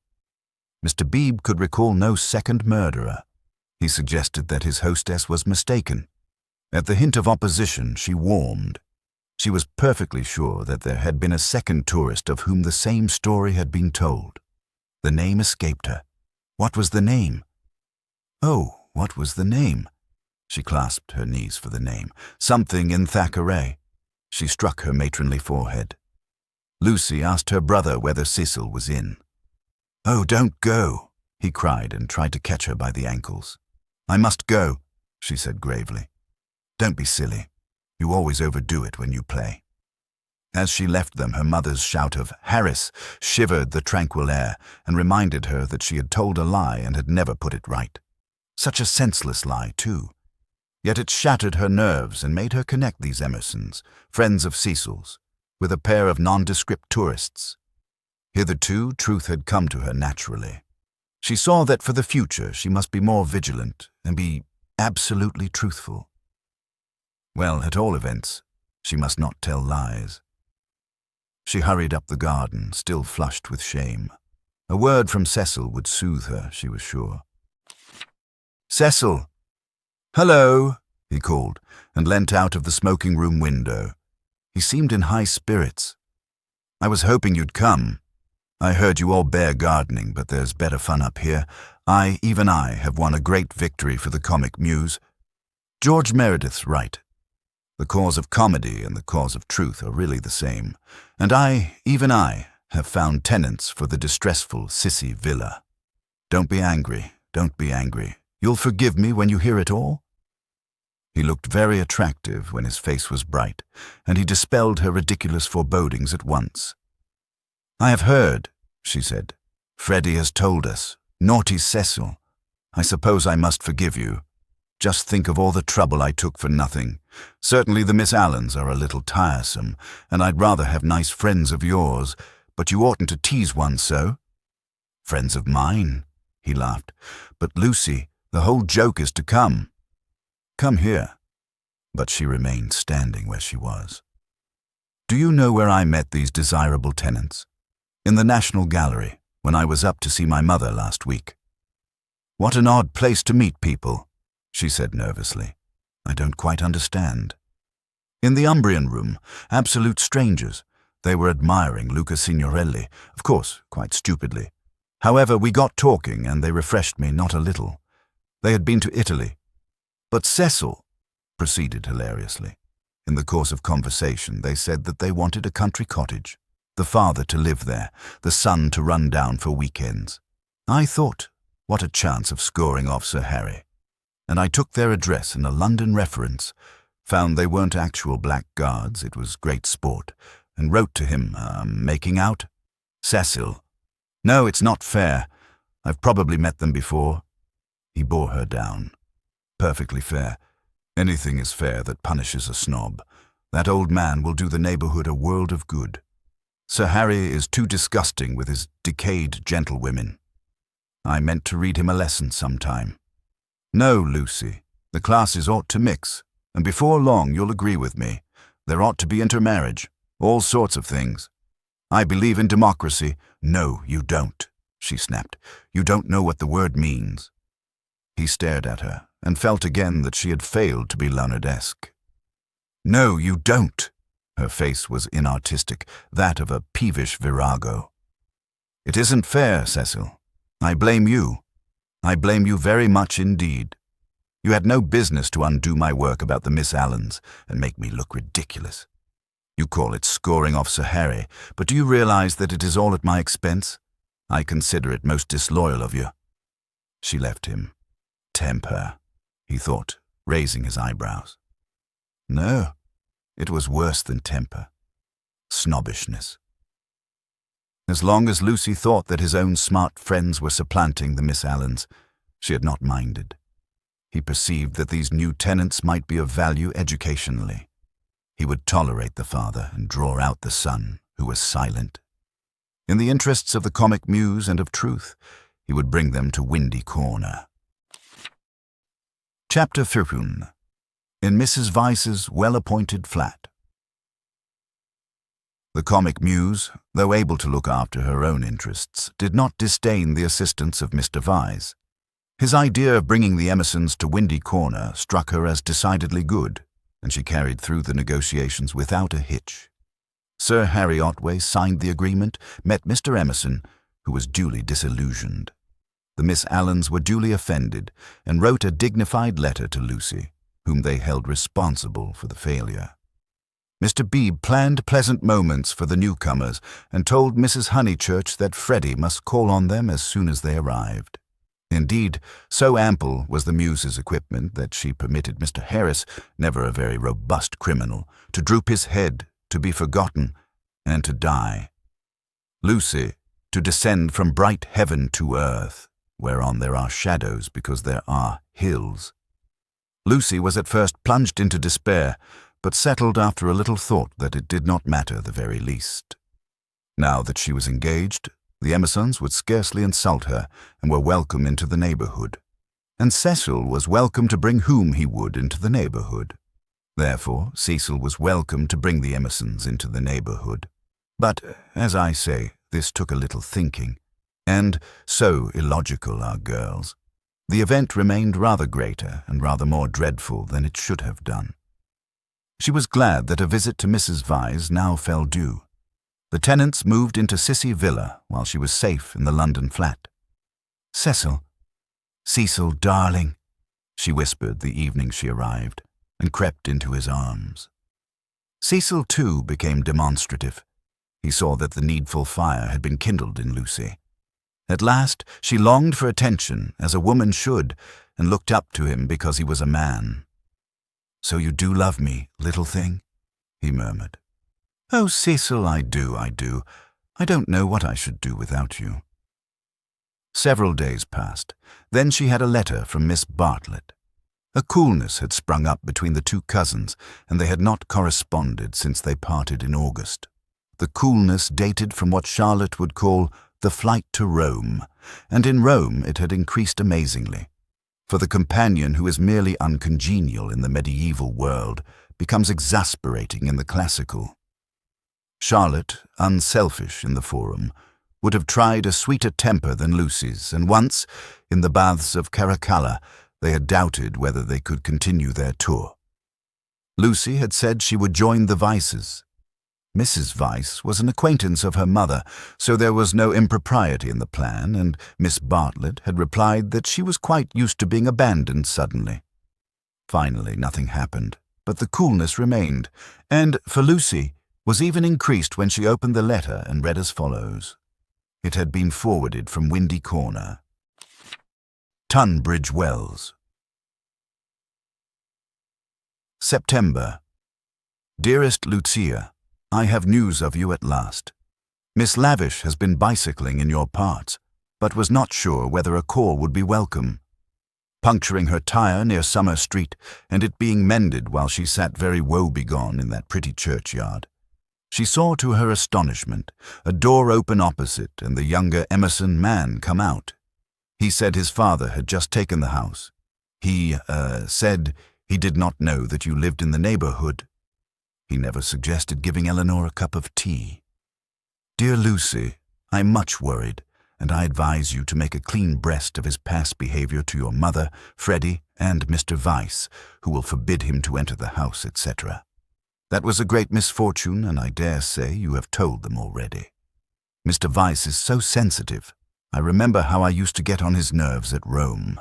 I'm very sorry about it all, and should not feel easy unless I warned you. Believe me, your anxious and loving cousin, Charlotte. Lucy was much annoyed, and replied as follows.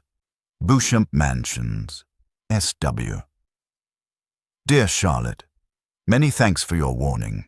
When Mr. Emerson forgot himself on the mountain, you made me promise not to tell Mother, because you said she would blame you for not being always with me. I've kept that promise, and cannot possibly tell her now. I have said both to her and Cecil that I met the Emersons at Florence, and that they are respectable people, which I do think, and the reason that he offered Miss Lavish no tea was probably that he had none himself. She should have tried at the rectory. I cannot begin making a fuss at this stage. You must see that it would be too absurd. If the Emersons heard I had complained of them, they would think themselves of importance, which is exactly what they are not. I like the old father, and look forward to seeing him again. As for the son, I am sorry for him when we meet, rather than for myself. They are known to Cecil, who is very well and spoke of you the other day. We expect to be married in January. Miss Lavish cannot have told you much about me, for I am not at Windy Corner at all, but here. Please do not put private outside your envelope again. No one opens my letters. Yours affectionately, L.M. Honeychurch. Secrecy has this disadvantage. We lose the sense of proportion. We cannot tell whether our secret is important or not. Were Lucy and her cousin closeted with a great thing which would destroy Cecil's life if he discovered it, or with a little thing which he would laugh at? Miss Bartlett suggested the former. Perhaps she was right. It had become a great thing now. Left to herself, Lucy would have told her mother and her lover ingenuously, and it would have remained a little thing. Emerson, not Harris. It was only that a few weeks ago. She tried to tell Cecil even now when they were laughing about some beautiful lady who had smitten his heart at school. But her body behaved so ridiculously that she stopped. She and her secret stayed 10 days longer in the deserted metropolis, visiting the scenes they were to know so well later on. It did her no harm, Cecil thought, to learn the framework of society, while society itself was absent on the golf links or the moors. The weather was cool, and it did her no harm. In spite of the season, Mrs. Weiss managed to scrape together a dinner party consisting entirely of the grandchildren of famous people. The food was poor, but the talk had a witty weariness that impressed the girl. One was tired of everything, it seemed. One launched into enthusiasms only to collapse gracefully and pick oneself up amid sympathetic laughter. In this atmosphere, the Pension Bertolini and Windy Corner appeared equally crude, and Lucy saw that her London career would estrange her a little from all that she had loved in the past. The grandchildren asked her to play the piano. She played Schumann. "Now some Beethoven," called Cecil, when the querulous beauty of the music had died. She shook her head and played Schumann again. The melody rose, unprofitably magical. It broke. It was resumed broken, not marching once from the cradle to the grave. The sadness of the incomplete, the sadness that is often life but should never be art, throbbed in its disjected phrases and made the nerves of the audience throb. Not thus had she played on the little draped piano at the Bertolini, and too much Schumann was not the remark that Mr. Beebe had passed to himself when she returned. When the guests were gone, and Lucy had gone to bed, Mrs. Weiss paced up and down the drawing room, discussing her little party with her son. Mrs. Weiss was a nice woman, but her personality, like many another's, had been swamped by London, for it needs a strong head to live among many people. The too vast orb of her fate had crushed her, and she had seen too many seasons, too many cities, too many men for her abilities, and even with Cecil she was mechanical and behaved as if he was not one son, but, so to speak, a filial crowd. "Make Lucy one of us," she said, looking round intelligently at the end of each sentence and straining her lips apart until she spoke again. "Lucy is becoming wonderful. Wonderful. Her music always was wonderful. Yes, but she is purging off the Honeychurch taint, most excellent Honeychurches, but you know what I mean. She's not always quoting servants or asking one how the pudding is made. Italy has done it. Perhaps," she murmured, thinking of the museum that represented Italy to her. "It is just possible. Cecil, mind you marry her next January. She is one of us already." "But her music," he exclaimed. "The style of her. How she kept to Schumann when, like an idiot, I wanted Beethoven. Schumann was right for this evening. Schumann was the thing. Do you know, Mother, I shall have our children educated just like Lucy. Bring them up among honest country folks for freshness, send them to Italy for subtlety, and then, not till then, let them come to London. I don't believe in these London educations." He broke off, remembering that he had had one himself, and concluded, "At all events, not for women." "Make her one of us," repeated Mrs. Weiss, and processed to bed. As she was dozing off, a cry, the cry of nightmare, rang from Lucy's room. Lucy could ring for the maid if she liked, but Mrs. Weiss thought it kind to go herself. She found the girl sitting upright with her hand on her cheek. "I'm so sorry, Mrs. Weiss. It is these dreams. Bad dreams. Just dreams." The elder lady smiled and kissed her, saying very distinctly, "You should have heard us talking about you, dear. He admires you more than ever. Dream of that." Lucy returned the kiss, still covering one cheek with her hand. Mrs. Vyse recessed to bed. Cecil, whom the cry had not awoke, snored. Darkness enveloped the flat. Chapter 12. It was a Saturday afternoon, gay and brilliant after abundant rains, and the spirit of youth dwelt in it, though the season was now autumn. All that was gracious triumphed. As the motor cars passed through Summer Street, they raised only a little dust, and their stench was soon dispersed by the wind and replaced by the scent of the wet birches or of the pines. Mr. Beebe, at leisure for life's amenities, leant over his rectory gate. Freddie leant by him, smoking a pendant pipe. "Suppose we go and hinder those new people opposite for a little." They might amuse you." Freddie, whom his fellow creatures never amused, suggested that the new people might be feeling a bit busy and so on, since they had only just moved in. "I suggested we should hinder them," said Mr. Beebe. "They are worth it." Unlatching the gate, he sauntered over the triangular green to Sissy Villa. "Hello!" he cried, shouting in at the open door, through which much squalor was visible. A grave voice replied, "Hello! I've brought someone to see you." "I'll be down in a minute." The passage was blocked by a wardrobe, which the removal men had failed to carry up the stairs. Mr. Beebe edged round it with difficulty. The sitting room itself was blocked with books. "Are these people great readers?" Freddie whispered. "Are they that sort? I fancy they know how to read, a rare accomplishment. What have they got? Byron, exactly, a Shropshire lad. Never heard of it. The Way of All Flesh. Never heard of it. Gibbon. Hello. Dear George reads German. Schopenhauer, Nietzsche, and so we go on. Well, I suppose your generation knows its own business, Honeychurch." "Mr. Beebe, look at that," said Freddie in awestruck tones. On the cornice of the wardrobe, the hand of an amateur had painted this inscription: "Mistrust all enterprises that require new clothes." "I know, isn't it jolly? I like that. I'm certain that's the old man's doing. How very odd of him. Surely you agree." But Freddie was his mother's son and felt that one ought not to go on spoiling the furniture. "Pictures," the clergyman continued, scrambling about the room. "Giotto, they got that at Florence, I'll be bound. The same as Lucy's got. Oh, by the by, did Miss Honeychurch enjoy London? She came back yesterday. I suppose she had a good time."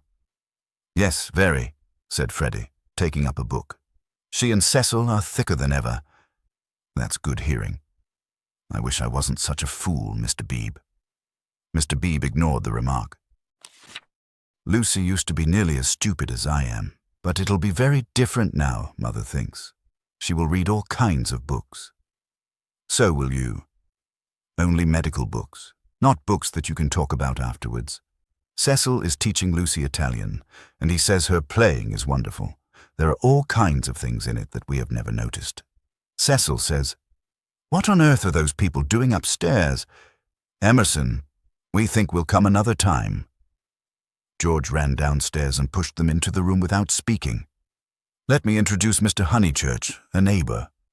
Then Freddie hurled one of the thunderbolts of youth. Perhaps he was shy, perhaps he was friendly, or perhaps he thought that George's face wanted washing. At all events, he greeted him with, "How do you do? Come and have a bathe." "Oh, all right," said George, impassive. Mr. Beebe was highly entertained.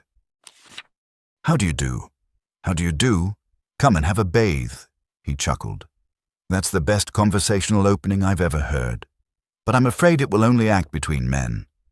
Can you picture a lady who has been introduced to another lady by a third lady, opening civilities with, 'How do you do? Come and have a bathe,' and yet you will tell me that the sexes are equal?"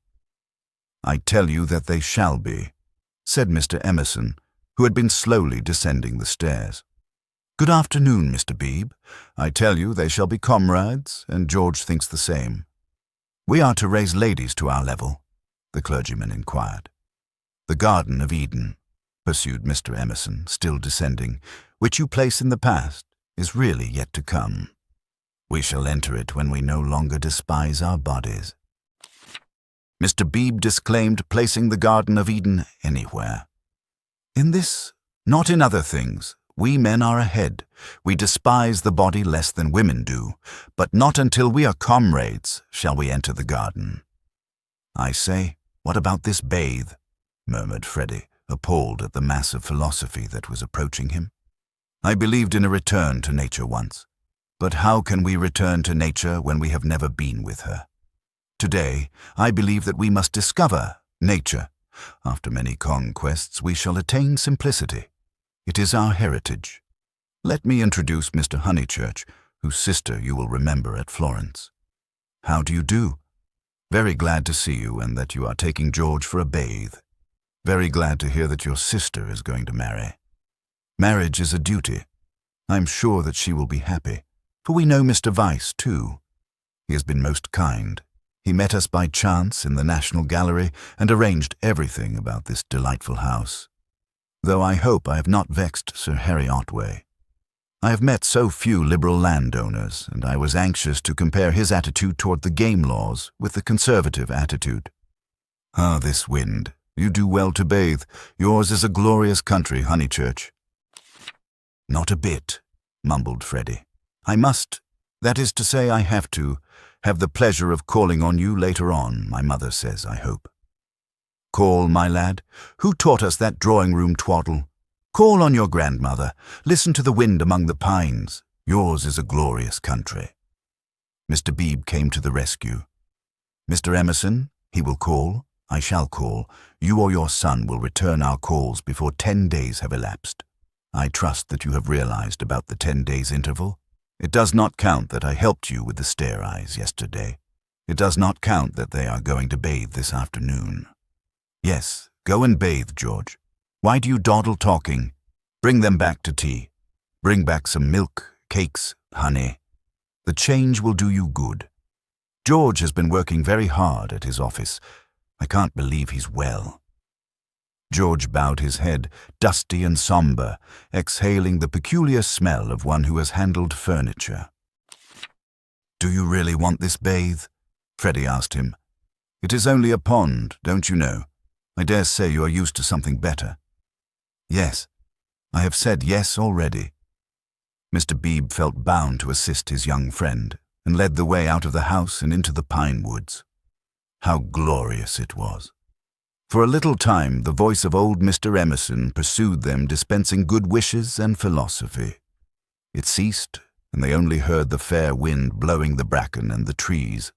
Mr. Beebe, who could be silent, but who could not bear silence, was compelled to chatter since the expedition looked like a failure, and neither of his companions would utter a word. He spoke of Florence. George attended gravely, assenting or dissenting with slight but determined gestures that were as inexplicable as the motions of the treetops above their heads. "And what a coincidence that you should meet Mr. Weiss. Did you realize that you would find all the pension Bertolini down here?" "I did not, Miss Lavish told me. When I was a young man, I always meant to write a history of coincidence." No enthusiasm. Though, as a matter of fact, coincidences are much rarer than we suppose.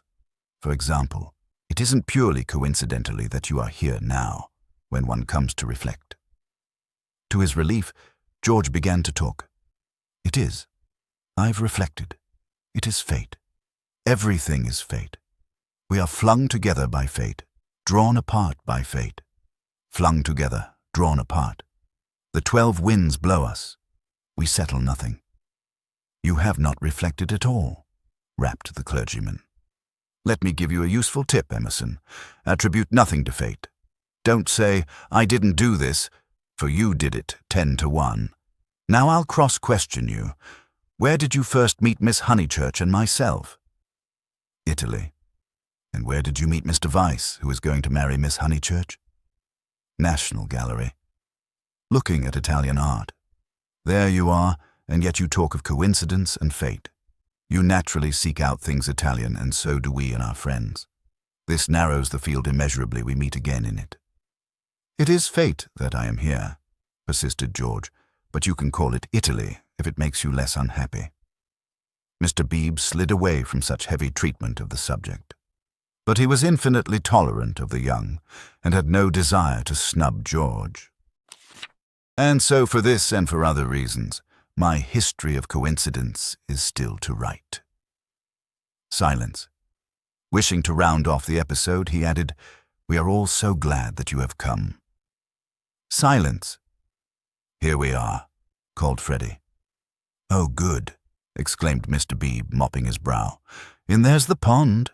I wish it was bigger," he added apologetically. They climbed down a slippery bank of pine needles. There lay the pond, set in its little Alp of green.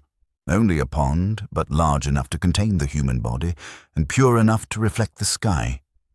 On account of the rains, the waters had flooded the surrounding grass, which showed like a beautiful emerald path, tempting these feet towards the central pool. "It's distinctly successful as ponds go," said Mr. Beebe. "No apologies are necessary for the pond." George sat down where the ground was dry and drearily unlaced his boots. "Aren't those masses of willow herb splendid? I love willow herb in seed. What's the name of this aromatic plant?" No one knew or seemed to care. These abrupt changes of vegetation, this little spongeous tract of water plants, and on either side of it all the growths are tough or brittle. Heather, bracken, hurts, pines. Very charming, very charming. "Mr. Beebe, aren't you bathing?" called Freddie as he stripped himself. Mr. Beebe thought he was not. "Water's wonderful," cried Freddie, prancing in. "Water's water," murmured George. Wetting his hair first, a sure sign of apathy, he followed Freddie into the divine, as indifferent as if he were a statue and the pond a pail of soap suds. It was necessary to use his muscles. It was necessary to keep clean. Mr. Beebe watched them and watched the seeds of the willow herb dance chorically above their heads. "Apushu, apushu, apushu," went Freddie, swimming for 2 strokes in either direction, and then becoming involved in reeds or mud. "Is it worth it?" asked the other, Michelangelesque, on the flooded margin. The bank broke away, and he fell into the pool before he had weighed the question properly. "He poof, I've swallowed a pollywog, Mr. Beebe. Water's wonderful. Water's simply ripping." "Water's not so bad," said George, reappearing from his plunge and sputtering at the sun. "Water's wonderful. Mr. Beebe, do. Apushu, kof." Mr. Beebe, who was hot and who always acquiesced where possible, looked around him. He could detect no parishioners except the pine trees, rising up steeply on all sides and gesturing to each other against the blue.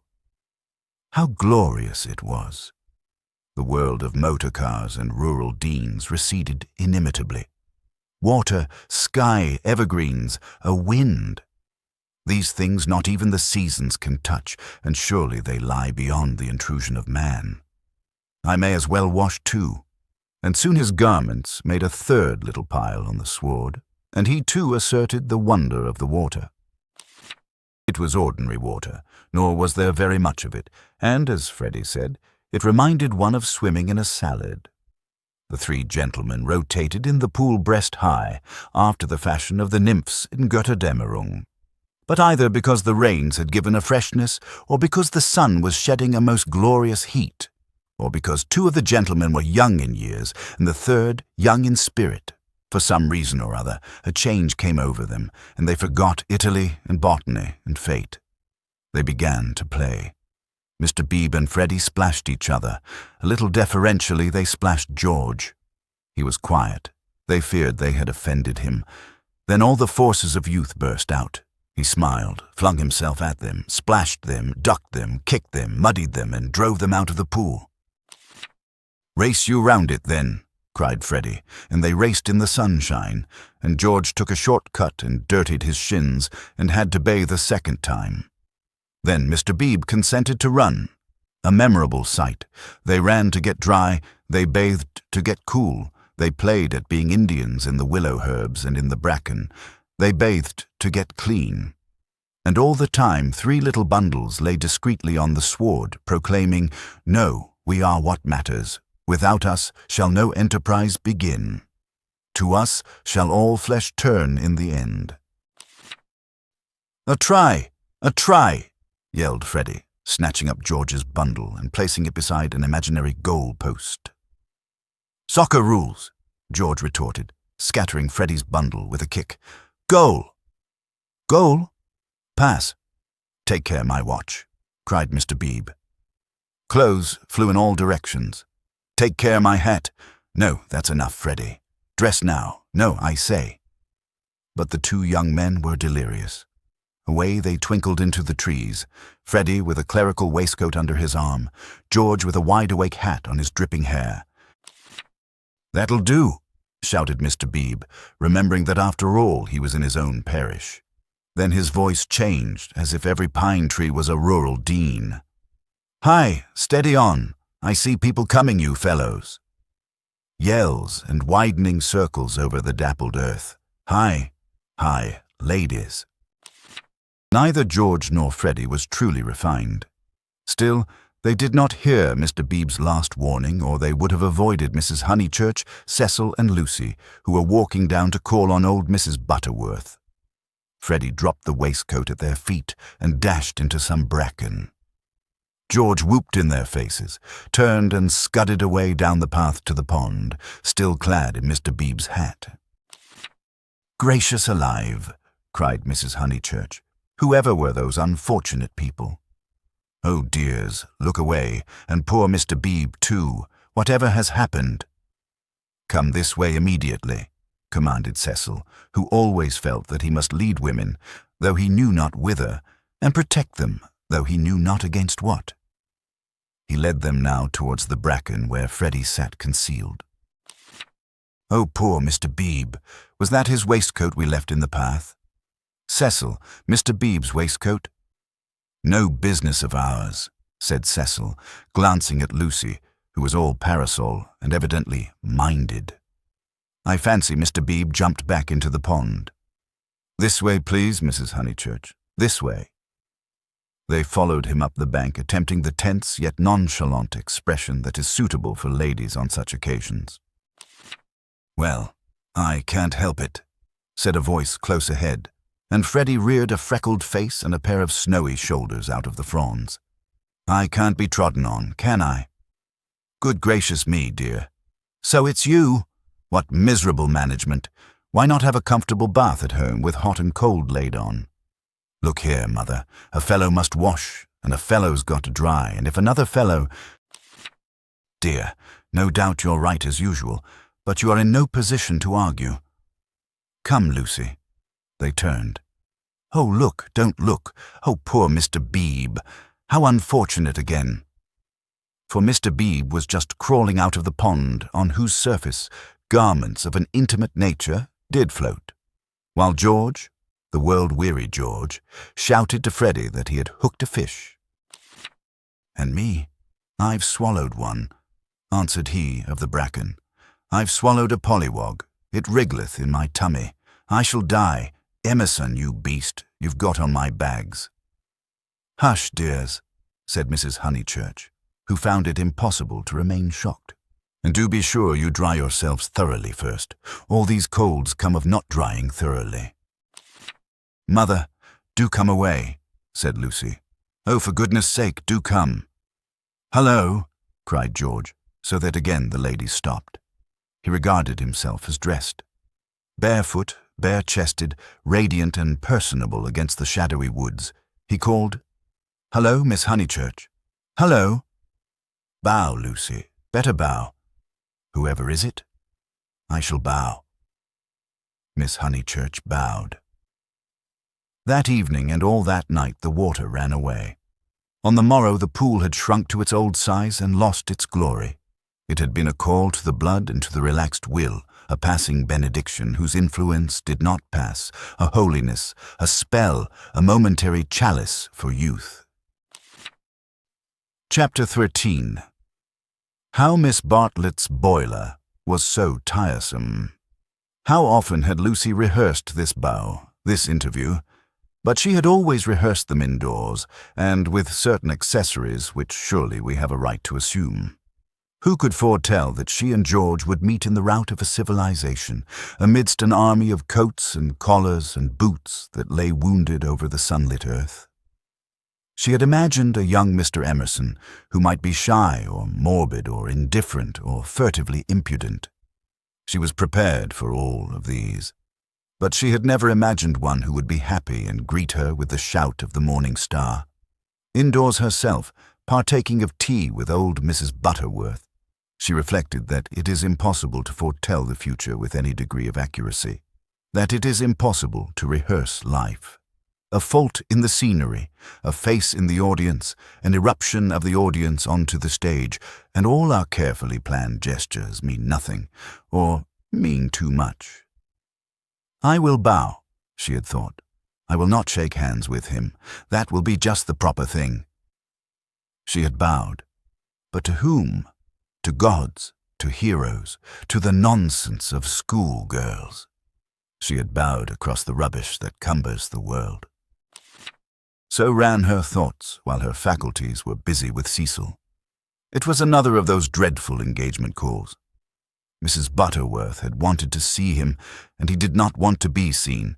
He did not want to hear about hydrangeas, why they change their color at the seaside. He did not want to join the COS. When cross, he was always elaborate, and made long, clever answers where yes or no would have done. Lucy soothed him and tinkered at the conversation in a way that promised well for their married peace.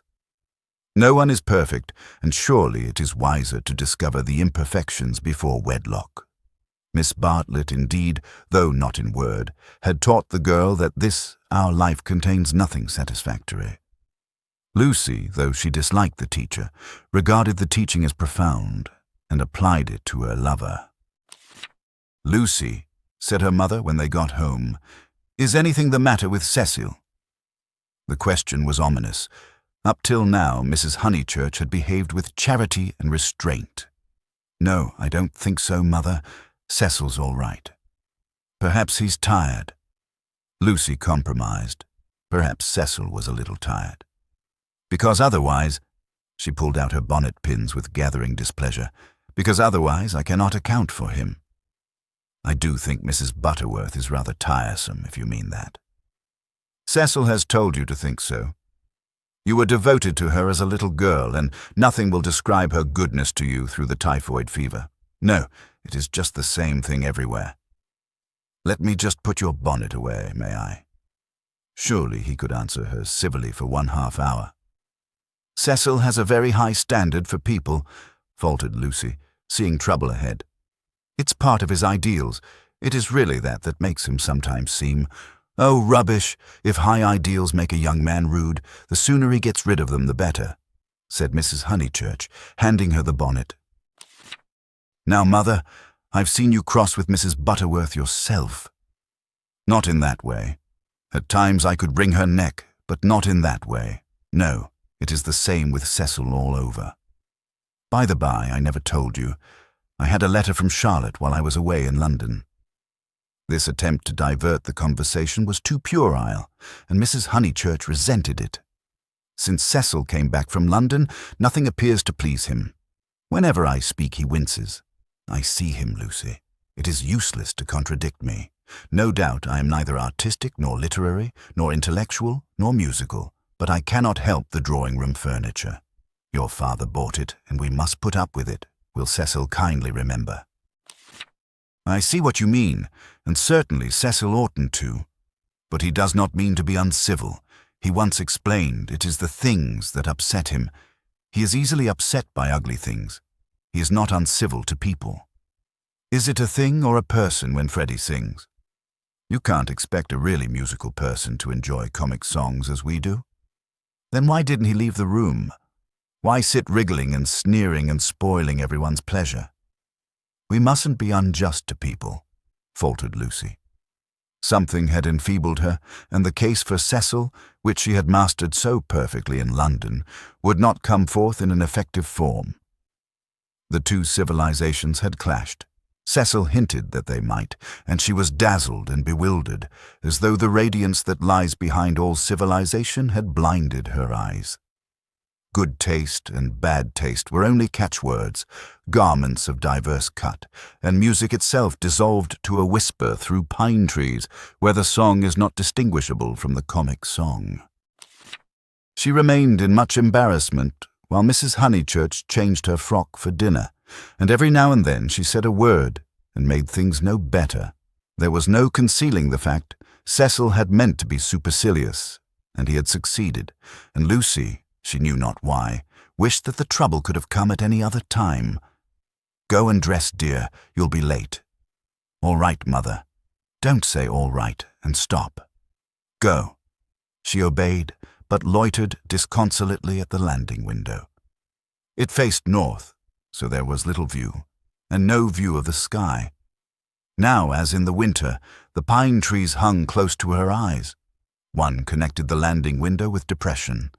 No definite problem menaced her, but she sighed to herself, "Oh dear, what shall I do? What shall I do?" It seemed to her that everyone else was behaving very badly, and she ought not to have mentioned Miss Bartlett's letter. She must be more careful. Her mother was rather inquisitive and might have asked what it was about. Oh dear, what should she do? And then Freddie came bounding upstairs and joined the ranks of the ill-behaved. "I say, those are topping people. My dear baby, how tiresome you've been. You have no business to take them bathing in the sacred lake. It's much too public. It was all right for you, but most awkward for everyone else. Do be more careful. You forget the place is growing half suburban. I say, is anything on tomorrow week?" "Not that I know of." "Then I want to ask the Emersons up to Sunday tennis." "Oh, I wouldn't do that, Freddie. I wouldn't do that with all this muddle." "What's wrong with the court?" "They won't mind a bump or two, and I've ordered new balls." "I meant, it's better not. I really mean it." He seized her by the elbows and humorously danced her up and down the passage. She pretended not to mind, but she could have screamed with temper. Cecil glanced at them as he proceeded to his toilet, and they impeded Mary with her brood of hot water cans. Then Mrs. Honeychurch opened her door and said, "Lucy, what a noise you're making. I have something to say to you. Did you say you had had a letter from Charlotte?" And Freddie ran away. "Yes, I really can't stop. I must dress too. How's Charlotte?" "All right." "Lucy," the unfortunate girl returned. "You've a bad habit of hurrying away in the middle of one's sentences. Did Charlotte mention her boiler?" "Her what?" "Don't you remember that her boiler was to be had out in October, and her bath cistern cleaned out, and all kinds of terrible to-doings?" "I can't remember all Charlotte's worries," said Lucy bitterly. "I shall have enough of my own, now that you are not pleased with Cecil." Mrs. Honeychurch might have flamed out. She did not. She said, "Come here, old lady. Thank you for putting away my bonnet. Kiss me." And though nothing is perfect, Lucy felt for the moment that her mother and Windy Corner and the Weald in the declining sun were perfect. So the grittiness went out of life. It generally did at Windy Corner. At the last minute, when the social machine was clogged hopelessly, one member or other of the family poured in a drop of oil. Cecil despised their methods, perhaps rightly. At all events, they were not his own. Dinner was at 7:30. Freddie gabbled the grace, and they drew up their heavy chairs and fell to. Fortunately, the men were hungry. Nothing untoward occurred until the pudding. Then Freddie said, "Lucy, what's Emerson like?" "I saw him in Florence," said Lucy, hoping that this would pass for a reply. "Is he the clever sort, or is he a decent chap?" "Ask Cecil. It is Cecil who brought him here." "He is the clever sort, like myself," said Cecil. Freddie looked at him doubtfully. "How well did you know them at the Bertolini?" asked Mrs. Honeychurch. "Oh, very slightly. I mean, Charlotte knew them even less than I did." "Oh, that reminds me. You never told me what Charlotte said in her letter." "One thing and another. said Lucy, wondering whether she would get through the meal without a lie. Among other things, that an awful friend of hers had been bicycling through Summer Street, wondered if she'd come up and see us, and mercifully didn't. "Lucy, I do call the way you talk unkind." "She was a novelist," said Lucy craftily. The remark was a happy one, for nothing roused Mrs. Honeychurch so much as literature in the hands of females. She would abandon every topic to inveigh against those women who, instead of minding their houses and their children, seek notoriety by print. Her attitude was, if books must be written, let them be written by men. And she developed it at great length, while Cecil yawned and Freddie played at this year, next year, now, never, with his plum stones, and Lucy artfully fed the flames of her mother's wrath. But soon the conflagration died down, and the ghosts began to gather in the darkness. There were too many ghosts about. The original ghost, that touch of lips on her cheek, had surely been laid long ago. It could be nothing to her that a man had kissed her on a mountain once. But it had begotten a spectral family. Mr. Harris, Miss Bartlett's letter, Mr. Beebe's memories of violets, and one or other of these was bound to haunt her before Cecil's very eyes. It was Miss Bartlett who returned now, and with appalling vividness. "I have been thinking, Lucy, of that letter of Charlotte's. How is she? I tore the thing up. Didn't she say how she was? How does she sound? Cheerful? Oh, yes, I suppose so. No, not very cheerful, I suppose. Then depend upon it. It is the boiler. I know myself how water preys upon one's mind. I would rather anything else, even a misfortune with the meat." Cecil laid his hand over his eyes. "So would I," asserted Freddie, backing his mother up, backing up the spirit of her remark rather than the substance. "And I have been thinking," she added rather nervously, "surely we could squeeze Charlotte in here next week and give her a nice holiday while the plumbers at Tunbridge Wells finish. I have not seen poor Charlotte for so long." It was more than her nerves could stand, and she could not protest violently after her mother's goodness to her upstairs. "Mother, no," she pleaded. "It's impossible. We can't have Charlotte on the top of the other things. We're squeezed to death as it is. Freddie's got a friend coming Tuesday, there's Cecil, and you've promised to take in Minnie Beebe because of the diphtheria scare. It simply can't be done." "Nonsense. It can. If Minnie sleeps in the bath. Not otherwise. Minnie can sleep with you. I won't have her. Then if you're so selfish, Mr. Floyd must share a room with Freddie." "Miss Bartlett, Miss Bartlett, Miss Bartlett," moaned Cecil, again laying his hand over his eyes. "It's impossible," repeated Lucy. "I don't want to make difficulties, but it really isn't fair on the maids to fill up the house so. Alas. The truth is, dear, you don't like Charlotte." "No, I don't. And no more does Cecil. She gets on our nerves. You haven't seen her lately, and don't realize how tiresome she can be, though so good. So please, Mother, don't worry us this last summer, but spoil us by not asking her to come." "Here, here," said Cecil. Mrs. Honeychurch, with more gravity than usual, and with more feeling than she usually permitted herself, replied, "This isn't very kind of you two. You have each other and all these woods to walk in, so full of beautiful things, and poor Charlotte has only the water turned off and plumbers. You are young, dears, and however clever young people are, and however many books they read, they will never guess what it feels like to grow old." Cecil crumbled his bread. "I must say, Cousin Charlotte was very kind to me that year I called on my bike," put in Freddie. "She thanked me for coming till I felt like such a fool and fussed round no end to get an egg boiled for my tea just right." "I know, dear. She is kind to everyone, and yet Lucy makes this difficulty when we try to give her some little return." But Lucy hardened her heart. It was no good being kind to Miss Bartlett. She had tried herself too often and too recently. One might lay up treasure in heaven by the attempt, but one enriched neither Miss Bartlett nor anyone else upon earth. She was reduced to saying, "I can't help it, Mother. I don't like Charlotte. I admit it's horrid of me." "From your own account, you told her as much." "Well, she would leave Florence so stupidly. She flurried." The ghosts were returning. They filled Italy. They were even usurping the places she had known as a child. The sacred lake would never be the same again, and on Sunday week, something would even happen to Windy Corner. How would she fight against ghosts? For a moment, the visible world faded away, and memories and emotions alone seemed real.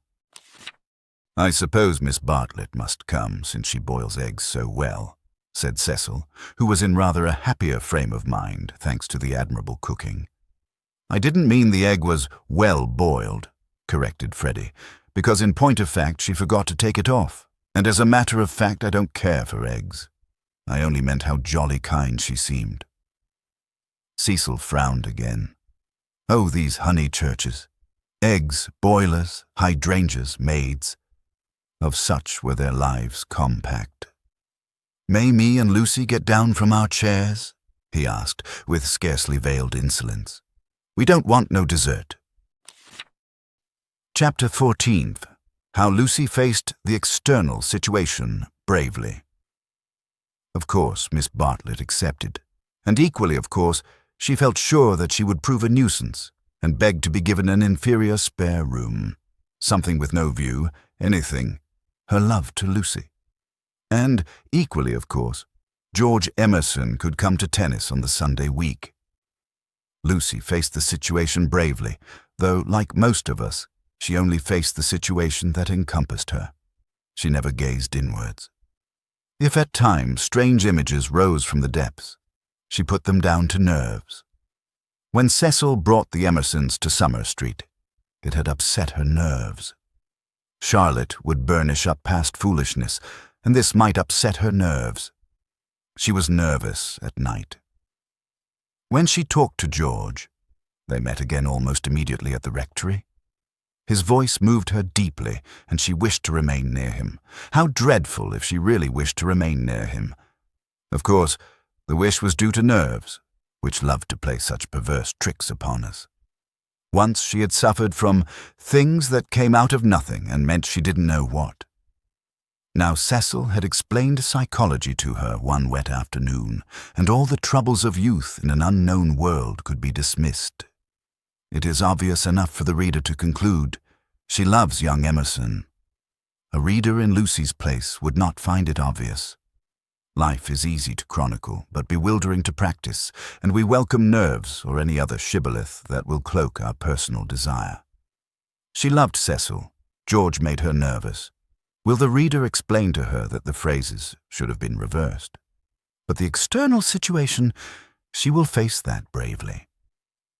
The meeting at the rectory had passed off well enough. Standing between Mr. Beebe and Cecil, she had made a few temperate allusions to Italy, and George had replied. She was anxious to show that she was not shy, and was glad that he did not seem shy either. "A nice fellow," said Mr. Beebe afterwards. "He will work off his crudities in time.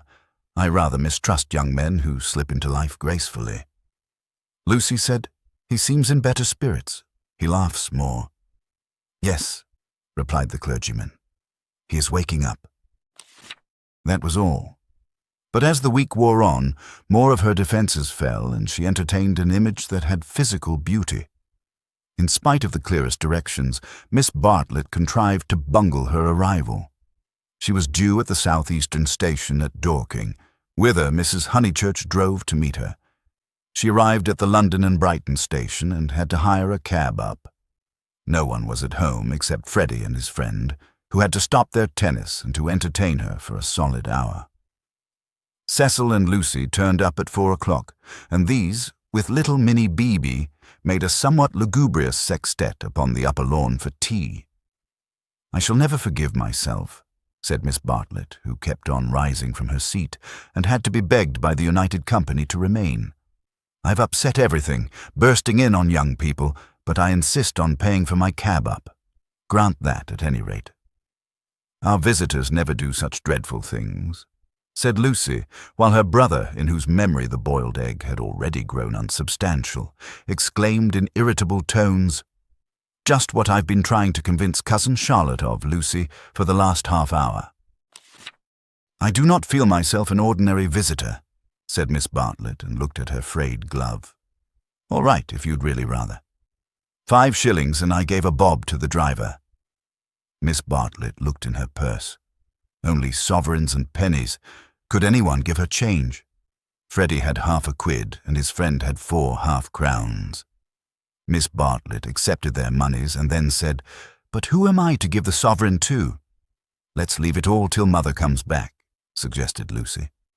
"No, dear. Your mother may take quite a long drive now that she is not hampered with me. We all have our little foibles, and mine is the prompt settling of accounts."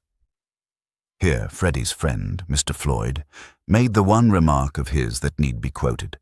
He offered to toss Freddie for Miss Bartlett's quid. A solution seemed in sight, and even Cecil, who had been ostentatiously drinking his tea at the View, felt the eternal attraction of chance and turned round. But this did not do either. Please, I know I'm a sad spoil-sport, but it would make me wretched. I should practically be robbing the one who lost." "Freddie owes me 15 shillings, interposed Cecil. "So it will work out right if you give the pound to me." 15 shillings, said Miss Bartlett dubiously. "How is that, Mr. Vyse?" "Because, don't you see, Freddie paid your cab. Give me the pound, and we shall avoid this deplorable gambling." Miss Bartlett, who was poor at figures, became bewildered and rendered up the sovereign amidst the suppressed gurgles of the other youths. For a moment, Cecil was happy. He was playing at nonsense among his peers. Then he glanced at Lucy, in whose face petty anxieties had marred the smiles. In January, he would rescue his Leonardo from this stupefying twaddle. "But I don't see that," exclaimed Minnie Beebe, who had narrowly watched the iniquitous transaction. "I don't see why Mr. Vyse is to have the quid." "Because of the 15 shillings and the 5, they said solemnly. 15 shillings and 5 shillings make £1, you see. "But I don't see—" They tried to stifle her with cake. "No, thank you. I'm done. I don't see why. Freddie, don't poke me. Miss Honeychurch, your brother's hurting me. Ow! What about Mr. Floyd's 10 shillings? Ow! No, I don't see, and I never shall see why Miss What's-Her-Name shouldn't pay that bob for the driver." "I had forgotten the driver," said Miss Bartlett, reddening. "Thank you, dear, for reminding me. A shilling, was it? Can anyone give me change for half a crown?"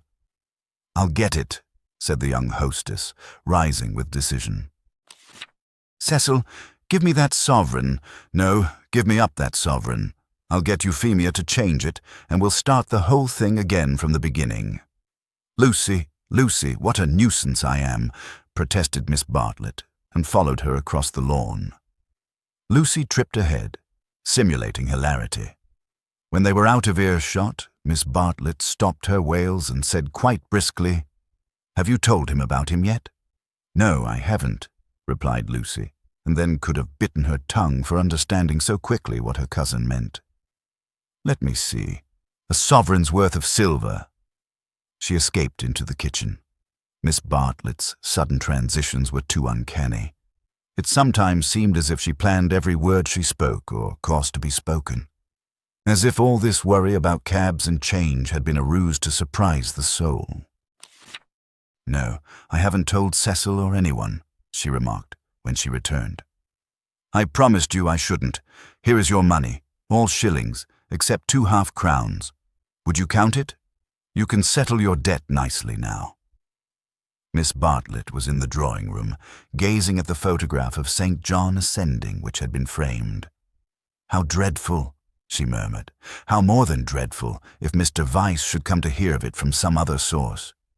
"Oh no, Charlotte," said the girl entering the battle. "George Emerson is all right, and what other source is there?" Miss Bartlett considered. "For instance, the driver. I saw him looking through the bushes at you. Remember, he had a violet between his teeth." Lucy shuddered a little. "We shall get this silly affair on our nerves if we aren't careful. How could a Florentine cab driver ever get hold of Cecil?"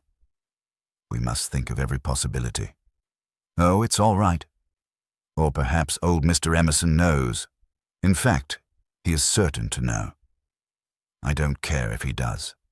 I was grateful to you for your letter, but even if the news does get round, I think I can trust Cecil to laugh at it. To contradict it? No, to laugh at it.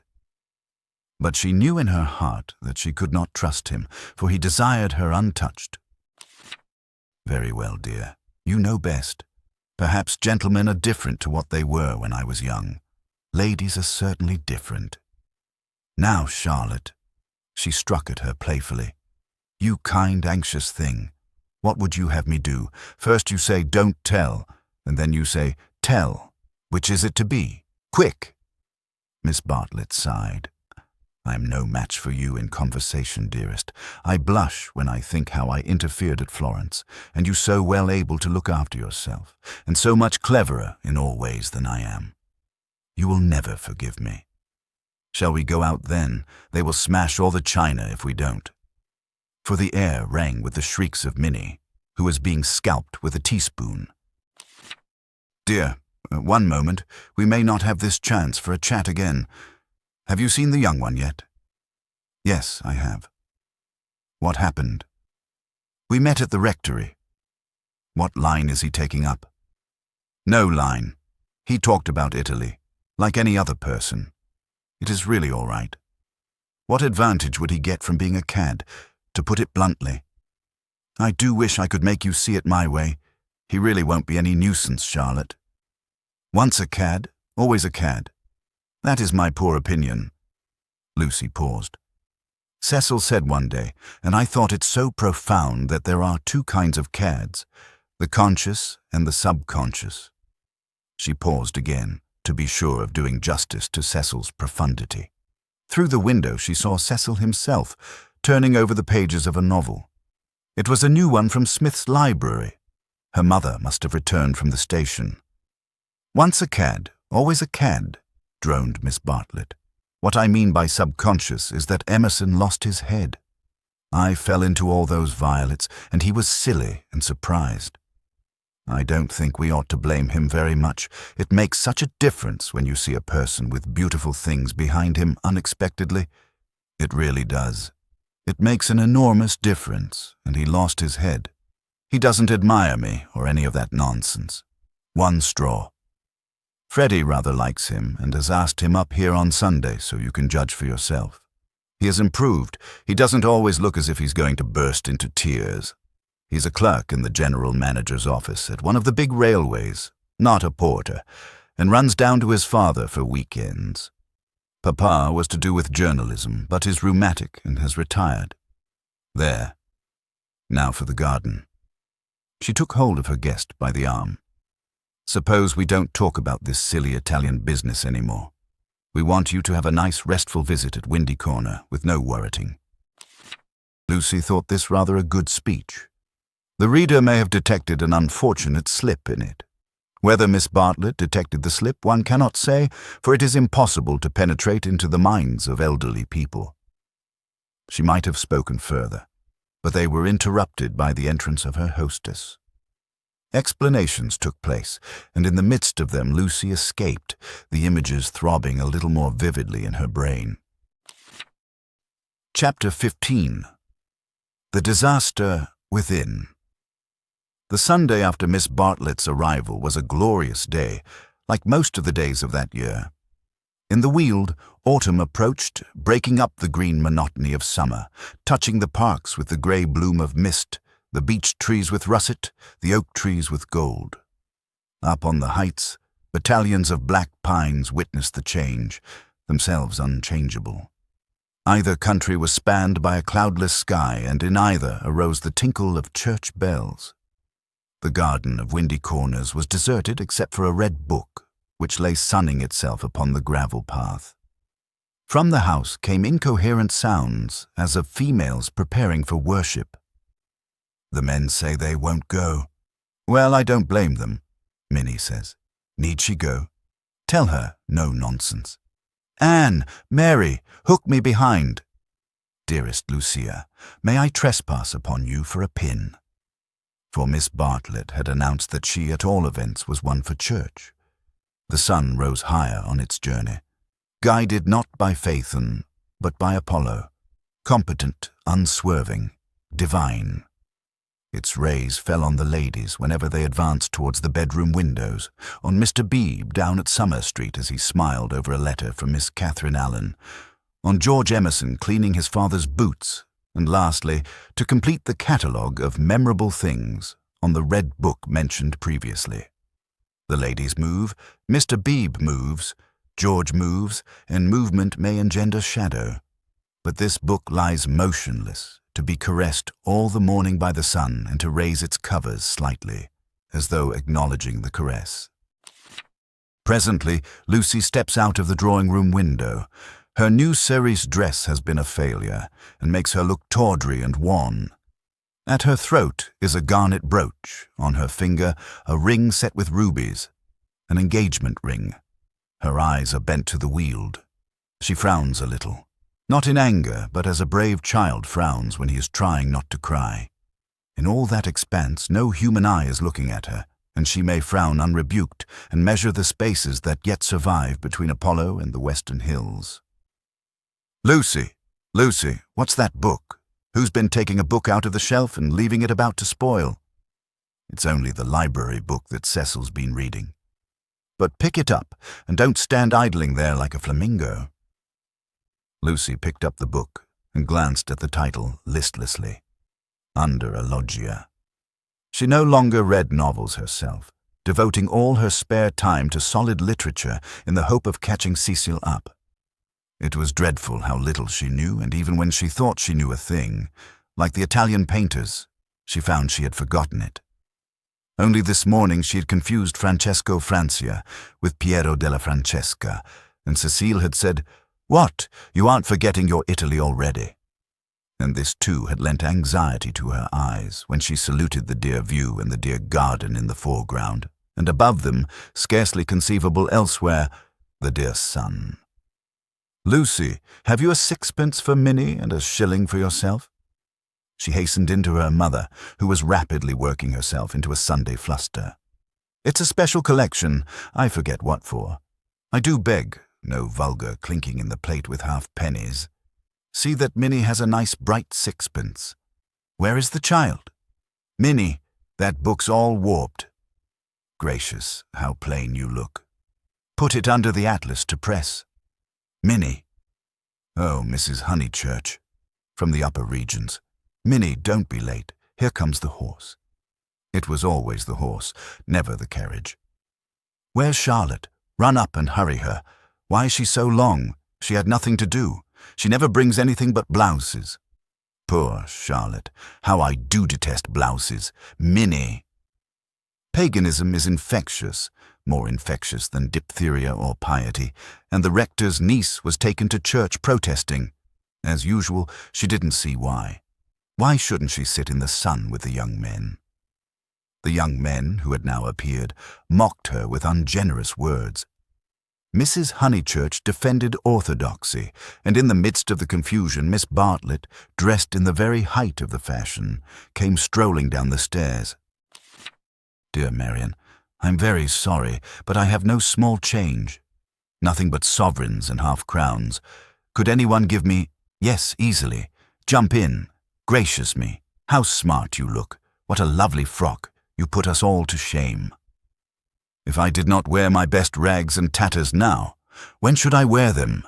said Miss Bartlett reproachfully. She got into the Victoria and placed herself with her back to the horse.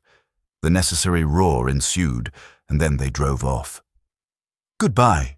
Be good," called out Cecil. Lucy bit her lip, for the tone was sneering. On the subject of church and so on, they had had rather an unsatisfactory conversation. He had said that people ought to overhaul themselves, and she did not want to overhaul herself. She did not know it was done. Honest orthodoxy Cecil respected, but he always assumed that honesty is the result of a spiritual crisis. He could not imagine it as a natural birthright that might grow heavenward like flowers. All that he said on this subject pained her, though he exuded tolerance from every pore. Somehow the Emersons were different. She saw the Emersons after church. There was a line of carriages down the road, and the Honeychurch vehicle happened to be opposite Sissy Villa. To save time, they walked over the green to it and found father and son smoking in the garden. "Introduce me," said her mother, "unless the young man considers that he knows me already." He probably did, but Lucy ignored the sacred lake and introduced them formally. Old Mr. Emerson claimed her with much warmth and said how glad he was that she was going to be married. She said yes, she was glad too. And then, as Miss Bartlett and Minnie were lingering behind with Mr. Beebe, she turned the conversation to a less disturbing topic and asked him how he liked his new house. "Very much," he replied, but there was a note of offense in his voice. She had never known him offended before. He added, "We find, though, that the Miss Allens were coming, and that we have turned them out. Women mind such a thing. I am very much upset about it." "I believe that there was some misunderstanding," said Mrs. Honeychurch uneasily. "Our landlord was told that we should be a different type of person," said George, who seemed disposed to carry the matter further. "He thought we should be artistic. He is disappointed. And I wonder whether we ought to write to the Miss Allens and offer to give it up. What do you think?" He appealed to Lucy. "Oh, stop now you have come," said Lucy lightly. She must avoid censuring Cecil, for it was on Cecil that the little episode turned, though his name was never mentioned. "So George says. He says that the Miss Allens must go to the wall, yet it does seem so unkind." "There is only a certain amount of kindness in the world," said George, watching the sunlight flash on the panels of the passing carriages. "Yes," exclaimed Mrs. Honeychurch. "That's exactly what I say. Why all this twiddling and twaddling over two Miss Allens? There is a certain amount of kindness, just as there is a certain amount of light," he continued in measured tones. "We cast a shadow on something wherever we stand, and it is no good moving from place to place to save things, because the shadow always follows. Choose a place where you won't do harm. Yes, choose a place where you won't do very much harm, and stand in it for all you're worth, facing the sunshine. Oh, Mr. Emerson, I see you're clever. I see you're going to be clever. I hope you didn't go behaving like that to poor Freddie." George's eyes laughed, and Lucy suspected that he and her mother would get on rather well. "No, I didn't," he said. "He behaved that way to me. It is his philosophy. Only he starts life with it, and I've tried the note of interrogation first." "What do you mean?" "No, never mind what you mean. Don't explain. He looks forward to seeing you this afternoon. Do you play tennis? Do you mind tennis on Sunday?" George mind tennis on Sunday. George, after his education, distinguish between Sunday. Very well. George doesn't mind tennis on Sunday. No more do I. That's settled. Mr. Emerson, if you could come with your son, we should be so pleased. He thanked her, but the walk sounded rather far. He could only potter about in these days. She turned to George. "And then he wants to give up his house to the Miss Allens." "I know," said George, and put his arm round his father's neck. The kindness that Mr. Beebe and Lucy had always known to exist in him came out suddenly, like sunlight touching a vast landscape. A touch of the morning sun?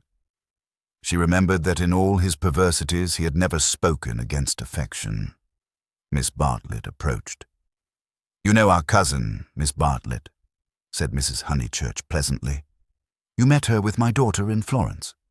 "Yes, indeed," said the old man, and made as if he would come out of the garden to meet the lady. Miss Bartlett promptly got into the Victoria. Thus entrenched, she emitted a formal bow. It was the Pension Bertolini again, the dining table with the decanters of water and wine. It was the old battle of the room with the view. George did not respond to the bow. Like any boy, he blushed and was ashamed. He knew that the chaperone remembered. He said, I'll come up to tennis if I can manage it," and went into the house. Perhaps anything that he did would have pleased Lucy, but his awkwardness went straight to her heart.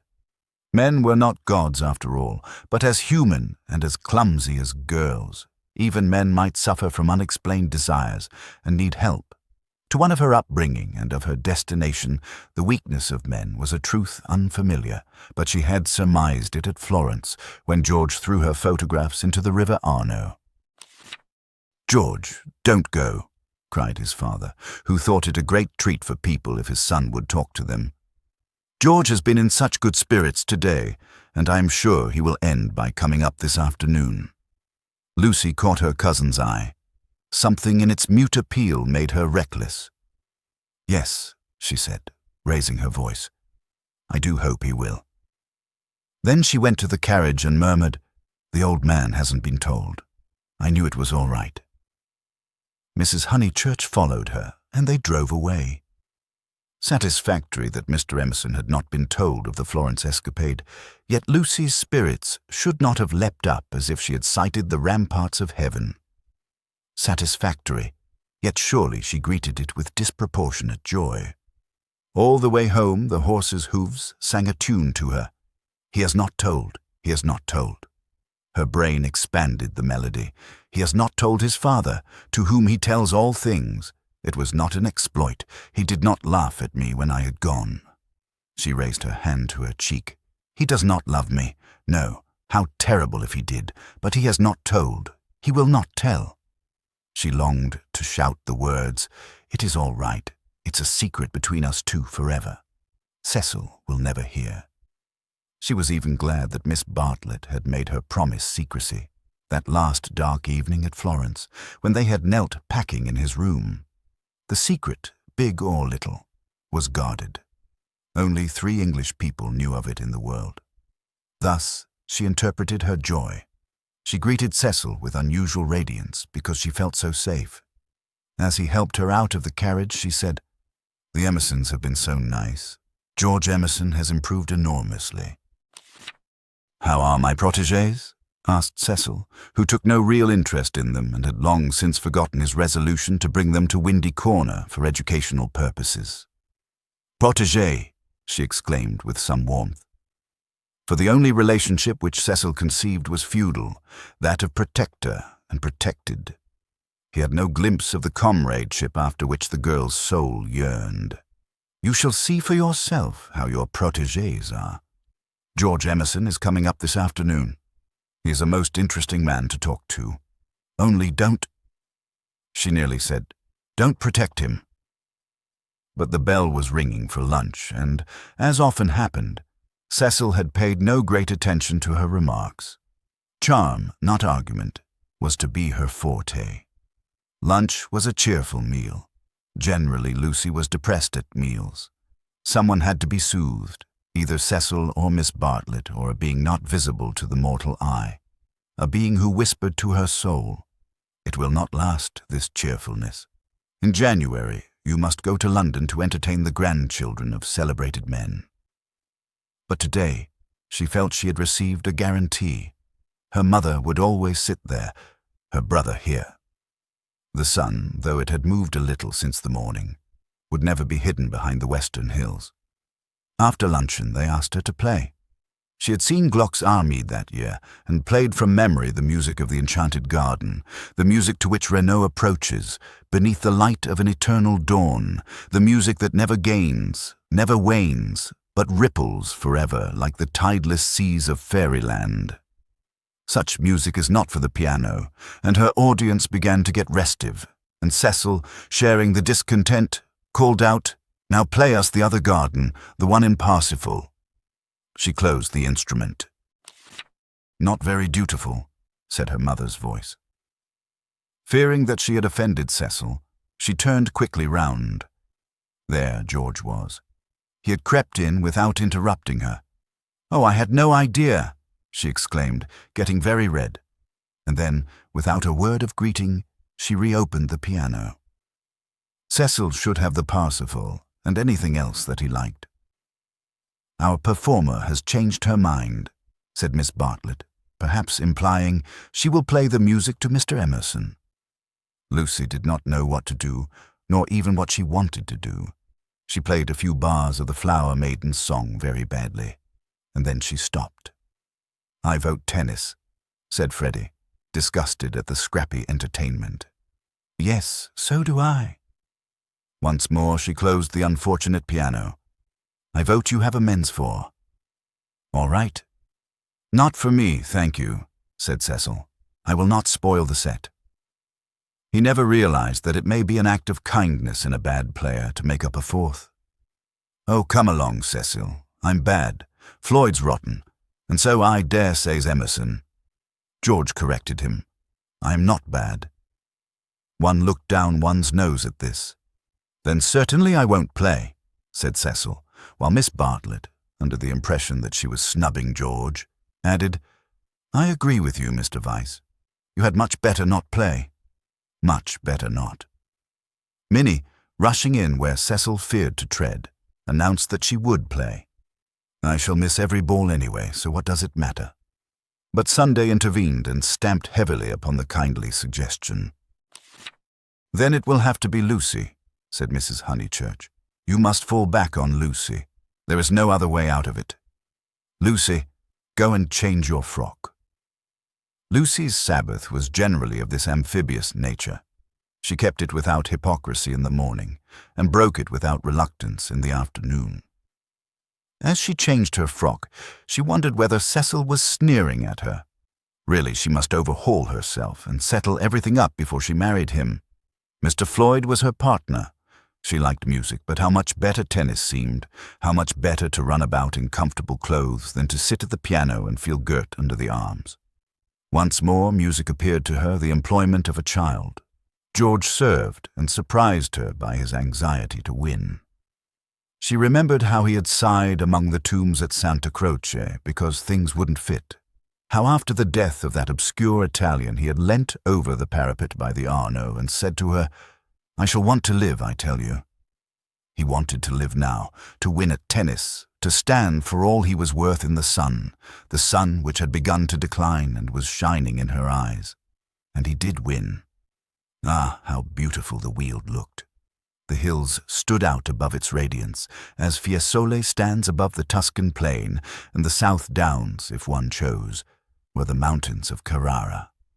She might be forgetting her Italy, but she was noticing more things in her England. One could play a new game with the view and try to find in its innumerable folds some town or village that would do for Florence. Ah, how beautiful the Weald looked. But now, Cecil claimed her. He chanced to be in a lucid, critical mood and would not sympathize with exaltation. He had been rather a nuisance all through the tennis, for the novel that he was reading was so bad that he was obliged to read it aloud to others. He would stroll round the precincts of the court and call out, "I say, listen to this, Lucy. 3 split infinitives." "Dreadful," said Lucy, and missed her stroke. When they had finished their set, he still went on reading. There was some murder scene, and really everyone must listen to it. Freddie and Mr. Floyd were obliged to hunt for a lost ball in the laurels, but the other 2 acquiesced. "The scene is laid in Florence." "What fun, Cecil. Read away. Come, Mr. Emerson, sit down after all your energy." She had forgiven George, as she put it, and she made a point of being pleasant to him. He jumped over the net and sat down at her feet, asking, And are you tired?" "Of course I'm not." "Do you mind being beaten?" She was going to answer, "No," when it struck her that she did mind, so she answered, "Yes." She added merrily, "I don't see. You're such a splendid player, though. The light was behind you and it was in my eyes." "I never said I was." "Why, you did. You didn't attend. You said, 'Oh, don't go in for accuracy at this house. We all exaggerate, and we get very angry with people who don't.'" "The scene is laid in Florence," repeated Cecil, with an upward note. Lucy recollected herself. "Sunset. Leonora was speeding." Lucy interrupted. "Leonora? Is Leonora the heroine? Who's the book by?" "Joseph Emery Prank." "Sunset. Leonora speeding across the square. Pray the saints she might not arrive too late." "Sunset. The sunset of Italy. Under Orcagna's loggia, the Loggia de Lanzi, as we sometimes call it now." Lucy burst into laughter. "Joseph Emery Prank indeed. Why, it's Miss Lavish. It's Miss Lavish's novel, and she's publishing it under somebody else's name." Who may Miss Lavish be? Oh, a dreadful person. Mr. Emerson, you remember Miss Lavish? Excited by her pleasant afternoon, she clapped her hands. George looked up. Of course I do. I saw her the day I arrived at Summer Street. It was she who told me that you lived here. Weren't you pleased? She meant to see Miss Lavish. But when he bent down to the grass without replying, it struck her that she could mean something else. She watched his head, which was almost resting against her knee, and she thought that the ears were reddening. No wonder the novel's bad, she added. I never liked Miss Lavish, but I suppose one ought to read it as one's met her. All modern books are bad, said Cecil, who was annoyed at her inattention and vented his annoyance on literature. Everyone writes for money in these days. Oh, Cecil, it is so. I will inflict Joseph Emery prank on you no longer. Cecil, this afternoon seemed such a twittering sparrow. The ups and downs in his voice were noticeable, but they did not affect her. She had dwelt amongst melody and movement, and her nerves refused to answer to the clang of his. Leaving him to be annoyed, she gazed at the black head again. She did not want to stroke it, but she saw herself wanting to stroke it. The sensation was curious. How do you like this view of ours, Mr. Emerson? I never notice much difference in views. What do you mean? Because they're all alike. Because all that matters in them is distance and air. Said Cecil, uncertain whether the remark was striking or not. My father, he looked up at her, and he was a little flushed, says that there is only one perfect view, the view of the sky straight over our heads, and that all these views on earth are but bungled copies of it. I expect your father has been reading Dante, said Cecil, fingering the novel, which alone permitted him to lead the conversation. He told us another day that views are really crowds, crowds of trees and houses and hills, and are bound to resemble each other, like human crowds, and that the power they have over us is sometimes supernatural, for the same reason. Lucy's lips parted. For a crowd is more than the people who make it up. Something gets added to it. No one knows how. Just as something has got added to those hills. He pointed with his racket to the South Downs. What a splendid idea, she murmured. I shall enjoy hearing your father talk again. I'm so sorry he's not so well. No, he isn't well. There's an absurd account of a view in this book, said Cecil. Also that men fall into two classes, those who forget views and those who remember them, even in small rooms. Mr. Emerson, have you any brothers or sisters? None. Why? You spoke of us. My mother, I was meaning. Cecil closed the novel with a bang. Oh, Cecil, how you made me jump. I will inflict Joseph Emery prank on you no longer. I can just remember us all three going into the country for the day and seeing as far as Hindhead. It is the first thing that I remember. Cecil got up. The man was ill-bred. He hadn't put on his coat after tennis. He didn't do. He would have strolled away if Lucy had not stopped him. Cecil, do read the thing about the view. Not while Mr. Emerson is here to entertain us. No, read away. I think nothing's funnier than to hear silly things read out loud. If Mr. Emerson thinks us frivolous, he can go. This struck Cecil as subtle and pleased him. It put their visitor in the position of a prig. Somewhat mollified, he sat down again. Mr. Emerson, go and find tennis balls. She opened the book. Cecil must have his reading and anything else that he liked. But her attention wandered to George's mother, who, according to Mr. Eager, had been murdered in the sight of God and, according to her son, had seen as far as Hindhead. Am I really to go? Asked George. No, of course not really, she answered. Chapter 2, said Cecil, yawning. Find me Chapter 2 if it isn't bothering you. Chapter 2 was found, and she glanced at its opening sentences. She thought she had gone mad. Here, hand me the book. She heard her voice saying, It isn't worth reading, it's too silly to read. I never saw such rubbish. It oughtn't to be allowed to be printed. He took the book from her. Leonora, he read, sat pensive and alone. Before her lay the rich champaign of Tuscany, dotted over with many a smiling village. The season was spring. Miss Lavish knew somehow, and had printed the past in draggled prose, for Cecil to read and for George to hear. A golden haze, he read. He read, afar off the towers of Florence, while the bank on which she sat was carpeted with violets. All unobserved, Antonio stole up behind her. Lest Cecil should see her face, she turned to George and saw his face. He read. There came from his lips no wordy protestation such as formal lovers use. No eloquence was his, nor did he suffer from the lack of it. He simply enfolded her in his manly arms. "This isn't the passage I wanted," he informed them. "There is another much funnier, further on." He turned over the leaves. "Should we go into tea?" said Lucy, whose voice remained steady. She led the way up the garden, Cecil following her. George last. She thought a disaster was averted. But when they entered the shrubbery, it came. The book, as if it had not worked mischief enough, had been forgotten, and Cecil must go back for it.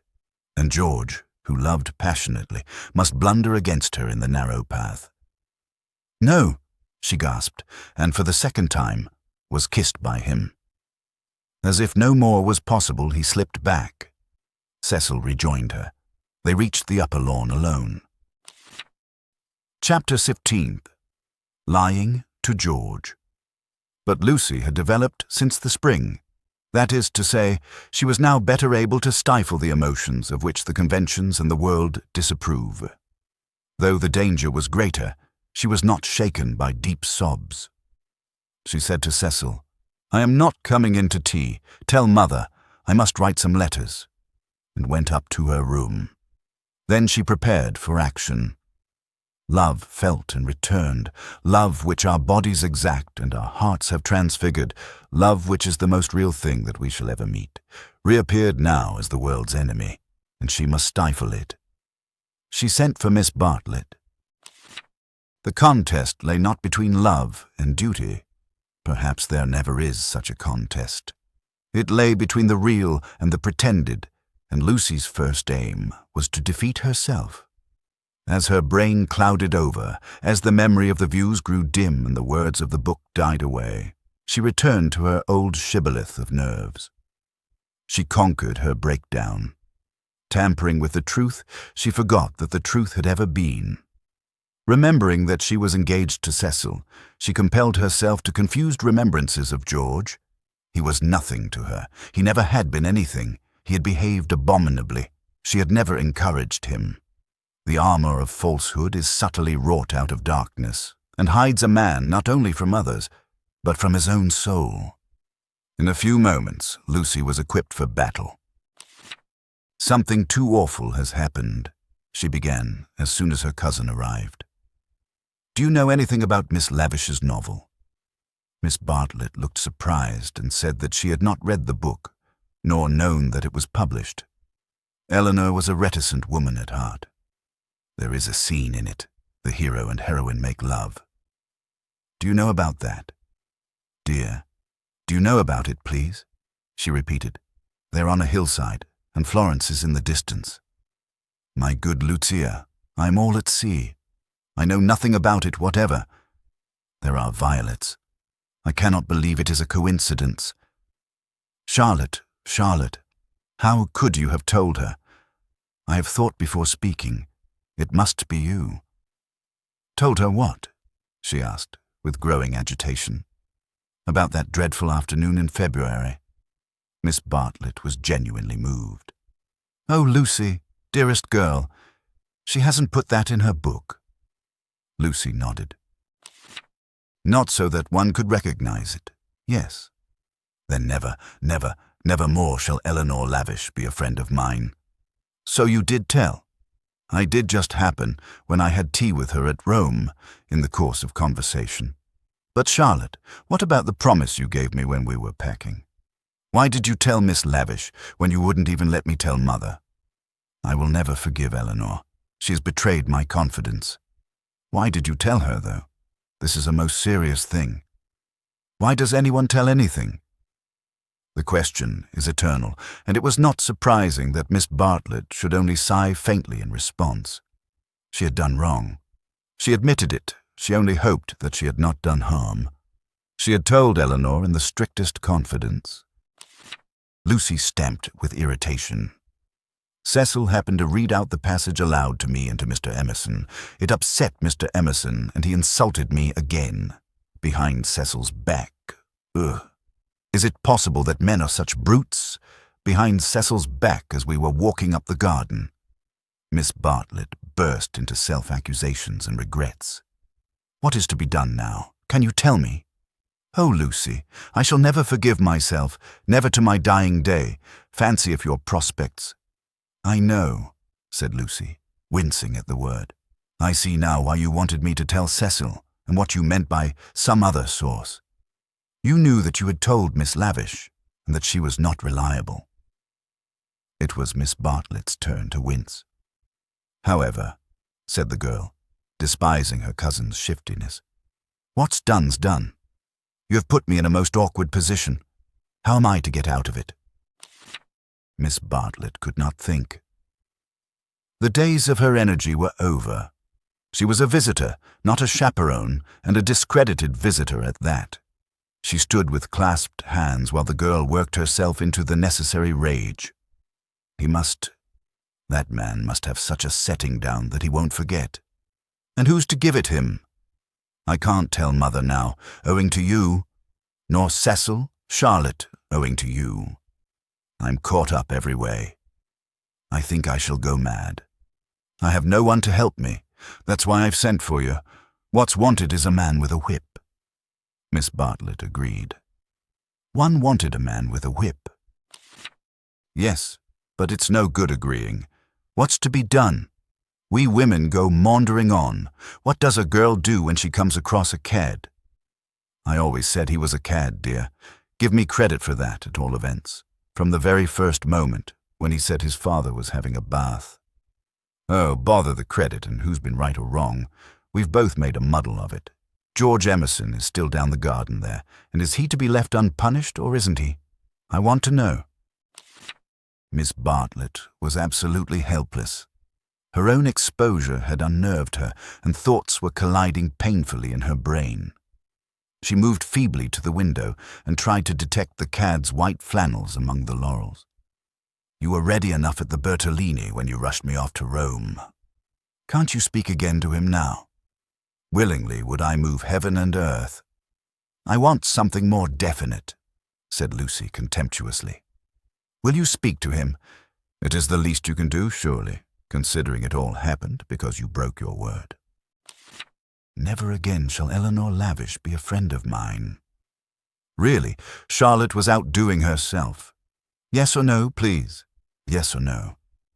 It is the kind of thing that only a gentleman can settle. George Emerson was coming up the garden with a tennis ball in his hand. Very well, said Lucy, with an angry gesture. No one will help me. I will speak to him myself. And immediately she realized that this was what her cousin had intended all along. Hello, Emerson, called Freddie from below. Found the lost ball? Good man. Want any tea? And there was an eruption from the house onto the terrace. Oh, Lucy, but that is brave of you. I admire you. They had gathered round George, who beckoned, she felt, over the rubbish, the sloppy thoughts, the furtive yearnings that were beginning to cumber her soul. Her anger faded at the sight of him. Ah, the Emersons were fine people in their way. She had to subdue a rush in her blood before saying, Freddie has taken him into the dining room. The others are going down the garden. Come, let us get this over quickly. Come, I want you in the room, of course. Lucy, do you mind doing it? How can you ask such a ridiculous question? Poor Lucy. She stretched out her hand. I seem to bring nothing but misfortune wherever I go. Lucy nodded. She remembered their last evening at Florence. The packing, the candle, the shadow of Miss Bartlett's toque on the door. She was not to be trapped by pathos a second time. Eluding her cousin's caress, she led the way downstairs. "Try the jam," Freddie was saying. "The jam's jolly good." George, looking big and dishevelled, was pacing up and down the dining room. As she entered, he stopped and said, "No, nothing to eat." "You go down to the others," said Lucy. "Charlotte and I will give Mr. Emerson all he wants. Where's Mother?" "She's started on her Sunday writing. She's in the drawing room." "That's all right. You go away." He went off singing. Lucy sat down at the table. Miss Bartlett, who was thoroughly frightened, took up a book and pretended to read. She would not be drawn into an elaborate speech. She just said, "I can't have it, Mr. Emerson. I cannot even talk to you. Go out of this house and never come into it again as long as I live here," flushing as she spoke and pointing to the door. "I hate a row. Go, please." "What?" "No discussion." "But I can't." She shook her head. "Go, please. I do not want to call in Mr. Weiss." "You don't mean," he said, absolutely ignoring Miss Bartlett, "you don't mean that you are going to marry that man?" The line was unexpected. She shrugged her shoulders, as if his vulgarity wearied her. "You are merely ridiculous," she said quietly. Then his words rose gravely over hers. "You cannot live with Weiss. He's only for an acquaintance. He is for society and cultivated talk. He should know no one intimately, least of all a woman." It was a new light on Cecil's character. "Have you ever talked to Weiss without feeling tired?" "I can scarcely discuss." "No, but have you ever? He's the sort who are all right so long as they keep to things, books, pictures, but kill when they come to people. That's why I'll speak out through all this muddle even now.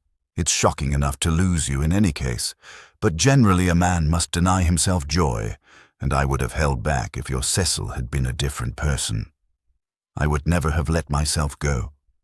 But I saw him first in the National Gallery, when he winced because my father mispronounced the names of great painters. Then he brings us here, and we find it is to play some silly trick on a kind neighbour. That is the man all over, playing tricks on people, on the most sacred form of life that he can find. Next, I meet you together and find him protecting and teaching you and your mother to be shocked when it was for you to settle whether you were shocked or no. Cecil all over again. He daren't let a woman decide. He's the type who's kept Europe back for 1,000 years. Every moment of his life he's forming you, telling you what's charming or amusing or ladylike, telling you what a man thinks womanly, and you of all women, listen to his voice instead of to your own. So it was at the rectory, when I met you both again. So it has been the whole of this afternoon. Therefore, not therefore I kissed you. Because the book made me do that, and I wish to goodness I had more self-control. I'm not ashamed, I don't apologize, but it has frightened you, and you may not have noticed that I love you. Or would you have told me to go and dealt with a tremendous thing so lightly? But therefore I settled to fight him." Lucy thought of a very good remark. "You say Mr. Weiss wants me to listen to him, Mr. Emerson. Pardon me for suggesting that you have caught the habit." And he took the shoddy reproof and touched it into immortality. He said, "Yes, I have," and sank down as if suddenly weary. "I'm the same kind of brute at bottom. This desire to govern a woman, it lies very deep, and men and women must fight it together before they shall enter the garden. But I do love you surely in a better way than he does," he thought. "Yes, really in a better way. I want you to have your own thoughts even when I hold you in my arms." He stretched them towards her. "Lucy, be quick. There's no time for us to talk now. Come to me as you came in the spring, and afterwards I will be gentle and explain. I've cared for you since that man died. I cannot live without you. No good, I thought. She's marrying someone else. But I meet you again when all the world is glorious water and sun. As you came through the wood, I saw that nothing else mattered. I called.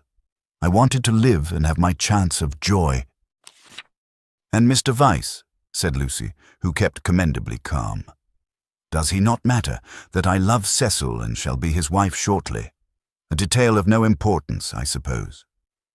but he stretched his arms over the table towards her. "May I ask what you intend to gain by this exhibition?"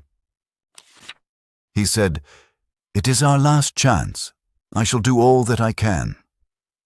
And as if he had done all else, he turned to Miss Bartlett, who sat like some portent against the skies of the evening. "You wouldn't stop us this second time if you understood," he said. "I have been into the dark, and I'm going back into it unless you will try to understand." Her long, narrow head drove backwards and forwards, as though demolishing some invisible obstacle.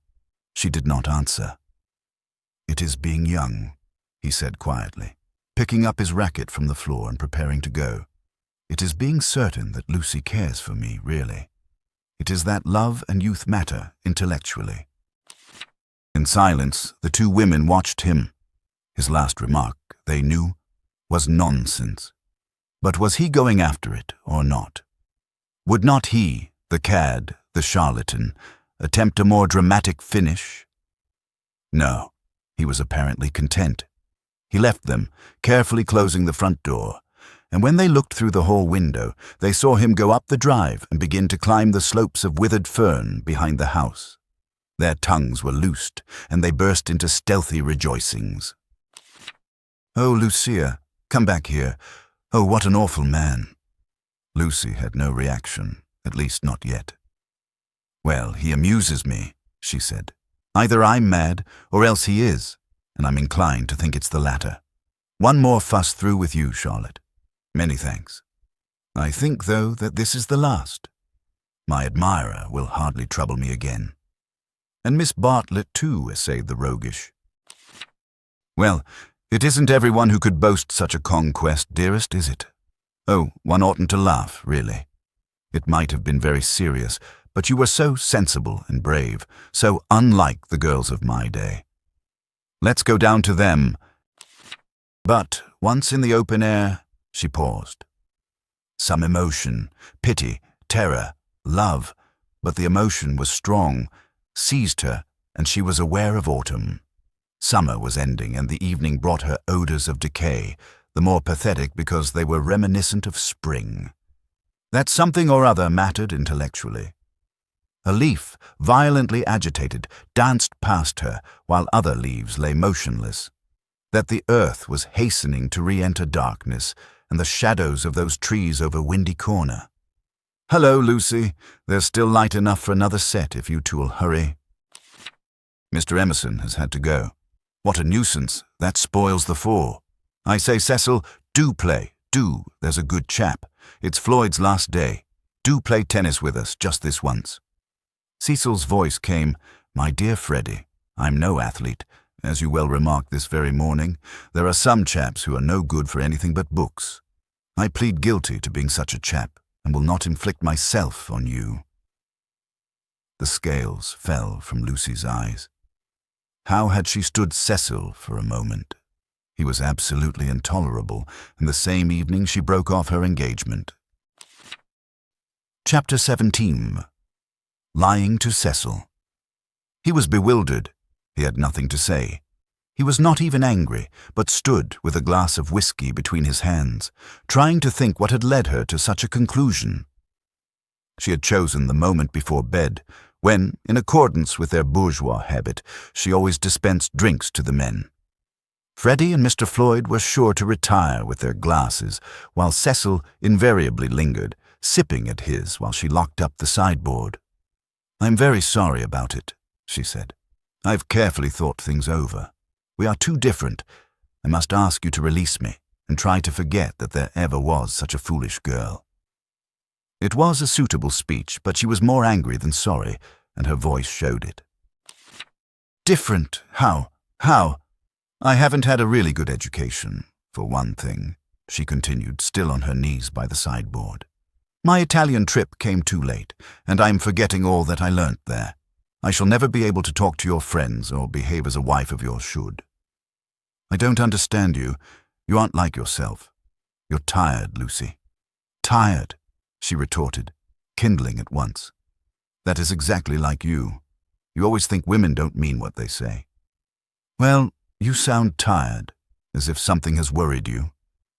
"What if I do?"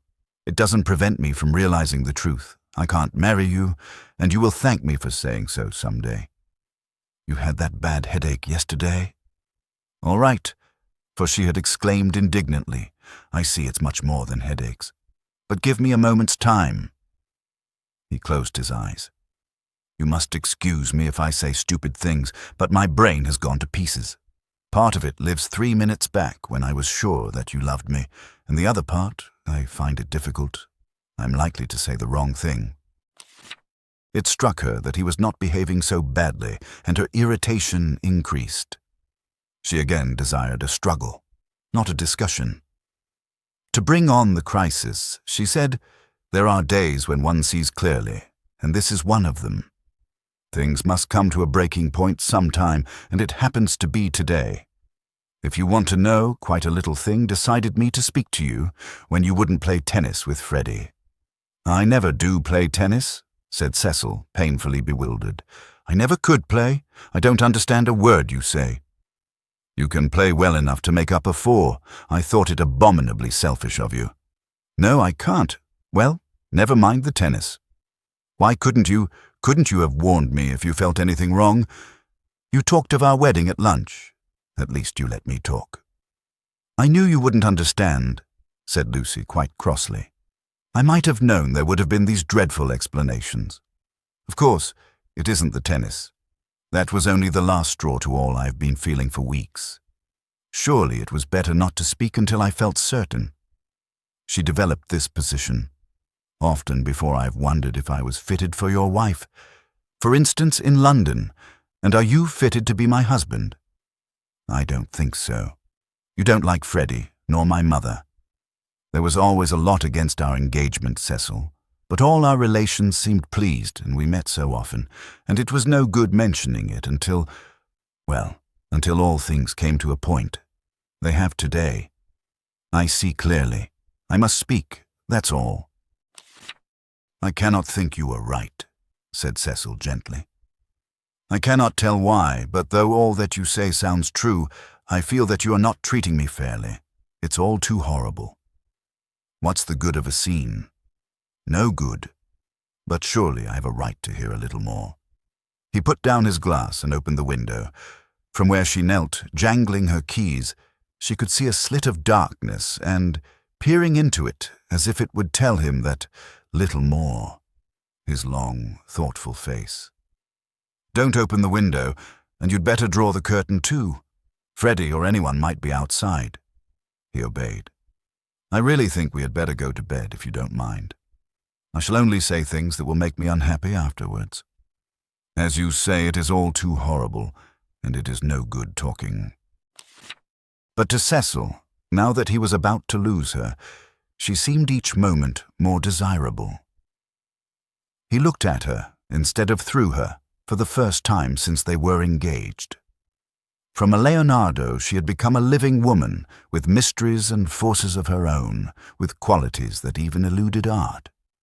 His brain recovered from the shock, and, in a burst of genuine devotion, he cried, "But I love you, and I did think you loved me." "I did not," she said. "I thought I did at first. I'm sorry, and ought to have refused you this last time too." He began to walk up and down the room, and she grew more and more vexed at his dignified behavior.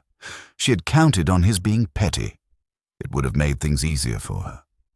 By a cruel irony, she was drawing out all that was finest in his disposition. "You don't love me, evidently. I dare say you're right not to, but it would hurt a little less if I knew why.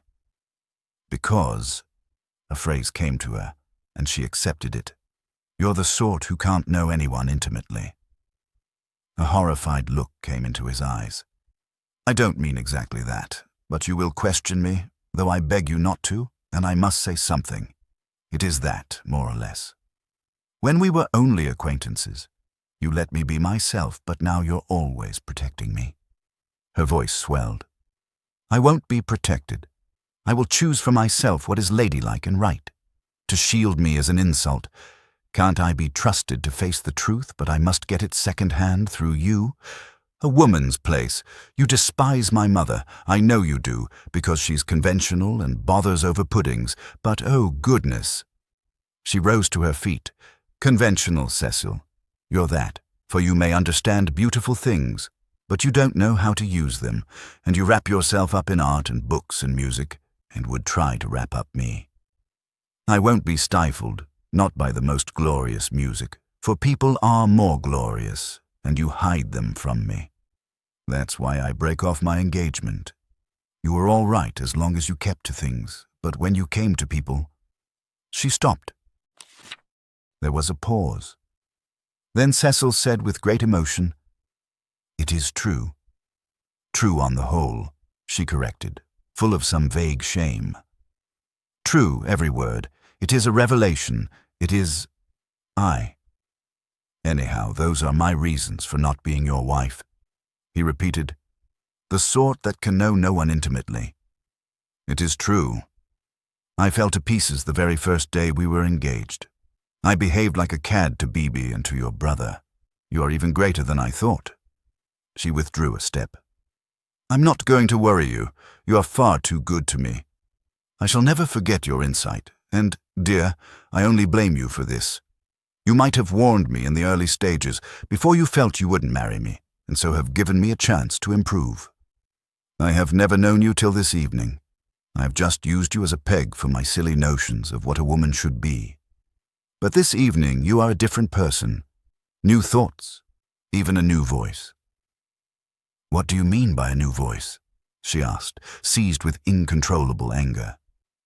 "I mean that a new person seems speaking through you," said he. Then she lost her balance. She cried, "If you think I'm in love with someone else, you're very much mistaken." "Of course I don't think that. You're not that kind, Lucy." "Oh yes, you do think it. It's your old idea, the idea that has kept Europe back. I mean the idea that women are always thinking of men. If a girl breaks off her engagement, everyone says, 'Oh, she had someone else in her mind. She hopes to get someone else.' It's disgusting, brutal, as if a girl can't break it off for the sake of freedom." He answered reverently, "I may have said that in the past. I shall never say it again. You have taught me better." She began to redden and pretended to examine the windows again. Of course, there is no question of someone else in this. No jilting or any such nauseous stupidity. I beg your pardon most humbly if my words suggested that there was.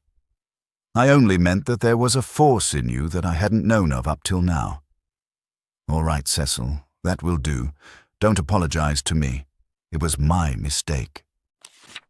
It is a question between ideals, yours and mine, pure abstract ideals, and yours are the nobler. I was bound up in the old vicious notions, and all the time you were splendid and new." His voice broke.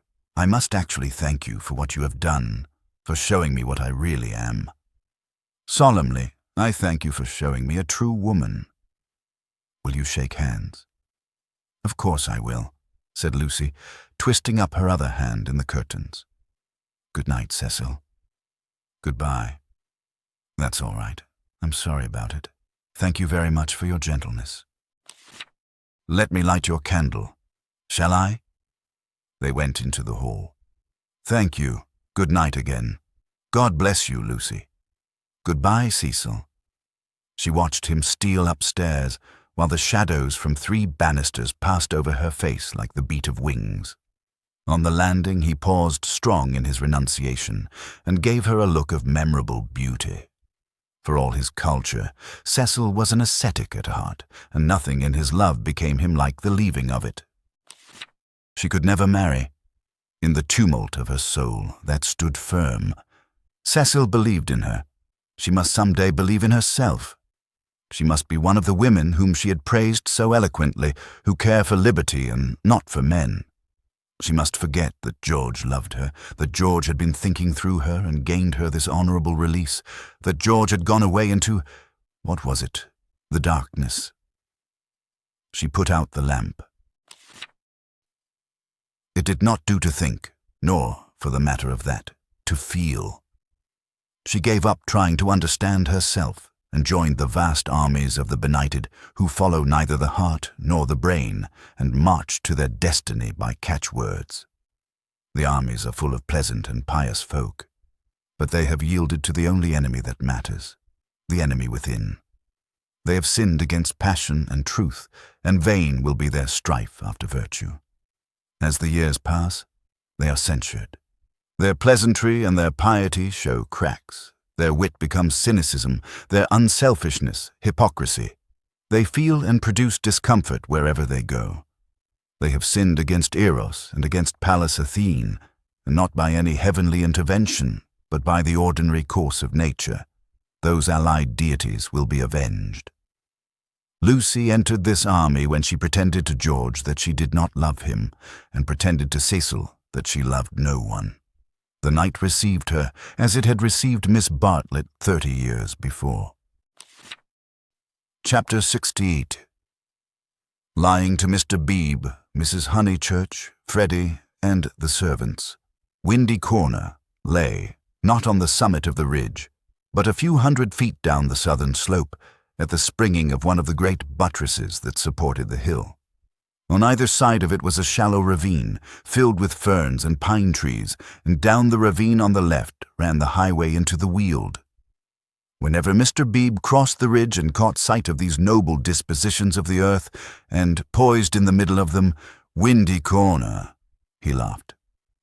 The situation was so glorious, the house so commonplace, not to say impertinent. The late Mr. Honeychurch had affected the cube because it gave him the most accommodation for his money, and the only addition made by his widow had been a small turret shaped like a rhinoceros's horn, where she could sit in wet weather and watch the carts going up and down the road. So impertinent, and yet the house did, for it was the home of people who loved their surroundings honestly. Other houses in the neighborhood had been built by expensive architects, over others their inmates had fidgeted sedulously, yet all these suggested the accidental, the temporary, while Windy Corner seemed as inevitable as an ugliness of nature's own creation. One might laugh at the house, but one never shuddered. Mr. Beebe was bicycling over this Monday afternoon with a piece of gossip. He had heard from the Miss Allens. These admirable ladies, since they could not go to Sissy Villa, had changed their plans. They were going to Greece instead.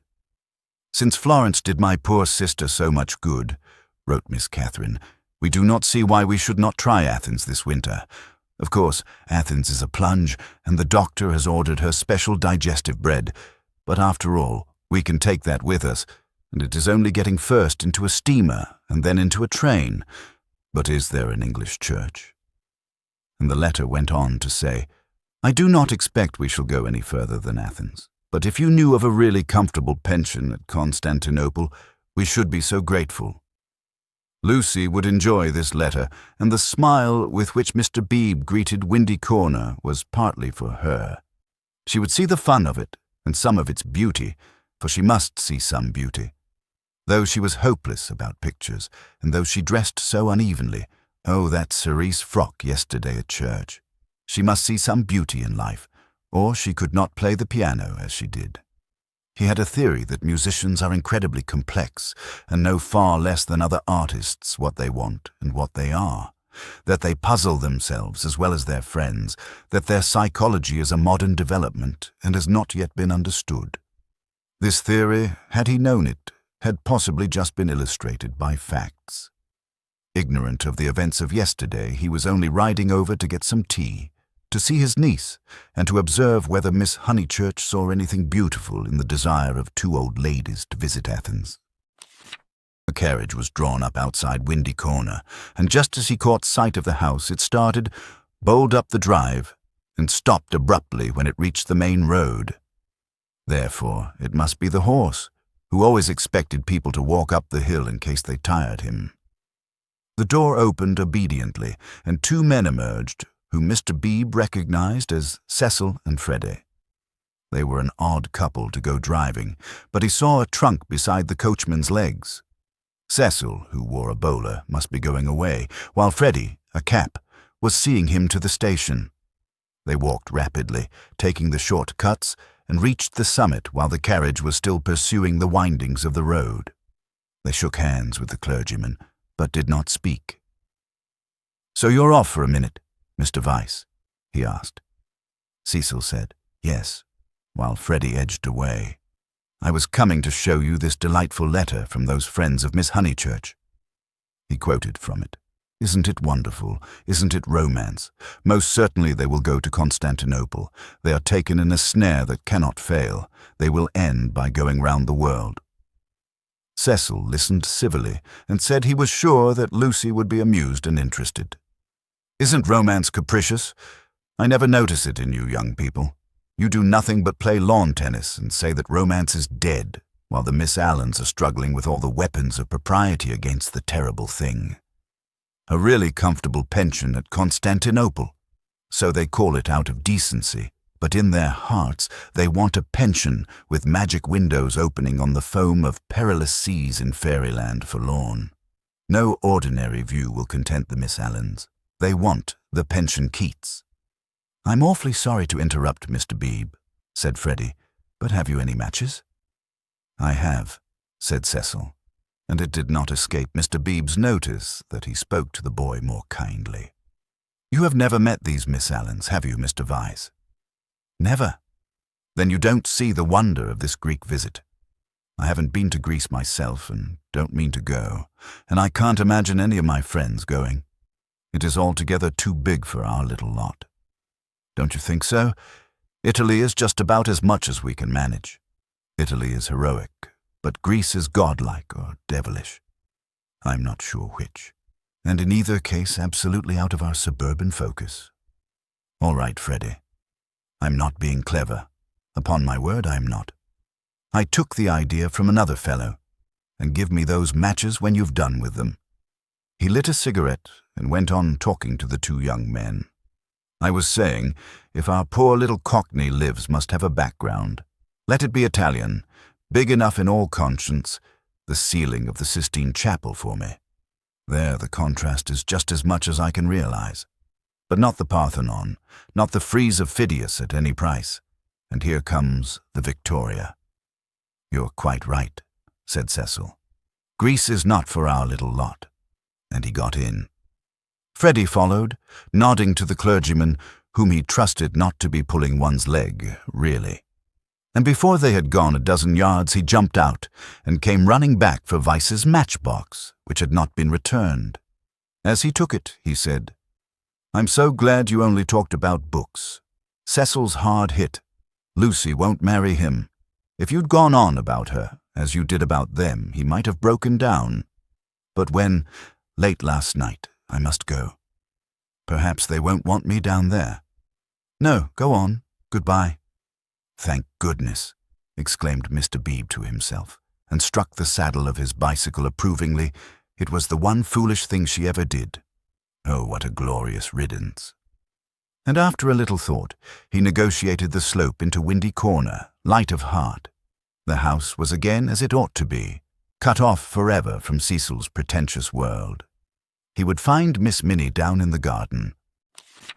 In the drawing-room, Lucy was tinkling at a Mozart sonata. He hesitated a moment, but went down the garden as requested. There he found a mournful company. It was a blustering day, and the wind had taken and broken the dahlias. Mrs. Honeychurch, who looked cross, was tying them up, while Miss Bartlett, unsuitably dressed, impeded her with offers of assistance. At a little distance stood Minnie and the garden child, a minute importation, each holding either end of a long piece of base. "Oh, how do you do, Mr. Beebe? Gracious, what a mess everything is. Look at my scarlet pom-poms and the wind blowing your skirts about, and the ground so hard that not a prop will stick in, and then the carriage having to go out, when I had counted on having Powell, who, give everyone their due, does tie up dahlias properly." Evidently Mrs. Honeychurch was shattered. "How do you do?" said Miss Bartlett with a meaning glance, as though conveying that more than dahlias had been broken off by the autumn gales. "Here, Lenny, the base," cried Mrs. Honeychurch.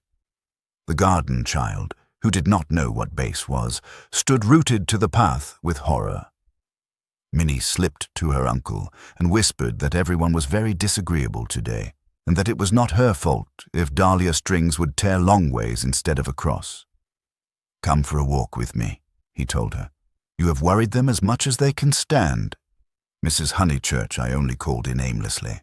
"I shall take her up to tea at the Beehive Tavern, if I may." "Oh, must you?" "Yes, do." "Not the scissors, thank you, Charlotte, when both my hands are full already. I'm perfectly certain that the orange cactus will go before I can get to it." Mr. Beebe, who was an adept at relieving situations, invited Miss Bartlett to accompany them to this mild festivity. "Yes, Charlotte, I don't want you. Do go. There's nothing to stop about for, either in the house or out of it." Miss Bartlett said that her duty lay in the dahlia bed, but when she had exasperated everyone except Minnie by a refusal, she turned round and exasperated Minnie by an acceptance. As they walked up the garden, the orange cactus fell, and Mr. Beebe's last vision was of the garden child clasping it like a lover, his dark head buried in a wealth of blossom. "It is terrible, this havoc among the flowers," he remarked. "It is always terrible when the promise of months is destroyed in a moment," enunciated Miss Bartlett. "Perhaps we ought to send Miss Honeychurch down to her mother, or will she come with us?" "I think we had better leave Lucy to herself and her own pursuits." "They're angry with Miss Honeychurch because she was late for breakfast," whispered Minnie, "and Floyd has gone, and Mr. Vyse has gone, and Freddie won't play with me. In fact, Uncle Arthur, the house is not at all what it was yesterday." "Don't be a prig," said her Uncle Arthur. "Go and put on your boots." He stepped into the drawing-room, where Lucy was still attentively pursuing the sonatas of Mozart. She stopped when he entered. "How do you do? Miss Bartlett and Minnie are coming with me to tea at the Beehive. Would you come too?" "I don't think I will, thank you." "No, I didn't suppose you would care too much." Lucy turned to the piano and struck a few chords. "How delicate those sonatas are," said Mr. Beebe, though at the bottom of his heart he thought them silly little things. Lucy passed into Schumann. "Miss Honeychurch?" "Yes. I met them on the hill. Your brother told me." "Oh, he did?" She sounded annoyed. Mr. Beebe felt hurt, for he had thought that she would like him to be told. "I needn't say that it will go no further." "Mother, Charlotte, Cecil, Freddie, you," said Lucy, playing a note for each person who knew, and then playing a sixth note. "If you'll let me say so, I'm very glad, and I'm certain that you have done the right thing. So I hoped other people would think, but they don't seem to." I could see that Miss Bartlett thought it unwise. "So does Mother. Mother minds dreadfully." "I am very sorry for that," said Mr. Beebe with feeling.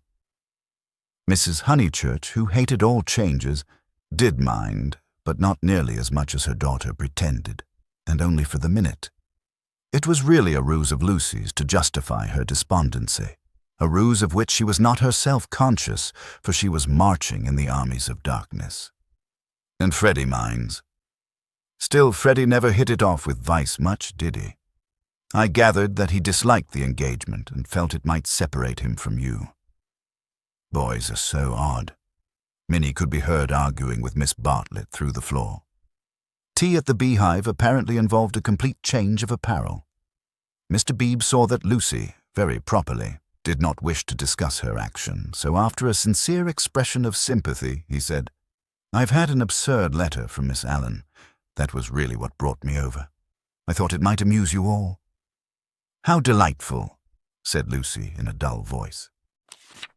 For the sake of something to do, he began to read her the letter. After a few words, her eyes grew alert, and soon she interrupted him with, "Going abroad? When do they start?" "Next week, I gather." "Did Freddie say whether he was driving straight back?" "No, he didn't." "Because I do hope he won't go gossiping." So she did want to talk about her broken engagement. Always complacent, he put the letter away. But she at once exclaimed in a high voice, "Oh, do tell me more about the Miss Allens. How perfectly splendid of them to go abroad." I want them to start from Venice and go in a cargo steamer down the Illyrian coast." She laughed heartily. "Oh, delightful. I wish they'd take me." "Has Italy filled you with the fever of travel?" Perhaps George Emerson is right. He says that Italy is only an euphuism for fate. Oh, not Italy, but Constantinople. I have always longed to go to Constantinople. Constantinople is practically Asia, isn't it? Mr. Beebe reminded her that Constantinople was still unlikely, and that the Miss Allens only aimed at Athens, with Delphi, perhaps, if the roads are safe. But this made no difference to her enthusiasm. She had always longed to go to Greece even more, it seemed. He saw, to his surprise, that she was apparently serious. "I didn't realize that you and the Miss Allens were still such friends after Sissy Villa." "Oh, that's nothing. I assure you, Sissy Villa's nothing to me. I would give anything to go with them." "Would your mother spare you again so soon? You have scarcely been home 3 months." "She must spare me," cried Lucy in growing excitement. "I simply must go away. I have to." She ran her fingers hysterically through her hair. "Don't you see that I have to go away? I didn't realize at the time, and of course I want to see Constantinople so particularly." "You mean that since you have broken off your engagement you feel—" Yes, I knew you'd understand." Mr. Beebe did not quite understand. Why could not Miss Honeychurch repose in the bosom of her family? Cecil had evidently taken up the dignified line and was not going to annoy her. Then it struck him that her family itself might be annoying. He hinted this to her, and she accepted the hint eagerly. Yes, of course, to go to Constantinople until they are used to the idea and everything has calmed down. "I'm afraid it has been a bothersome business," he said gently. "No, not at all. Cecil was very kind indeed, only— I'd better tell you the whole truth since you have heard a little. It was that he is so masterful. I found that he wouldn't let me go my own way. He would improve me in places where I can't be improved. Cecil won't let a woman decide for herself. In fact, he daren't. What nonsense I do talk, but that is the kind of thing. It is what I gathered from my own observation of Mr. Vyse. It is what I gather from all that I have known of you. I do sympathize and agree most profoundly. I agree so much that you must let me make one little criticism. Is it worthwhile rushing off to Greece? But I must go somewhere," she cried. "I've been worrying all the morning, and here comes the very thing." She struck her knees with clenched fists and repeated, "I must, and the time I shall have with Mother, and all the money she spent on me last spring. You all think much too highly of me. I wish you weren't so kind." At this moment Miss Bartlett entered, and her nervousness increased. "I must get away, ever so far. I must know my own mind and where I want to go." "Come along, tea," said Mr. Beebe, and bustled his guests out of the front door. He hustled them so quickly that he forgot his hat. When he returned for it, he heard, to his relief and surprise, the tinkling of a Mozart sonata. "She's playing again," he said to Miss Bartlett. "Lucy can always play," was the acid reply. "One is very thankful that she has such a resource. She's evidently much worried, as of course she ought to be. I know all about it. The marriage was so near that it must have been a hard struggle before she could wind herself up to speak." Miss Bartlett gave a kind of wriggle, and he prepared for a discussion. He had never fathomed Miss Bartlett. As he had put it to himself at Florence, she might yet reveal depths of strangeness, if not of meaning. But she was so unsympathetic that she must be reliable. He assumed that much, and he had no hesitation in discussing Lucy with her. Minnie was fortunately collecting ferns. She opened the discussion with, "We had much better let the matter drop. I wonder. It is of the highest importance that there should be no gossip in Summer Street. It would be death to gossip about Mr. Vyse's dismissal at the present moment." Mr. Beebe raised his eyebrows. Death is a strong word. Surely too strong. There was no question of tragedy. He said, "Of course, Miss Honeychurch will make the fact public in her own way and when she chooses. Freddie only told me because he knew she would not mind." "I know. said Miss Bartlett civilly. "Yet Freddie ought not to have told even you. One cannot be too careful." "Quite so. I do implore absolute secrecy. A chance word to a chattering friend and—" Exactly. He was used to these nervous old maids and to the exaggerated importance that they attached to words. A rector lives in a web of petty secrets and confidences and warnings, and the wiser he is, the less he will regard them. He will change the subject, as did Mr. Beebe, saying cheerfully, "Have you heard from any Bertolini people lately? I believe you keep up with Miss Lavish. It is odd how we of that pension, who seemed such a fortuitous collection, have been working into one another's lives. 2, 3, 4, 6 of us. No, 8. I had forgotten the Emersons. Have kept more or less in touch. We must really give the Signora a testimonial." And Miss Bartlett not favouring the scheme, they walked up the hill in a silence which was only broken by the rector naming some fern. On the summit they paused. The sky had grown wilder since he stood there last hour, giving to the land a tragic greatness that is rare in Surrey. Grey clouds were charging across tissues of white, which stretched and shredded and tore slowly until through their final layers there gleamed a hint of the disappearing blue. Summer was retreating. The wind roared, the trees groaned, yet the noise seemed insufficient for those vast operations in heaven. The weather was breaking up, breaking, broken, and it is a sense of the fit rather than of the supernatural that equips such crises with the salvos of angelic artillery. Mr. Beebe's eyes rested on Windy Corner, where Lucy sat, practicing Mozart. No smile came to his lips, and, changing the subject again, he said, "We shan't have rain, but we shall have darkness, so let us hurry on. The darkness last night was appalling." They reached the Beehive Tavern at about 5 o'clock. That amiable hostelry possesses a veranda, in which the young and the unwise do dearly love to sit, while guests of more mature years seek a pleasant sanded room and have tea at a table comfortably.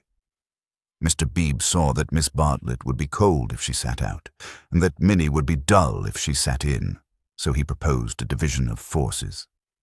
They would hand the child her food through the window. Thus he was incidentally enabled to discuss the fortunes of Lucy. "I've been thinking, Miss Bartlett," he said, "and, unless you very much object, I would like to reopen that discussion." She bowed. "Nothing about the past. I know little and care less about that. I'm absolutely certain that it is to your cousin's credit. She has acted loftily and rightly, and it is like her gentle modesty to say that we think too highly of her. But the future— seriously, what do you think of this Greek plan?" He pulled out the letter again. "I don't know whether you overheard, but she wants to join the Miss Allens in their mad career. It's all I can't explain. It's wrong." Miss Bartlett read the letter in silence, laid it down, seemed to hesitate, and then read it again. "I can't see the point of it myself." To his astonishment, she replied, "There I cannot agree with you. In it I spy Lucy's salvation." "Really? Now why?" "She wanted to leave Windy Corner." "I know, but it seems so odd, so unlike her. So, I was going to say, selfish." "It is natural, surely, after such painful scenes, that she should desire a change." Here, apparently, was one of those points that the male intellect misses. Mr. Beebe exclaimed, "So she says herself, and since another lady agrees with her, I must own that I am partially convinced. Perhaps she must have a change. I have no sisters, and I don't understand these things, but why need she go as far as Greece?" "You may well ask that," replied Miss Bartlett, who was evidently interested, and had almost dropped her evasive manner. "Why Greece? What is it, Minnie dear? Jam? Why not Tunbridge Wells?" "Oh, Mr. Beebe, I had a long and most unsatisfactory interview with dear Lucy this morning. I cannot help her. I will say no more. Perhaps I have already said too much. I am not to talk. I wanted her to spend 6 months with me at Tunbridge Wells, and she refused." Mr. Beebe poked at a crumb with his knife. But my feelings are of no importance. I know too well that I get on Lucy's nerves. Our tour was a failure. She wanted to leave Florence, and when we got to Rome, she did not want to be in Rome, and all the time I felt that I was spending her mother's money. Let us keep to the future, though, interrupted Mr. Beebe. I want your advice. Very well, said Charlotte, with a choky abruptness that was new to him, though familiar to Lucy. I, for one, will help her to go to Greece. Will you? Mr. Beebe considered. It is absolutely necessary, she continued, lowering her veil and whispering through it with a passion and intensity that surprised him. I know. The darkness was coming on, and he felt that this odd woman really did know. She must not stop here a moment, and we must keep quiet till she goes. I trust that the servants know nothing. Afterwards, but I may have said too much already. Only Lucy and I are helpless against Mrs. Honeychurch alone. If you help, we may succeed. Otherwise,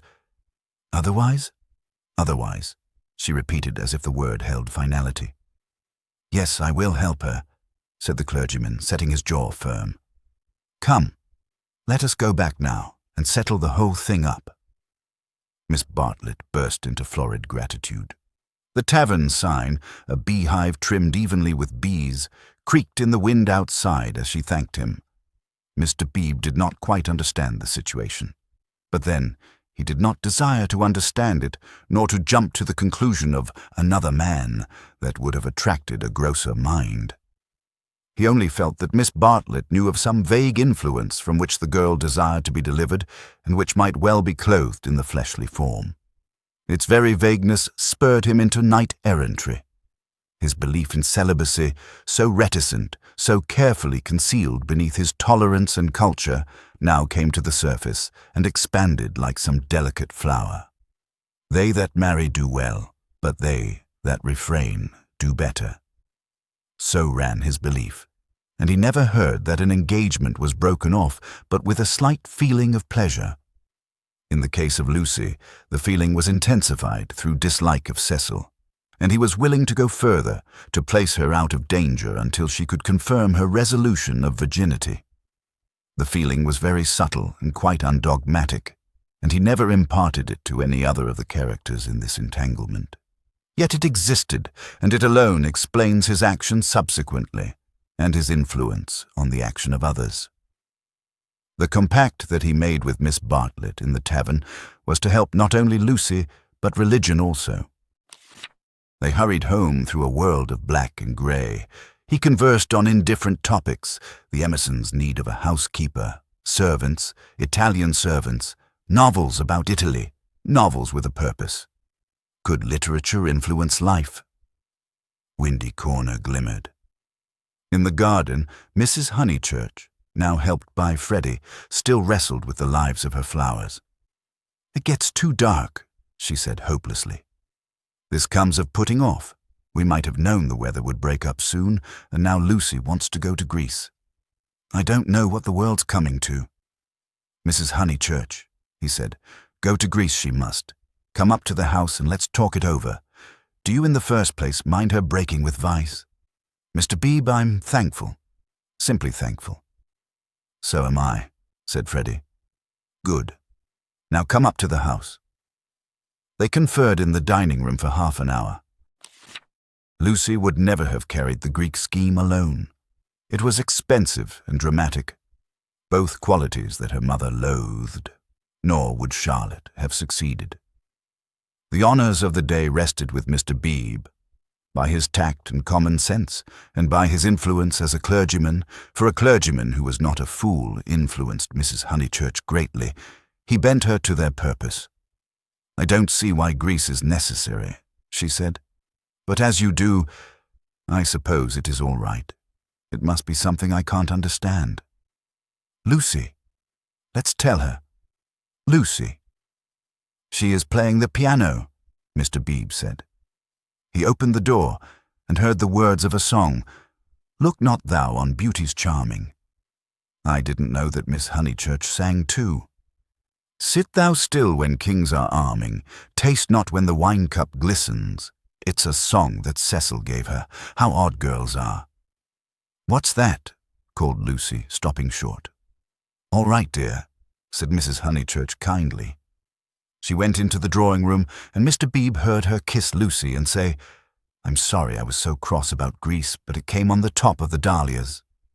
Rather a hard voice said, "Thank you, Mother. That doesn't matter a bit." "And you're right, too. Greece will be all right. You can go if the Miss Allens will have you." "Oh, splendid." "Oh, thank you." Mr. Beebe followed. Lucy still sat at the piano with her hands over the keys. She was glad, but he had expected greater gladness. Her mother bent over her. Freddie, to whom she had been singing, reclined on the floor with his head against her and an unlit pipe between his lips. Oddly enough, the group was beautiful. Mr. Beebe, who loved the art of the past, was reminded of a favorite theme, the Santa Conversazione, in which people who care for one another are painted chatting together about noble things. A theme neither sensual nor sensational, and therefore ignored by the art of today. Why should Lucy want either to marry or to travel when she had such friends at home? "Taste not when the wine cup glistens, speak not when the people listens," she continued. "Here's Mr. Beebe. Mr. Beebe knows my rude ways." "It's a beautiful song and a wise one," said he. "Go on." "It isn't very good," she said listlessly. "I forget why, harmony or something. I suspected it was unscholarly. It's so beautiful." "The tune's right enough," said Freddie, "but the words are rotten. Why throw up the sponge?" "How stupidly you talk," said his sister. The Santa Conversazione was broken up. After all, there was no reason that Lucy should talk about Greece or thank him for persuading her mother, so he said goodbye. Freddie lit his bicycle lamp for him in the porch, and with his usual felicity of phrase said, "This has been a day and a half." "Stop thine ear against the singer. Wait a minute, she's finishing. From the red gold keep thy finger. Vacant heart and hand and eye, easy live and quiet die." "I love weather like this," said Freddie. Mr. Beebe passed into it. The two main facts were clear. She had behaved splendidly, and he had helped her.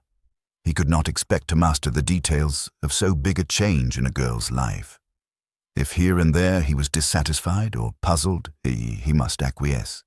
She was choosing the better part. Vacant heart and hand and eye. Perhaps the song stated the better part rather too strongly.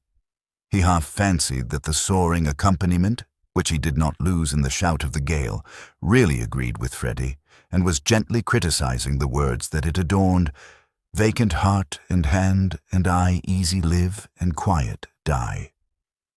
However, for the fourth time, Windy Corner lay poised below him, now as a beacon in the roaring tides of darkness.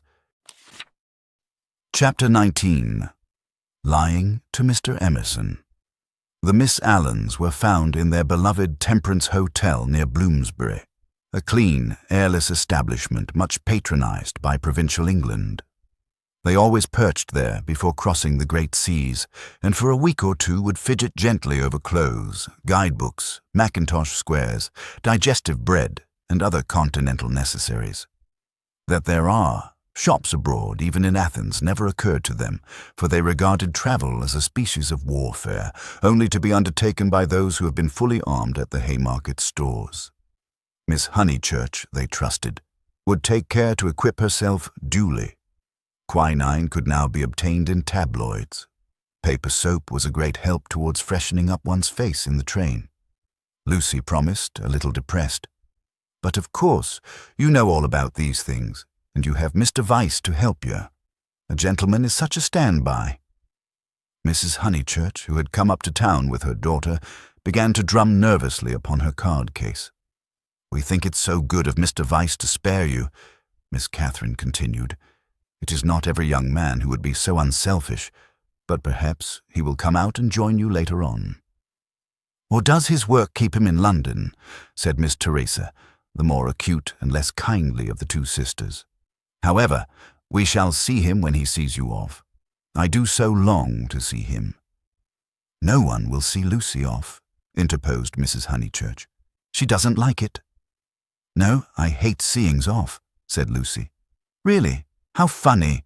I should have thought that in this case. Oh, Mrs. Honeychurch, you aren't going. It is such a pleasure to have met you.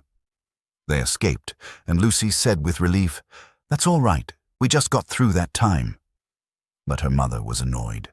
I should be told, dear, that I am unsympathetic, but I cannot see why you didn't tell your friends about Cecil and be done with it. There all the time we had to sit fencing and almost telling lies, and be seen through too, I dare say, which is most unpleasant. Lucy had plenty to say in reply. She described the Miss Allens' character.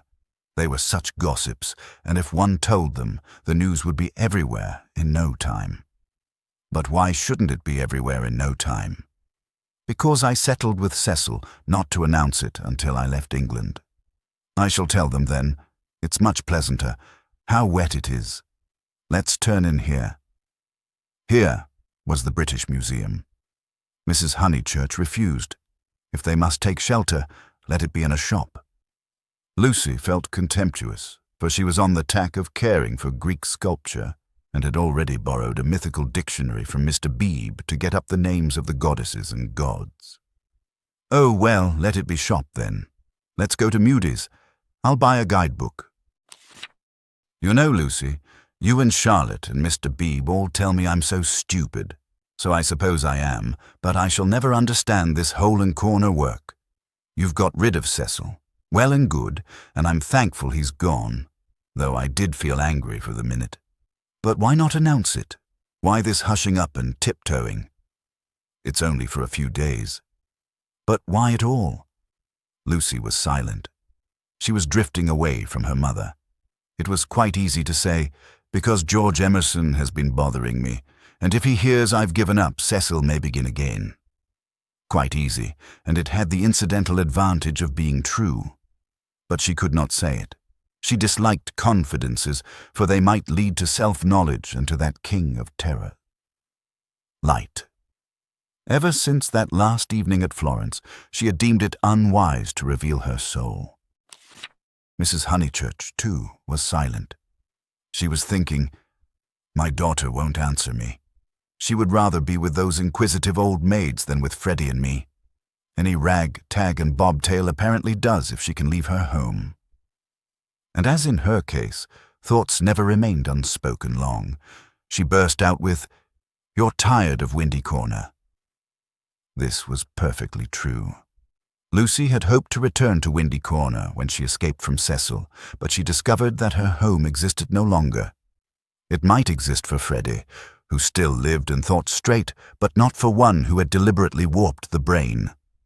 She did not acknowledge that her brain was warped, for the brain itself must assist in that acknowledgement, and she was disordering the very instruments of life. She only felt, I do not love George. I broke off my engagement because I did not love George. I must go to Greece because I do not love George. It is more important that I should look up gods in the dictionary than that I should help my mother. Everyone else is behaving very badly. She only felt irritable and petulant and anxious to do what she was not expected to do, and in this spirit she proceeded with the conversation. Oh, Mother, what rubbish you talk. Of course I'm not tired of Windy Corner. Then why not say so at once instead of considering half an hour? She laughed faintly. Half a minute would be nearer. Perhaps you would like to stay away from your home altogether? Hush, Mother, people will hear you. For they had entered Mudie's. She bought Baedeker, and then continued, Of course I want to live at home, but as we are talking about it, I may as well say that I shall want to be away in the future more than I have been. You see, I come into my money next year. Tears came into her mother's eyes. Driven by nameless bewilderment, by what is in older people termed eccentricity, Lucy determined to make this point clear. I've seen the world so little. I felt so out of things in Italy. I've seen so little of life. One ought to come up to London more, not a cheap ticket like today, but to stop. I might even share a flat for a little with some other girl. And mess with typewriters and latch keys, exploded Mrs. Honeychurch, and agitate and scream and be carried off kicking by the police, and call it a mission when no one wants you, and call it duty when it means that you can't stand your own home, and call it work when thousands of men are starving with the competition as it is. And then to prepare yourself, find 2 doddering old ladies and go abroad with them. "I want more independence," said Lucy lamely. She knew that she wanted something, and independence is a useful cry. We can always say that we have not got it. She tried to remember her emotions in Florence. Those had been sincere and passionate, and had suggested beauty rather than short skirts and latch keys. But independence was certainly her cue. "Very well, take your independence and be gone. Rush up and down and round the world and come back as thin as a lath with the bad food. Despise the house that your father built and the garden that he planted and our dear view. And then share a flat with another girl." Lucy screwed up her mouth and said, "Perhaps I spoke hastily." "Oh, goodness," her mother flashed. "How you do remind me of Charlotte Bartlett." "Charlotte?" flashed Lucy in her turn, pierced at last by a vivid pain. "More every moment." "I don't know what you mean, Mother. Charlotte and I are not the very least alike." "Well, I see the likeness, the same eternal worrying, the same taking back of words. You and Charlotte trying to divide 2 apples among 3 people last night might be sisters." "What rubbish. And if you dislike Charlotte so, it's rather a pity you asked her to stop. I warned you about her. I begged you, implored you not to, but of course it was not listened to. There you go. I beg your pardon. Charlotte again, my dear, that's all, her very words." Lucy clenched her teeth. "My point is that you oughtn't to have asked Charlotte to stop. I wish you would keep to the point." And the conversation died off into a wrangle. She and her mother shopped in silence, spoke little in the train, little again in the carriage, which met them at Dorking Station. It had poured all day, and as they ascended through the deep Surrey lanes, showers of water fell from the overhanging beech trees and rattled on the hood. Lucy complained that the hood was stuffy. Leaning forward, she looked out into the steaming dusk and watched the carriage lamp pass like a searchlight over mud and leaves and reveal nothing beautiful. "The crush when Charlotte gets in will be abominable," she remarked. For they were to pick up Miss Bartlett at Summer Street, where she had been dropped as the carriage went down, to pay a call on Mr. Beebe's old mother. "We shall have to sit 3 aside, because the trees drop, and yet it isn't raining. Oh, for a little air." Then she listened to the horse's hoofs. "He has not told, he has not told." That melody was blurred by the soft road. "Can't we have the hood down?" she demanded, and her mother, with sudden tenderness, said, "Very well, old lady. Stop the horse." And the horse was stopped, and Lucy and Powell wrestled with the hood and squirted water down Mrs. Honeychurch's neck. But now that the hood was down, she did see something that she would have missed. There were no lights in the windows of Sissy Villa, and round the garden gate she fancied she saw a padlock. "Is that house to let again, Powell?" she called. "Yes, miss," he replied. "Have they gone?" "It is too far out of town for the young gentleman, and his father's rheumatism has come on, so he can't stop on alone, so they are trying to let furnished," was the answer. "They have gone, then?" "Yes, miss, they have gone."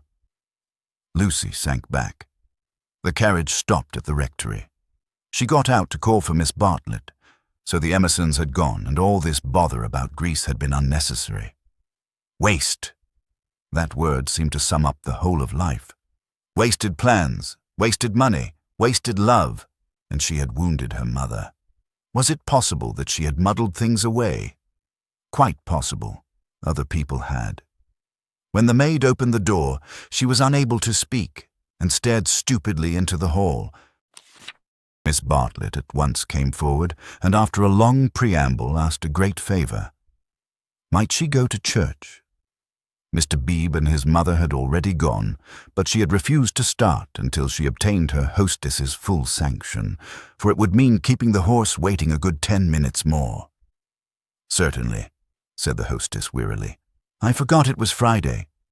Let's all go. Powell can go round to the stables. Lucy, dearest? No church for me, thank you. A sigh, and they departed. The church was invisible, but up in the darkness to the left there was a hint of color. This was a stained window through which some feeble light was shining, and when the door opened, Lucy heard Mr. Beebe's voice running through the litany to a minute congregation. Even their church, built upon the slope of the hill so artfully, with its beautiful raised transept and its spire of silvery shingle, even their church had lost its charm. And the thing one never talked about, religion, was fading like all the other things. She followed the maid into the rectory. Would she object to sitting in Mr. Beebe's study? There was only that one fire. She would not object. Someone was there already, for Lucy heard the words, "A lady to wait, sir." Old Mr. Emerson was sitting by the fire, with his foot upon a gout stool. "Oh, Miss Honeychurch, that you should come," he quavered, and Lucy saw an alteration in him since last Sunday. Not a word would come to her lips. George she had faced and could have faced again, but she had forgotten how to treat his father. "Miss Honeychurch, dear, we are so sorry. George is so sorry. He thought he had a right to try. I cannot blame my boy, and yet I wish he had told me first. He ought not to have tried. I knew nothing about it at all." If only she could remember how to behave. He held up his hand. "But you must not scold him." Lucy turned her back and began to look at Mr. Beebe's books. "I taught him," he quavered, "to trust in love. I said, when love comes, that is reality. I said, passion does not blind. No, passion is sanity, and the woman you love, she's the only person you will ever really understand." He sighed. "True, everlastingly true, though my day is over, and though there is the result. Poor boy, he's so sorry. He said he knew it was madness when you brought your cousin in, that whatever you felt you did not mean. Yet," his voice gathered strength, he spoke out to make certain, "Miss Honeychurch, do you remember Italy?" Lucy selected a book, a volume of Old Testament commentaries. Holding it up to her eyes, she said, "I have no wish to discuss Italy or any subject connected with your son. But you do remember it? He has misbehaved himself from the first. I only was told that he loved you last Sunday. I never could judge behavior. I suppose he has." Feeling a little steadier, she put the book back and turned round to him. His face was drooping and swollen, but his eyes, though they were sunken deep, gleamed with a child's courage. "Why, he has behaved abominably," she said. "I'm glad he's sorry. Do you know what he did?" "Not abominably," was the gentle correction. "He only tried when he should not have tried. You have all you want, Miss Honeychurch. You are going to marry the man you love. Do not go out of George's life saying he is abominable." "No, of course," said Lucy, ashamed at the reference to Cecil. "Abominable is much too strong. I'm sorry I used it about your son. I think I will go to church after all. My mother and my cousin have gone. I shall not be so very late. Especially as he has gone under," he said quietly. What was that? Gone under naturally. He beat his palms together in silence. His head fell on his chest. "I don't understand," as his mother did. "But Mr. Emerson, what are you talking about?" "When I wouldn't have George baptized," said he. Lucy was frightened. And she agreed that baptism was nothing, but he caught that fever when he was 12, and she turned round. She thought it a judgment. He shuddered. Oh, horrible, when we had given up that sort of thing and broken away from her parents. Oh, horrible, worst of all, worse than death, when you have made a little clearing in the wilderness, planted your little garden, let in your sunlight, and then the weeds creep in again. A judgment. And our boy had typhoid because no clergyman had dropped water on him in church. Is it possible, Miss Honeychurch? Shall we slip back into the darkness forever?" "I don't know," gasped Lucy. "I don't understand this sort of thing. I was not meant to understand it. But Mr. Eager, he came when I was out, and acted according to his principles. I don't blame him or anyone, but by the time George was well, she was ill. He made her think about sin, and she went under thinking about it. It was thus that Mr. Emerson had murdered his wife in the sight of God. "Oh, how terrible," said Lucy, forgetting her own affairs at last. "He was not baptized," said the old man. "I did hold firm." And he looked with unwavering eyes at the rows of books as if, at what cost, he had won a victory over them. "My boy shall go back to the earth untouched." She asked whether young Mr. Emerson was ill. "Oh, last Sunday." He started into the present. "George last Sunday. No, not ill, just gone under. He is never ill, but he is his mother's son. Her eyes were his, and she had that forehead that I think so beautiful, and he will not think it worth while to live.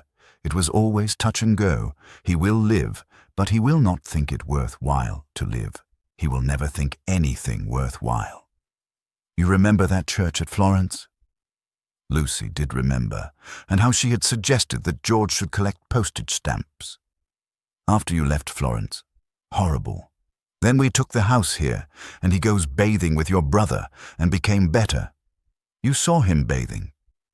I am so sorry, but it is no good discussing this affair. I am deeply sorry about it. Then there came something about a novel. I didn't follow it at all.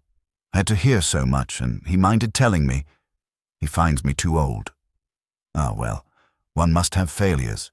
George comes down tomorrow and takes me up to his London rooms. He can't bear to be about here, and I must be where he is." "Mr. Emerson," cried the girl, "don't leave at least, not on my account. I'm going to Greece. Don't leave your comfortable house." It was the first time her voice had been kind, and he smiled. "How good everyone is. And look at Mr. Beebe housing me. Came over this morning and heard I was going. Here I am so comfortable with a fire. Yes, but you won't go back to London. It's absurd. I must be with George. I must make him care to live, and down here he can't. He says the thought of seeing you and of hearing about you, I'm not justifying him. I'm only saying what has happened." "Oh, Mr. Emerson." She took hold of his hand. "You mustn't.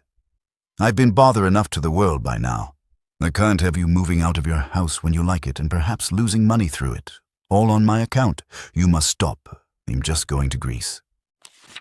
"All the way to Greece?" Her manner altered. "To Greece? So you must stop. You won't talk about this business, I know. I can trust you both." "Certainly you can. We either have you in our lives or leave you to the life that you have chosen." "I shouldn't want. I suppose Mr. Vyse is very angry with George." "No, it was wrong of George to try. We have pushed our beliefs too far. I fancy that we deserve sorrow." She looked at the books again, black, brown, and that acrid theological blue. They surrounded the visitors on every side. They were piled on the tables. They pressed against the very ceiling.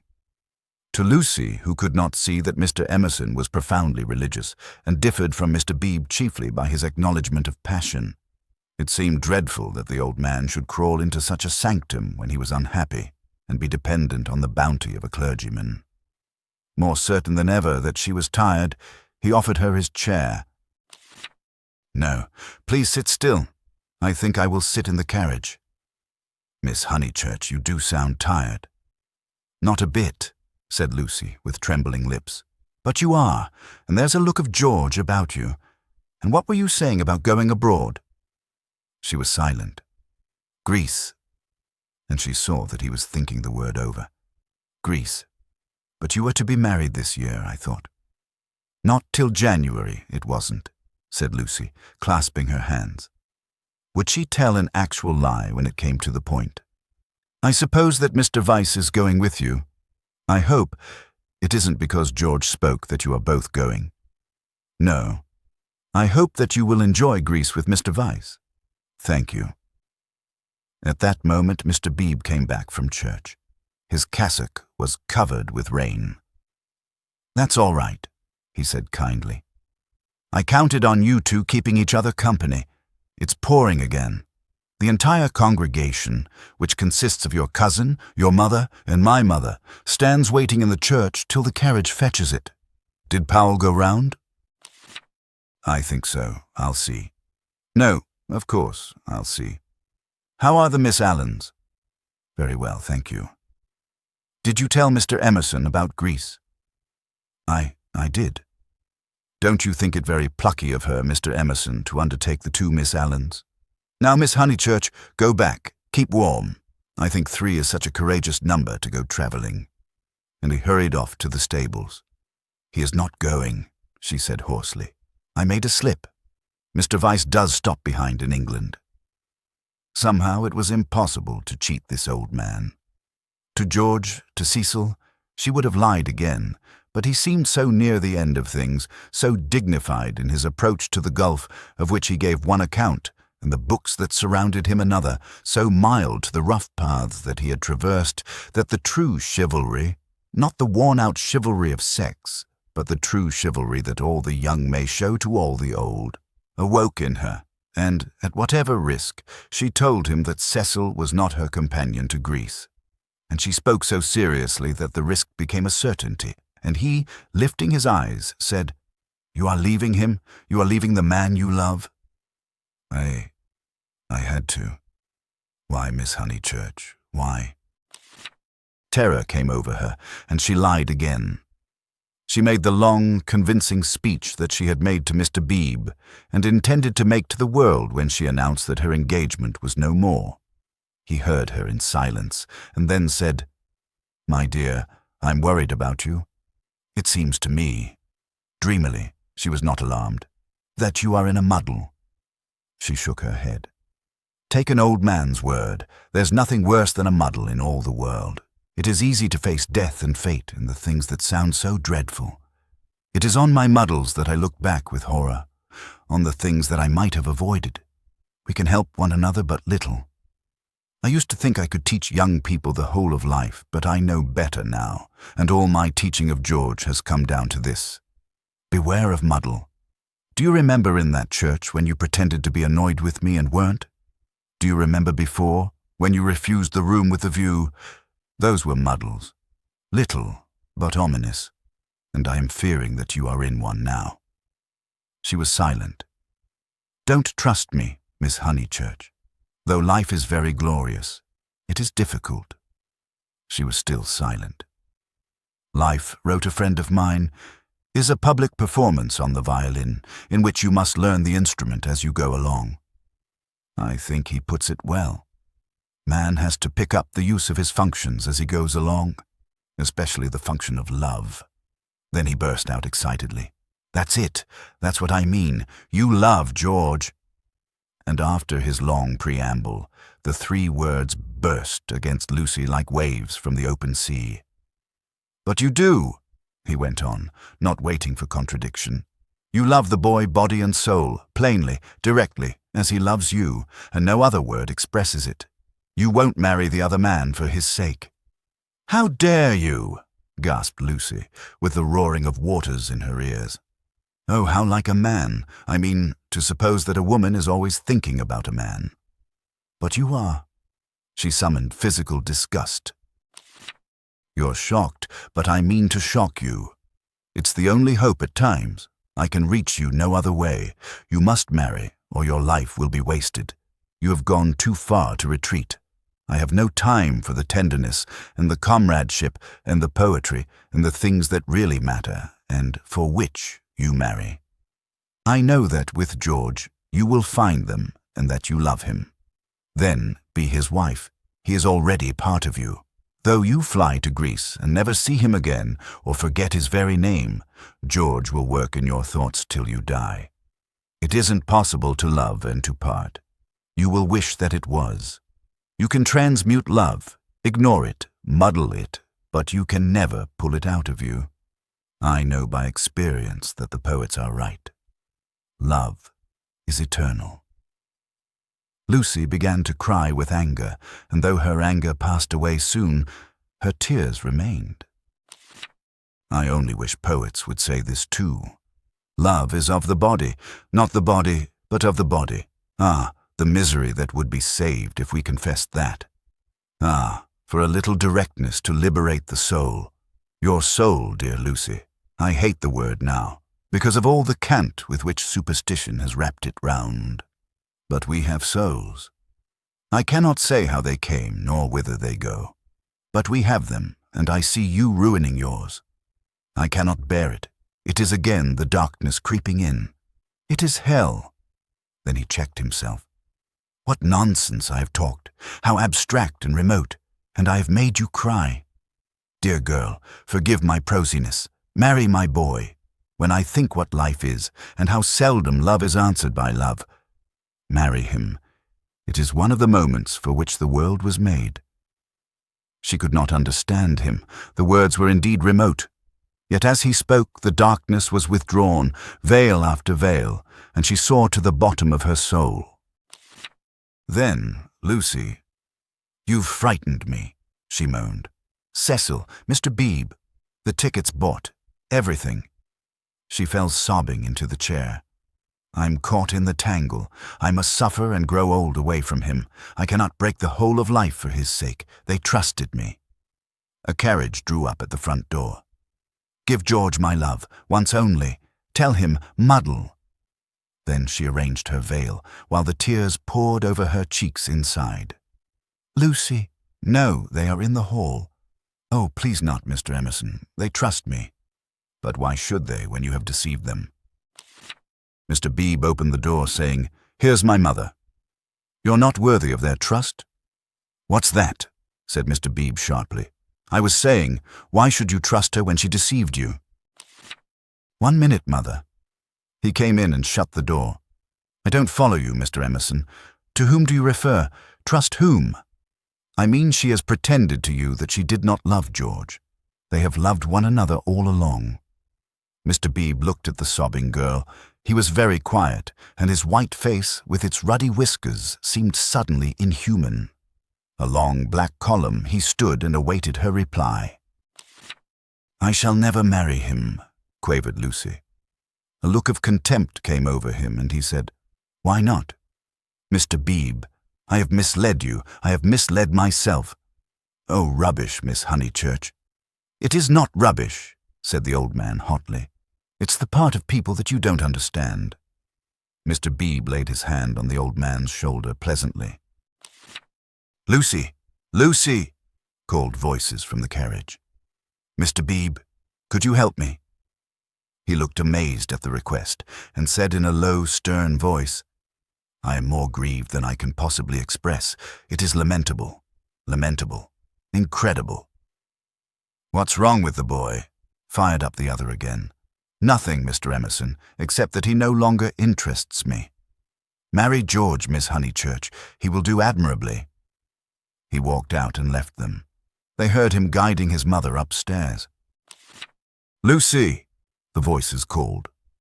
She turned to Mr. Emerson in despair, but his face revived her. It was the face of a saint who understood. "Now it is all dark. Now beauty and passion seem never to have existed. I know. But remember the mountains over Florence and the view. Ah, dear, if I were George and gave you one kiss, it would make you brave.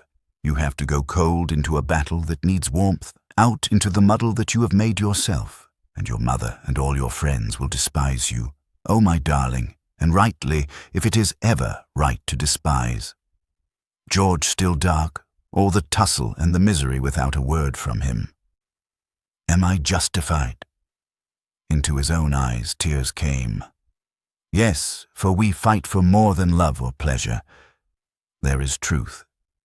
Truth counts. Truth does count." "You kiss me," said the girl. "You kiss me. I will try." He gave her a sense of deities reconciled, a feeling that, in gaining the man she loved, she would gain something for the whole world. Throughout the squalor of her homeward drive, she spoke at once. His salutation remained. He had robbed the body of its taint, the world's taunts of their sting. He had shown her the holiness of direct desire. She never exactly understood, she would say in after years, how he managed to strengthen her. It was as if he had made her see the whole of everything at once.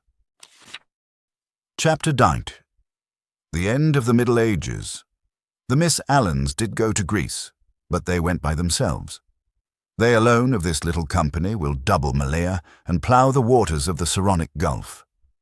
They alone will visit Athens and Delphi, and either shrine of intellectual song, that upon the Acropolis, encircled by blue seas, that under Parnassus, where the eagles build and the bronze charioteer drives undismayed towards infinity. Trembling, anxious, cumbered with much digestive bread, they did proceed to Constantinople, they did go round the world. The rest of us must be contented with a fair but a less arduous goal. Italiam Petimus. We returned to the Pension Bertolini. George said it was his old room. "No, it isn't," said Lucy, "because it is the room I had, and I had your father's room. I forget why. Charlotte made me for some reason." He knelt on the tiled floor and laid his face in her lap. "George, you baby, get up."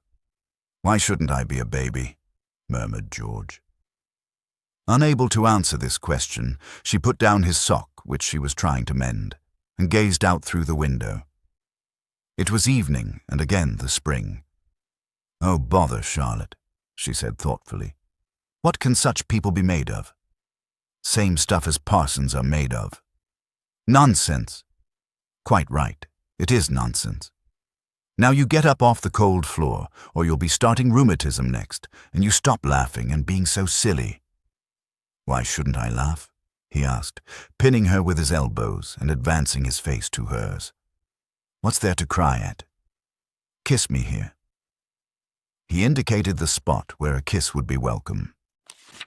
He was a boy, after all. When it came to the point, it was she who remembered the past, she into whose soul the iron had entered, she who knew whose room this had been last year.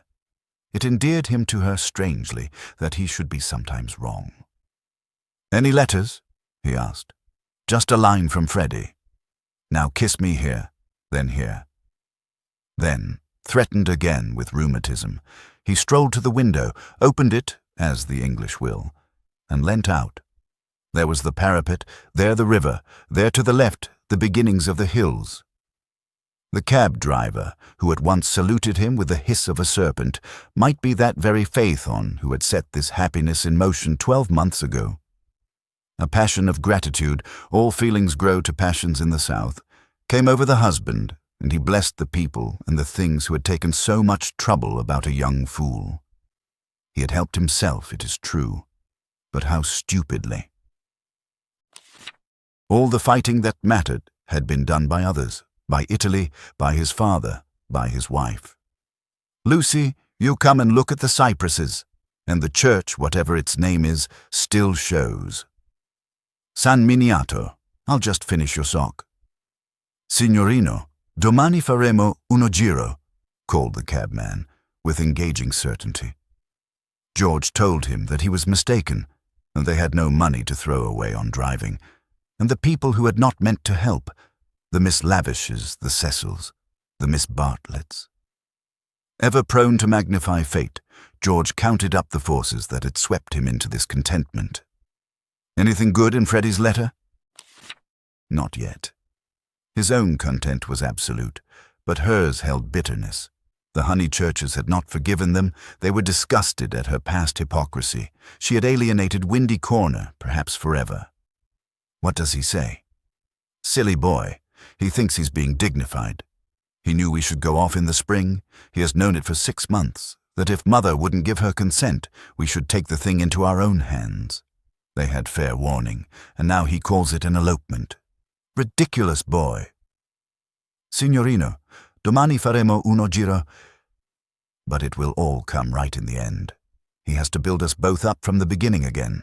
I wish, though, that Cecil had not turned so cynical about women. He has, for the second time, quite altered. Why will men have theories about women? I haven't any about men. I wish, too, that Mr. Beebe— You may well wish that. He will never forgive us.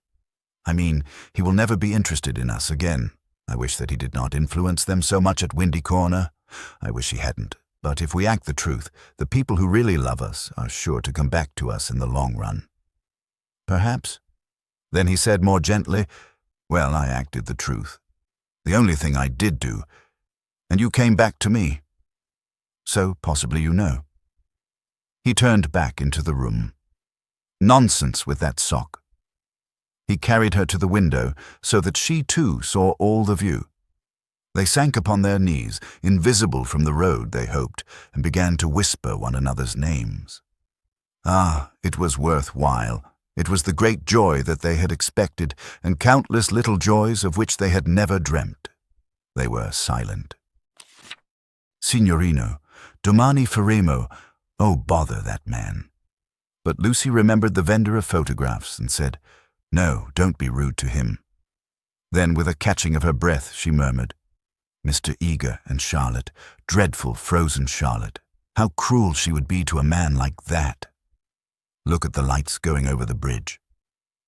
But this room reminds me of Charlotte. How horrible to grow old in Charlotte's way. To think that evening at the rectory that she shouldn't have heard your father was in the house, for she would have stopped me going in, and he was the only person alive who could have made me see sense. You couldn't have made me. When I am very happy," she kissed him, "I remember on how little it all hangs. If Charlotte had only known, she would have stopped me going in, and I should have gone to silly Greece and become different forever." "But she did know," said George. "She did see my father, surely." He said so. "Oh no, she didn't see him. She was upstairs with old Mrs. Beebe, don't you remember, and then went straight to the church. She said so." George was obstinate again. "My father," said he, "saw her, and I prefer his word. He was dozing by the study fire, and he opened his eyes, and there was Miss Bartlett. A few minutes before you came in, she was turning to go as he woke up. He didn't speak to her." Then they spoke of other things. The desultory talk of those who have been fighting to reach one another, and whose reward is to rest quietly in each other's arms. It was long ere they returned to Miss Bartlett, but when they did, her behavior seemed more interesting. George, who disliked any darkness, said, "It's clear that she knew. Then why did she risk the meeting? She knew he was there, and yet she went to church." They tried to piece the thing together. As they talked, an incredible solution came into Lucy's mind. She rejected it and said, "How like Charlotte to undo her work by a feeble muddle at the last moment." But something in the dying evening, in the roar of the river, in their very embrace, warned them that her words fell short of life, and George whispered, "Or did she mean it?" "Mean what?" "Signorino, domani faremo uno giro." Lucy bent forward and said with gentleness, "Lascia, prego, lascia. Siamo sposati."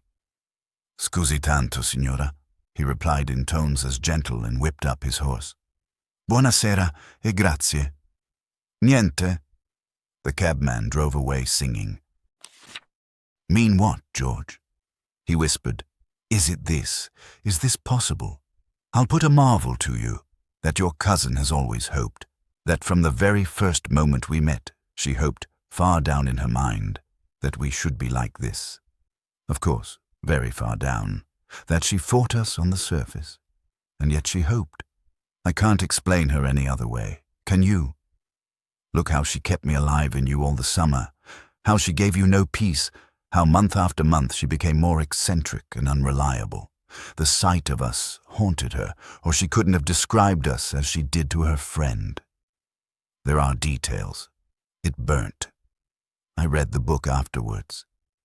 She's not frozen, Lucy. She's not withered up all through. She tore us apart twice, but in the rectory that evening she was given one more chance to make us happy. We can never make friends with her or thank her, but I do believe that far down in her heart, far below all speech and behavior, she is glad." "It is impossible," murmured Lucy, and then, remembering the experiences of her own heart, she said, "No, it is just possible." Youth enwrapped them. The song of Phaethon announced passion requited, love attained. But they were conscious of a love more mysterious than this. The song died away. They heard the river bearing down the snows of winter into the Mediterranean. Thank you for listening to A Room with a View.